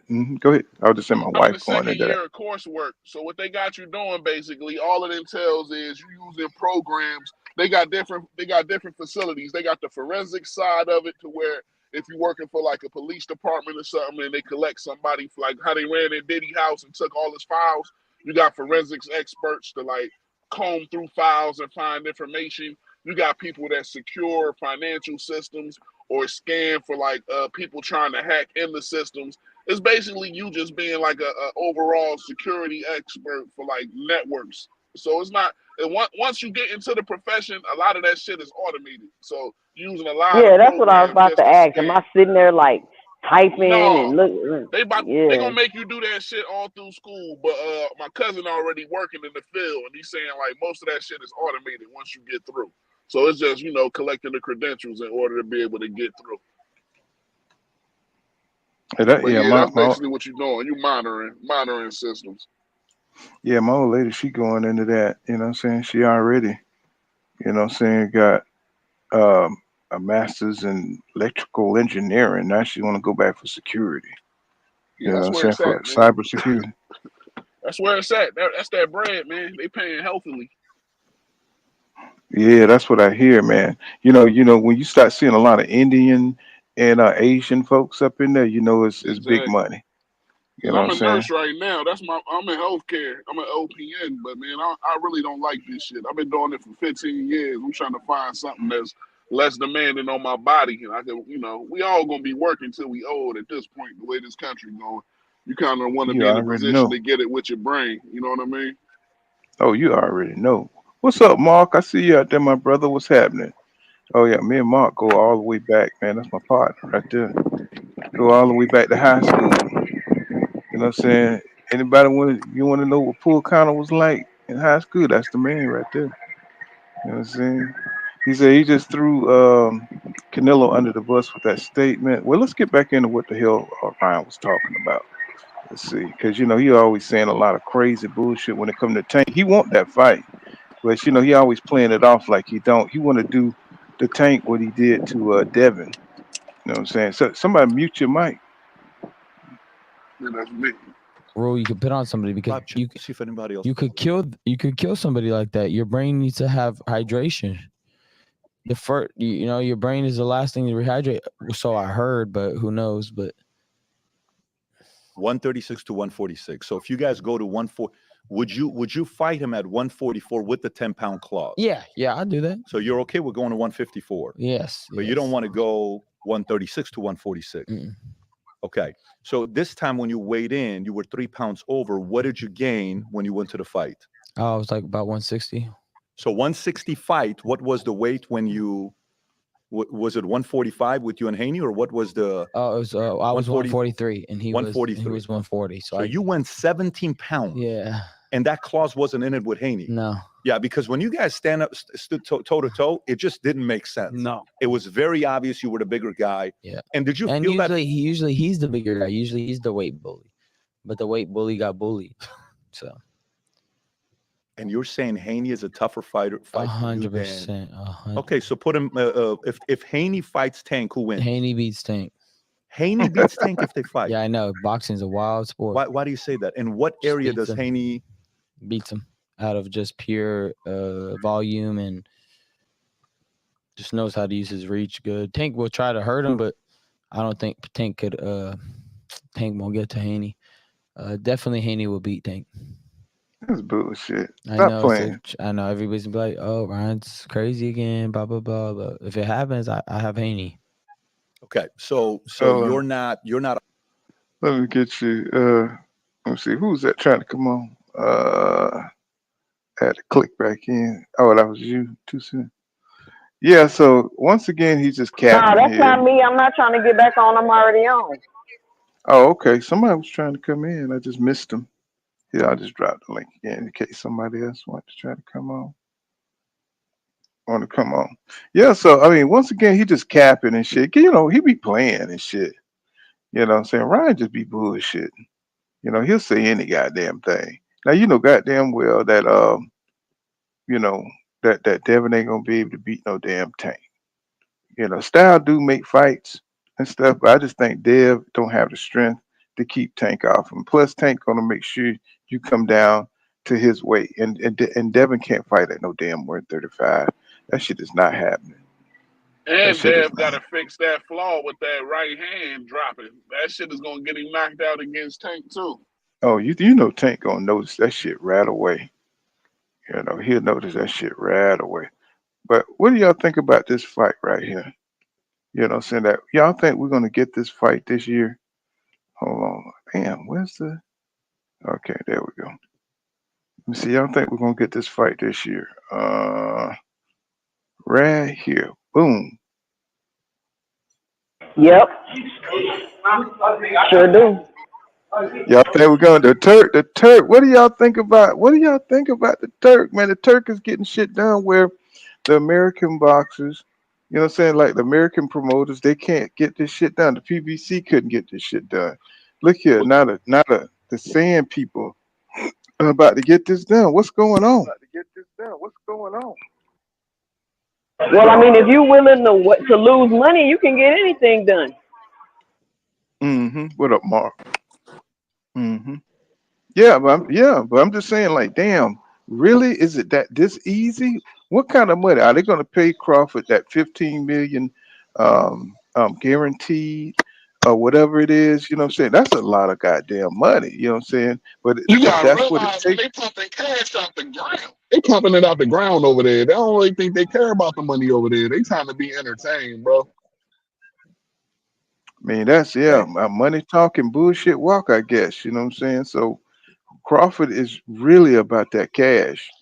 You know, he's really about that cash. You know what I'm saying? Fuck what you're talking about. If you got the money, he'll get in there with Boots. And I think that's awesome, man. Because, you know, I think that's going to be an awesome fight. Who each one of you got and why? Okay, let's start with 2 cents. Oh, no, give me a minute. I'll come back to me. Okay, let's go with KL. You there? You were saying, what is it with the Turks and the money? Yeah, and also I was saying who you got out of Terrence Crawford and Jerron Boots Ennis. Go ahead. Well, seeing how things are these days, right? With anybody that makes a choice about anybody before the weigh-in, you like losing money. That's what I'm gonna say. So, if we just go off of what we've seen, I mean, so far, of course, Terrence Crawford has had better opposition. Jared Ennis is still going, but what we have, he's done the best with what he's had. If I had to pick, I'm gonna go with Terrence Crawford. But I will say this: the longer this fight takes to make, the better this goes in Jared Ennis' situation. Because I personally feel everybody's trying to age Terrence Crawford out, especially after that situation with Errol Spence. So I think if this fight happens this year, it's better in his favor. But if it happens next year, that's a whole nother year. And I'm gonna be honest with you, you know what I'm saying? We don't know. As far as the Saudis, well, that's a geopolitical situation because right now, you know, the United States dollar and all these other things, the Saudi, basically it's a power move, right? They know that if you want to get more power, more attention, more quote unquote clout, then you have to be able to have certain events in certain situations that bring attention to, you know, Dubai and all these other places that they're from. So it's a power move by them. But it's smart. But if any boxer or any entertainment or celebrity is smart, you go out there and get that free money because they got it and they giving it by the boatloads. So who do you think wins that fight? If they fight, what's the meet over there in that Raya arena they got over there? Who do you think win and why?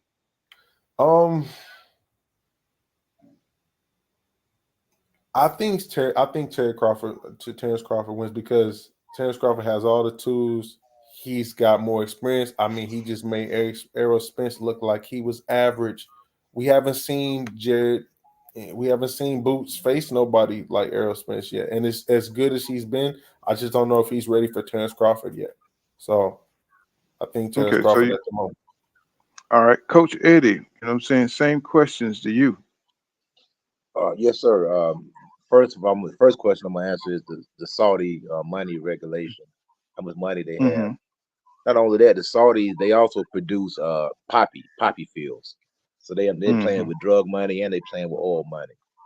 And you see how big the pharmaceutical companies are, man. All the opioids, that stuff originates from over there. That money right there is nothing but a drop in the bucket. And even the Eddie Hearns, I believe the Zone Matchroom, I believe that's just a front for a crime syndicate because they washing money in that organization. Because if you notice, Eddie Hearns is snatching up everybody right now. Golden Boy, and it's sad that PBC won't recognize the play. Golden Boy got right in line. They working with Eddie Hearns, Matchroom. They working with everybody. PBC want to sit out there on that island by themselves and not get the funding. The same similar thing which happened to Haiti. Once they got their independence, that place became a desolate area because they're operating on their own. But that's another topic. Far as Boots and Terrence Crawford. Haiti had corrupt leaders chip. That's what happened to Haiti. But go ahead. Yeah. I'll say that. Like I said, that's a whole nother hour-long conversation right there. Because you got the DR and you got the Haiti. They on the same island, but one is doing a lot better than the other. You know what I'm saying? But far as Terrence Crawford and Boots, I would favor Boots right now. I believe that fight would probably play out something similar to a Roy Jones, James Toney type of fight. I believe Terrence Crawford may just be a step behind Boots. I just think Boots' athleticism, even though I know Terrence Crawford does have the experience, he also has the age too. Jerron is young, strong, he's hungry, big guy, he's fast, got power, switch hit. He's a lot. He's like you remember the Terminator movie where you got the old Terminator and the new Terminator? I know the old Terminator got the new Terminator, but like Jerron Boots Ennis, he's like that second Terminator that came back and was all over the place. It's that, but I just think Boots will win that fight right there. That was good. That was a good analogy. I follow that. I think this is the thing. I know somebody just said they aged Crawford out. I think Crawford aged himself out by being so strategic and then trying to get these big paydays or whatever. But I think that Crawford will most likely pull out this fight, like win. And I do believe that Crawford has probably been preparing for Boots Ennis for years, the same way he was doing Earl Spence. And I think that when I look at Boots Ennis, even though he's very athletic and he's very good, I can notice some of his flaws. So I know if I can notice some of his flaws, that Terrence and his team have noticed his flaws and they know how to overcome them.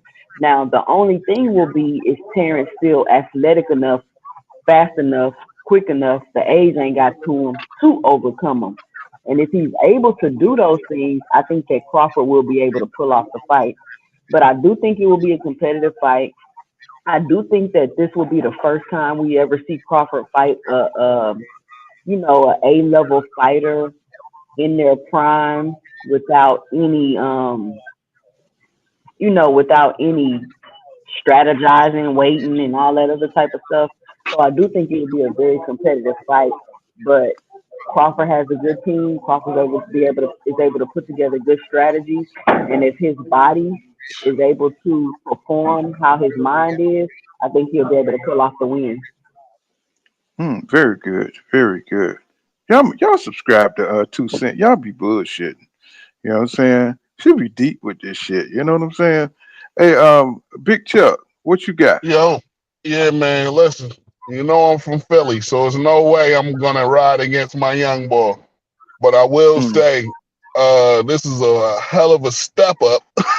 So I would have liked to have seen Boots get in there with somebody that'll make him have to cut the ring off, just to get a couple more wrinkles, maybe fight a couple former world champions before he stepped it up against somebody like Bud. But I'm gonna ride with Boots just for the fact it's hometown, young boy, supremely gifted. I think this will be a chance for him to set himself at the head of this generation, although Bud does have that advantage with experience, and that could come into play, especially defensively for Boots. I don't think Boots has been put in a position to where he had to be like cautious on what's coming back yet, and I think that's the thing that's going to be kind of difficult for him to navigate. But logically, I would say the advantage rests with Bud, because we have not seen any athletic deterioration as of yet, because he hasn't taken a lot of punishment in his career, and that's an advantage for Bud right there. So he's older, but he ain't took a lot of punishment, so it's gonna be extremely competitive. If we get it this year, it's an even playing field. Like 2 Cent said, if that shit drag on, or the brother before 2 Cent, I'm sorry, if that Fell off. Let me see. There you go. Go ahead. You on? Big Chuck. Yeah, You on? yeah, You on? yeah, Mm-hmm. yeah. It's Philly all day, man. I got to ride with my young fella. Switch hitter, young, athletic, and he big as hell too, man. He might have the length on Bud. So yeah, I'm waiting. I'm waiting to see it, man. I'm hyped. I'm hyped for this. I need this. Well, I mean, it's an interesting matchup. Um, it's an interesting matchup because Bud, like we say, once you get that kind of experience, you know what I'm saying, with the big fights, I think he got well, it's kind of hard to say because Boots got the pedigree, like the Mayweather pedigree. He comes from that boxing family. So, Mhm. what I'm saying, he's not going to get shook on a big fight situation because he's a boxing insider. He knows all the tricks of the veterans from Bozy Ennis, and they know, that's a wartime consigliere right there. That's a Yeah. wartime Bozy Ennis. That's a wartime consigliere right there. So somebody who's going to take you in there, and he can look at Crawford and he can tell what Crawford does. Now, what you can't plan for with Crawford is his critical thinking and his creativity, and that's a big problem with Crawford. You never know what he's going to figure out in the ring. And great fighters that's been there and had to fight big fights, they figure out ways to win. Like Floyd Mayweather, it wasn't always pretty, but what I'm saying, because of the way their mind works, what I'm saying, like when Floyd Mayweather went out there and he beat Victor Ortiz. Victor Ortiz was the younger, more physically gifted guy, more energized guy. But for Floyd, the way his mind works, bro, he can analyze you and break you down, outpoint you. He knows where he is in the ring. I think it's that experience that's gonna give Boots trouble when he fight Terrence Crawford. Terrence Crawford already know his points of where he wants you to be. What I'm saying? He already knows his sweet spots, and he's got 1,000 hours in these spots, or 10,000 hours in these spots of muscle memory. So it comes to him more naturally than what Boots, got going on. So it's going to be a very interesting fight. It's hard to pick what side because you talk about experience over youth. In Philly, preparation. I'm telling you, Crawford been getting ready for this fight for years. But and also one more thing I want to say is I kind of seen how Boots was distracted during the Karen fight. Like I knew you seemed was like gonna kind say of like that. the attention got to him a little bit. You know what I'm saying? He was walking around with the chain on and all of this other stuff. Like I hope he learned a lesson from that and he doesn't get distracted by the lights and the attention in this fight because that could also hurt him. Facts. So That's the another, experience factor. Yeah. yeah, he can't fall into Crawford traps. What I'm saying? He can't fall into that rear uppercut. What is it? That rear, yeah, he got like a rear uppercut that he throws, and he's got like those looping shots. What I'm saying? So he can't fall into that those traps like that. And You of know what I'm course saying? that pull counter. Don't forget the pull counter pull. Yeah, yeah, the pull counter. What I'm saying? I wanted to say it, but I was like, I don't like Crawford like That's that. why I So threw the y'all go. alley oop. I had to throw the alley oop to you real quick. You know what I'm saying? But Crawford's a bad motherfucker, man. It's gonna be interesting. I think like 2 Cent. See, 2 Cent be having me look behind. She had me question myself because she was talking about, he been planning this shit for years and shit. Nah, You she know what I'm right saying? though, man. That dude Yeah, different, man. you know what? But you may be right because he knows. See, he done did. Of course, they didn't came out and said that. Stephen Espinosa came out and said it was talks, but it wasn't. They didn't come all the way through with the planning of the Boots versus Terrence Crawford fight because BK Prime was a bullshit company. So all this about saying that what's his name? Terrence Crawford offered Boots a fight was bullshit. It was just talks that never panned out, right? So all of this has come out. People keep saying that saying that Boots had an opportunity. That's false. What I'm saying? I don't know why it always, when it comes to good fighters, that something always fall through with Crawford, and you get tired of it, and he gets this, he get this stigma of like he's this reluctant top fighter, right? Um, so he had an opportunity to fight Boots, but I don't think he's ready. Crawford is not going to fight you until he's ready. Whatever he Fact. got going on, he's not going to fight you until he feel like he can beat you. That's the dangerous thing about Crawford. For him accepting the fight, Boots going to have to look out. You know what I'm saying? Because if he's going to accept the fight, Terrence Crawford feel like he got a chance to beat him. This young pup. You know what I'm saying? And I don't know what he see or what he spotted in Boots. You know what I'm saying? It's going to be a very competitive fight when Terrence Crawford accepts the fight. So that Man, means they don't. when Bud went on $1 million worth of game, man, he was talking to Boots on the phone. I'm gonna keep it 100. Bud is supremely confident. He really, yeah, he's supremely confident. I don't think he was playing. So I don't know if you saw that interview on $1 No, million I saw it. worth of game. Yeah, Oh, I man. saw So it. when he put the young fella on there, man, he looked like he was talking to a pup. So not that that's gonna be true. It might Yeah, not go that way, but confidence, yeah. he was capping about the negotiations though. That's what I Oh hate. yeah, he That's what probably was. He probably he was was. capping about negotiations. I mean, the shit just came out. It's like, bro, why? I mean, you just wonder why. Why did they be capping like that? Maybe he just didn't know. Maybe they don't know all the aspects and the particulars. A lot of fighters don't even be knowing the rankings and all that shit. So a lot of us know more than the damn fighters about what's going on around the politics of the fight. You know what I'm saying? You would Yeah. think they really follow it like that. They don't. You know what I'm saying? I They don't just know think what they know.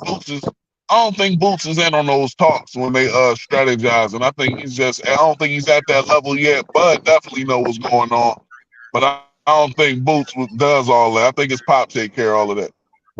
Mm-hmm. It says RDR film says exactly. He said, look what it done for Errol. Said when he fought with Mikey Garcia and Do It All 36. He says Ryan has called down a lot of people and has called down Crawford, Spence, and Boots. I know he's just tripping right now. He's at a anytime you have a popular fight and it's your time to shine, you're gonna go ahead and do what you gotta do, you know what I'm saying, to get them names out there. You know what I'm saying? Possibly, you know what I'm saying, to get the shine on you as long as possible. Um Do It All 36 says yes, is Ryan probably gonna take a light touch? Says Ryan gonna fight the winner AB and Blair. Now, let me ask you guys a question. Do y'all think that Earl Spence Jr. going to get that Fundora fight or Tim Tszyu fight? Or what y'all think is going to happen next on the WB side? Because, you got Fundora, you know what I'm saying, who is injured right now. Are they going to make him champion in recess and have Tim Tszyu and Earl Spence Jr. maybe fight? Because we already know Terrence Crawford is going with this Madrimov guy. Madrimov. That's going to be a fight. And we got Boots, who's going to be fighting Cody Crawley, right? So, you know what I'm saying, that we already know he's going to destroy Cody Crawley. We feel like with Madrimov, who they keep saying is a young Triple G, got young Triple G strength, but you only got 10 fights, my brother. Young man, you know what I'm saying? Who got the WB? Mm-hmm. I think they're gonna try to put Spence in a position to get the belt. I feel like maybe they're trying to build an undisputed rematch between Spence and Crawford. But I feel like in order to do that, they need to do that in the next 2 years, probably. Like they're gonna have to do that quick. So I think they will put Spence in position to get a belt. But then you got Jamel Charlo there too. You got Jamel Charlo. So it's kind of like a convoluted weight class with a lot of really good champions in there. So I'm just trying to figure out how they're gonna get EJ working up in there, and you got Jamel. I mean, shit. Maybe they'll even have a Jamel versus Errol Spence Jr. fight. I mean, just to bring the PBC stock up again, because they've I'm lost saying, a lot of. You don't think they're gonna slow walk Earl back into some action? They're gonna throw him right back in the fire, huh? Man, he gonna throw himself back in the fire. He already trying to jump in ain't a and good fight idea. Fundora. That's a He don't terrible take fight no for him tune-ups, coming money. back. That's a Fundora? bad that no tune up shit, man. That shit is a bad philosophy, man. That's real talk. After being so inactive and getting the ass whooping like that, no tune ups against guys that's highly active. That's very difficult. You just saw Deontay Wilder come back and lose against somebody that wasn't even on his level with that no tune up, no action shit, man. So you you're making a great point. You're making a great point. Joseph Parker's a better boxer than Deontay Wilder. Yeah, Deontay Wilder just punched like a mother sucker, man. Wilder was a better fighter overall at his apex. I'm just saying, like, with his attributes, when Wilder was active, it would have never went down like that. But just not having that timing from not fighting, it's like you're going to lose the guys that maybe you would not have lost to. Definitely not in that fashion. I'm not saying Parker's trash or nothing like that. I think Errol Spence, you got Tim Tszyu supposed to be fighting Virgil Ortiz. Now he could get the winner out of that. I think Virgil Ortiz and Errol Spence, that could be a big fight too. You got Mexican versus Brown versus Black right there. You know what I'm saying? You got Golden Boy, PBC, they maybe put something together. Actually that's DAZN and Golden Boy and PBC. Maybe that could be a bridge where PBC can cross over and they can get in the mix. But that could be a good fight. The Mexican. Well, it's probably gonna be in house because they ain't gonna be trying to give up them belts. PBC got control of all the 54 belts. Mm-hmm. That's true. Let me see. So I mean, it's a lot of it's just so many ways to go with so many different good champions at 154. That I mean, it's become a glamour division with so many good champions in there, or good fighters in there. I mean, I just want to see EJ get back in there and see what he can do at a better weight class than where he was, because I think his body was finished with 147. I think with 154 we might see something special, or we'll see EJ rebuilding, his confidence, whatever. Cooking with Frank says Bill disrespected Tank every chance he got. He said he even disrespected the man's mother. He says now he's mad because his son ass was in the air. Oh God. I forgot Frank. What's going on, Cooking with Frank? I see you out there. You know what I'm saying? Doc Kent, he says, wouldn't mind seeing Ryan fight Josh Taylor. I think Josh Taylor's pretty much done, man. Y'all don't want to see that. No evidence. What's happening, bro? He said, what's going on, Pull? Long time no see, man. I see my 300 starting to trickle back into the play. He says, those Diddy files. Oh, my goodness. It says, do it all. 136 says, they say Tim Tszyu fighting Virgil Ortiz on the Crawford undercard. That would be interesting, man. Y'all think Virgil Ortiz, y'all think he's still on a A-class level, or y'all think, he need to work himself back up? Because we need to see him fight, man. He been gone for like what, 2 years? About 3 years, damn near three, something like that. Damn, man, he need to come back, man. Listen, man, I'm not a fan of these guys coming back and hopping in the top competition. I think that shit is silly. This is boxing. It's not a game. I don't know if I just been watching this shit too long, but I remember back in the day, you come back, get a little fight that nobody really cared too much about, and it was cool. You can get a tune-up. Nobody was tripping. Folks, are they making too much money for the tune-up now? And the network's not willing to pay for that? Is that what it is? Well, I mean, look at Keith Thurman. Every time he get a tune-up, he gone, bro, for another goddamn couple of years. You know what I'm saying? I mean, I told motherfucker, I said, shit, soon as he get this damn fight, he out of here, man. You know what I'm saying? He ain't coming back, bro. It's like his get back year, he did the same thing. I mean, he fought now. Mark Burris is a damn good fighter. I mean, I don't blame him. You know what I'm saying? But when he almost lost to Josecito Lopez, yeah, Josecito Lopez, damn near knocked his ass out, man. You that body shot, right? Yeah. Mm-hmm. Oh, he went upside his head too. Motherfucker was looking upside down. Yeah, go ahead. What you say? Speaking of Keith Thurman, though, and I mean that'd be a good fight. An old rival. They can go ahead and they can sell it like that. Keith Thurman versus Errol Spence. That'd be a good fight. That's the fight right there. That's the fight. Yeah, but Keith Thurman ain't in no. He done hurt himself in training. That nigga. That's good though. Hey, but by the time he get back. Yep. It'd be an in-house fight. PBC.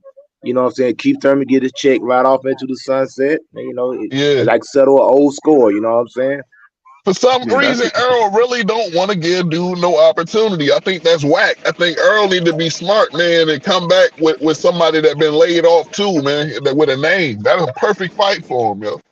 But you know why Earl don't want to give him opportunity? Because he didn't give Earl opportunity. That's why. And this a different time, though. what I said earlier. I said we live in toxic times where people, Yeah. petty. Being petty is how these motherfuckers being raised. Like he No gonna block evidence. his own blessing. Being petty gonna block his own blessing. Yeah.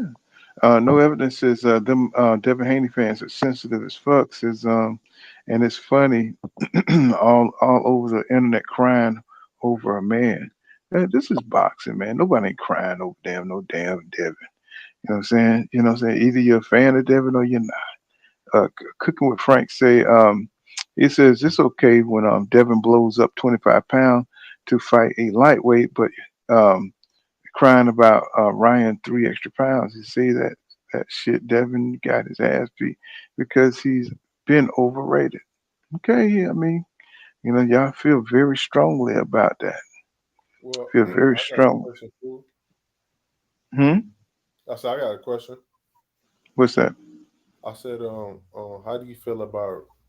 I know you might have touched on it earlier, but how do you feel about Regis basically trying to throw it out there that hey, he was doing that to me. Y'all didn't say nothing. Like at first, Regis, he was quiet about about his loss, but as soon as he got on there and talked the fight hype, he kept trying to allude to, hey, he did me dirty. Y'all let it slide. He's like, no excuses. But how do you feel about Regis saying that? Real Well, we quick, not to covered cut that the you other off, but day. I'm looking at this Hmm. PBC Devin Ryan fight. Ryan do look terrible in this. So he looks thin. He looks really small. He looks drained. Oh, you talking about against Tank? Yeah, I just looked it up.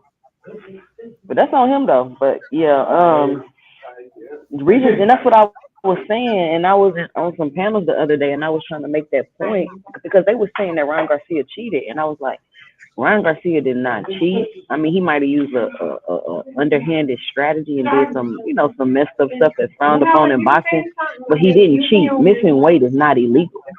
And then on top of that, if he did cheat, Devin Haney them agreed to the cheating. And I was trying to make a point that he ran away on Regis. And their whole argument was that, but he still made the weight. But Regis said in his contract, what Devin did was illegal. He said he intentionally ignored the weight stipulations and came in overweight. It's just that Regis wasn't on top of his business and he didn't think none of it. And he probably didn't understand the ramifications of it and what that would be in the ring because he's never experienced that before. So I just think that they got beat at their own weight game. And I wonder, and I think that after that Regis fight, that the fact that he was so big was exposed for a reason. You get what I'm saying? Like, it's probably other fighters that do that. They never expose the information. So why would they put that out there like that? Yeah, I mean, but like I was saying, we covered this the other day because I pulled Regis up and went over his whole interview about saying how he was done. So it kind of like saying it's kind of like Devin don't have a leg to stand on when it comes to talking about this weight thing, and maybe that's why he accepted it. Saying that he thought like because I've seen him in other interviews where he says Ryan is the least dangerous 135 pounder because he put himself up there with Tank and Lomachenko and saying the Four Kings or whatever. And he said that Ryan was the least dangerous one, right? So I don't think he really respected Ryan because the way he kind of moved throughout his career and stuff and not being dedicated and stuff. And I think that helped Ryan. Saying he got with a disciplined coach who could get his game back up to a class level, right? And I just think Devin wasn't aware because you remember how we were saying how good, I mean, how much is Devin? I mean, how much is Derek really helping Ryan right now? How because he only had one camp in, and now he got two, and so now he's stacking on some skills and stuff that's really helping him out. And him already being a guy with gifts and stuff, it was just a recipe for disaster for Devin. Saying that this all came together at the wrong time for Devin. So he's thinking he's still this undisciplined guy, this guy who's still afraid to fight him, who don't want to lose, and he was under that impression, and it was a lie. Saying Ryan had done grown and moved on from that and stuff. So it was brilliant. Saying it was a brilliant tactic. You know, what people aren't really mentioning brilliant. is Ryan's footwork stepped up crazy that fight. That was the difference. The possession he was able to get into with his feet. That's where Derrick James improved him for sure. Well, I think Derek just teaches you the fundamentals to get behind the jab, how to punch, move, going forward. And I think once he hit Devin, he didn't really need all that shit because Devin was pretty jacked up and he was already pretty brainwashed to fight in the center of the ring through all of the saying the needling and everything. He was already, trying to, prove a point. And he got Falumalo, you know what I'm saying? It's just what it is, my nigga, Hey, you can't ice skate uphill, man. It ain't gonna work out for you. I know I did that was some cold shit for the blade shit. I thought I knew somebody. I knew you an OG, goddamn. You caught that. Some motherfuckers just want to always ice skate uphill, goddamn. Real shit. That's real. No doubt. But what I'm saying, we'll come back on tomorrow. We got 4 hours in the cook. I think that's pretty cool. Y'all make sure you subscribe to 2 Cents. 2 Cents, you coming on today? No, I only got time to go live on Sundays. I don't really got time to go live during the week. Oh, okay. Okay. I was gonna say let's go over there to 2 Cents or whatever whenever but subscribe to her, you know what I'm saying? Because you see how real she is. Very honest boxing talker.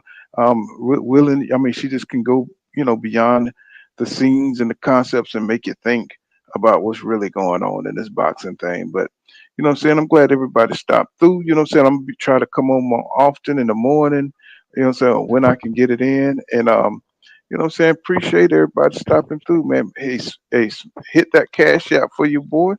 You know what I'm saying? And you know what I'm saying? Support the channel.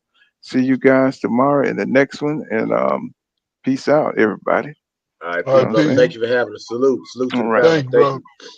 All right, no problem. Peace out.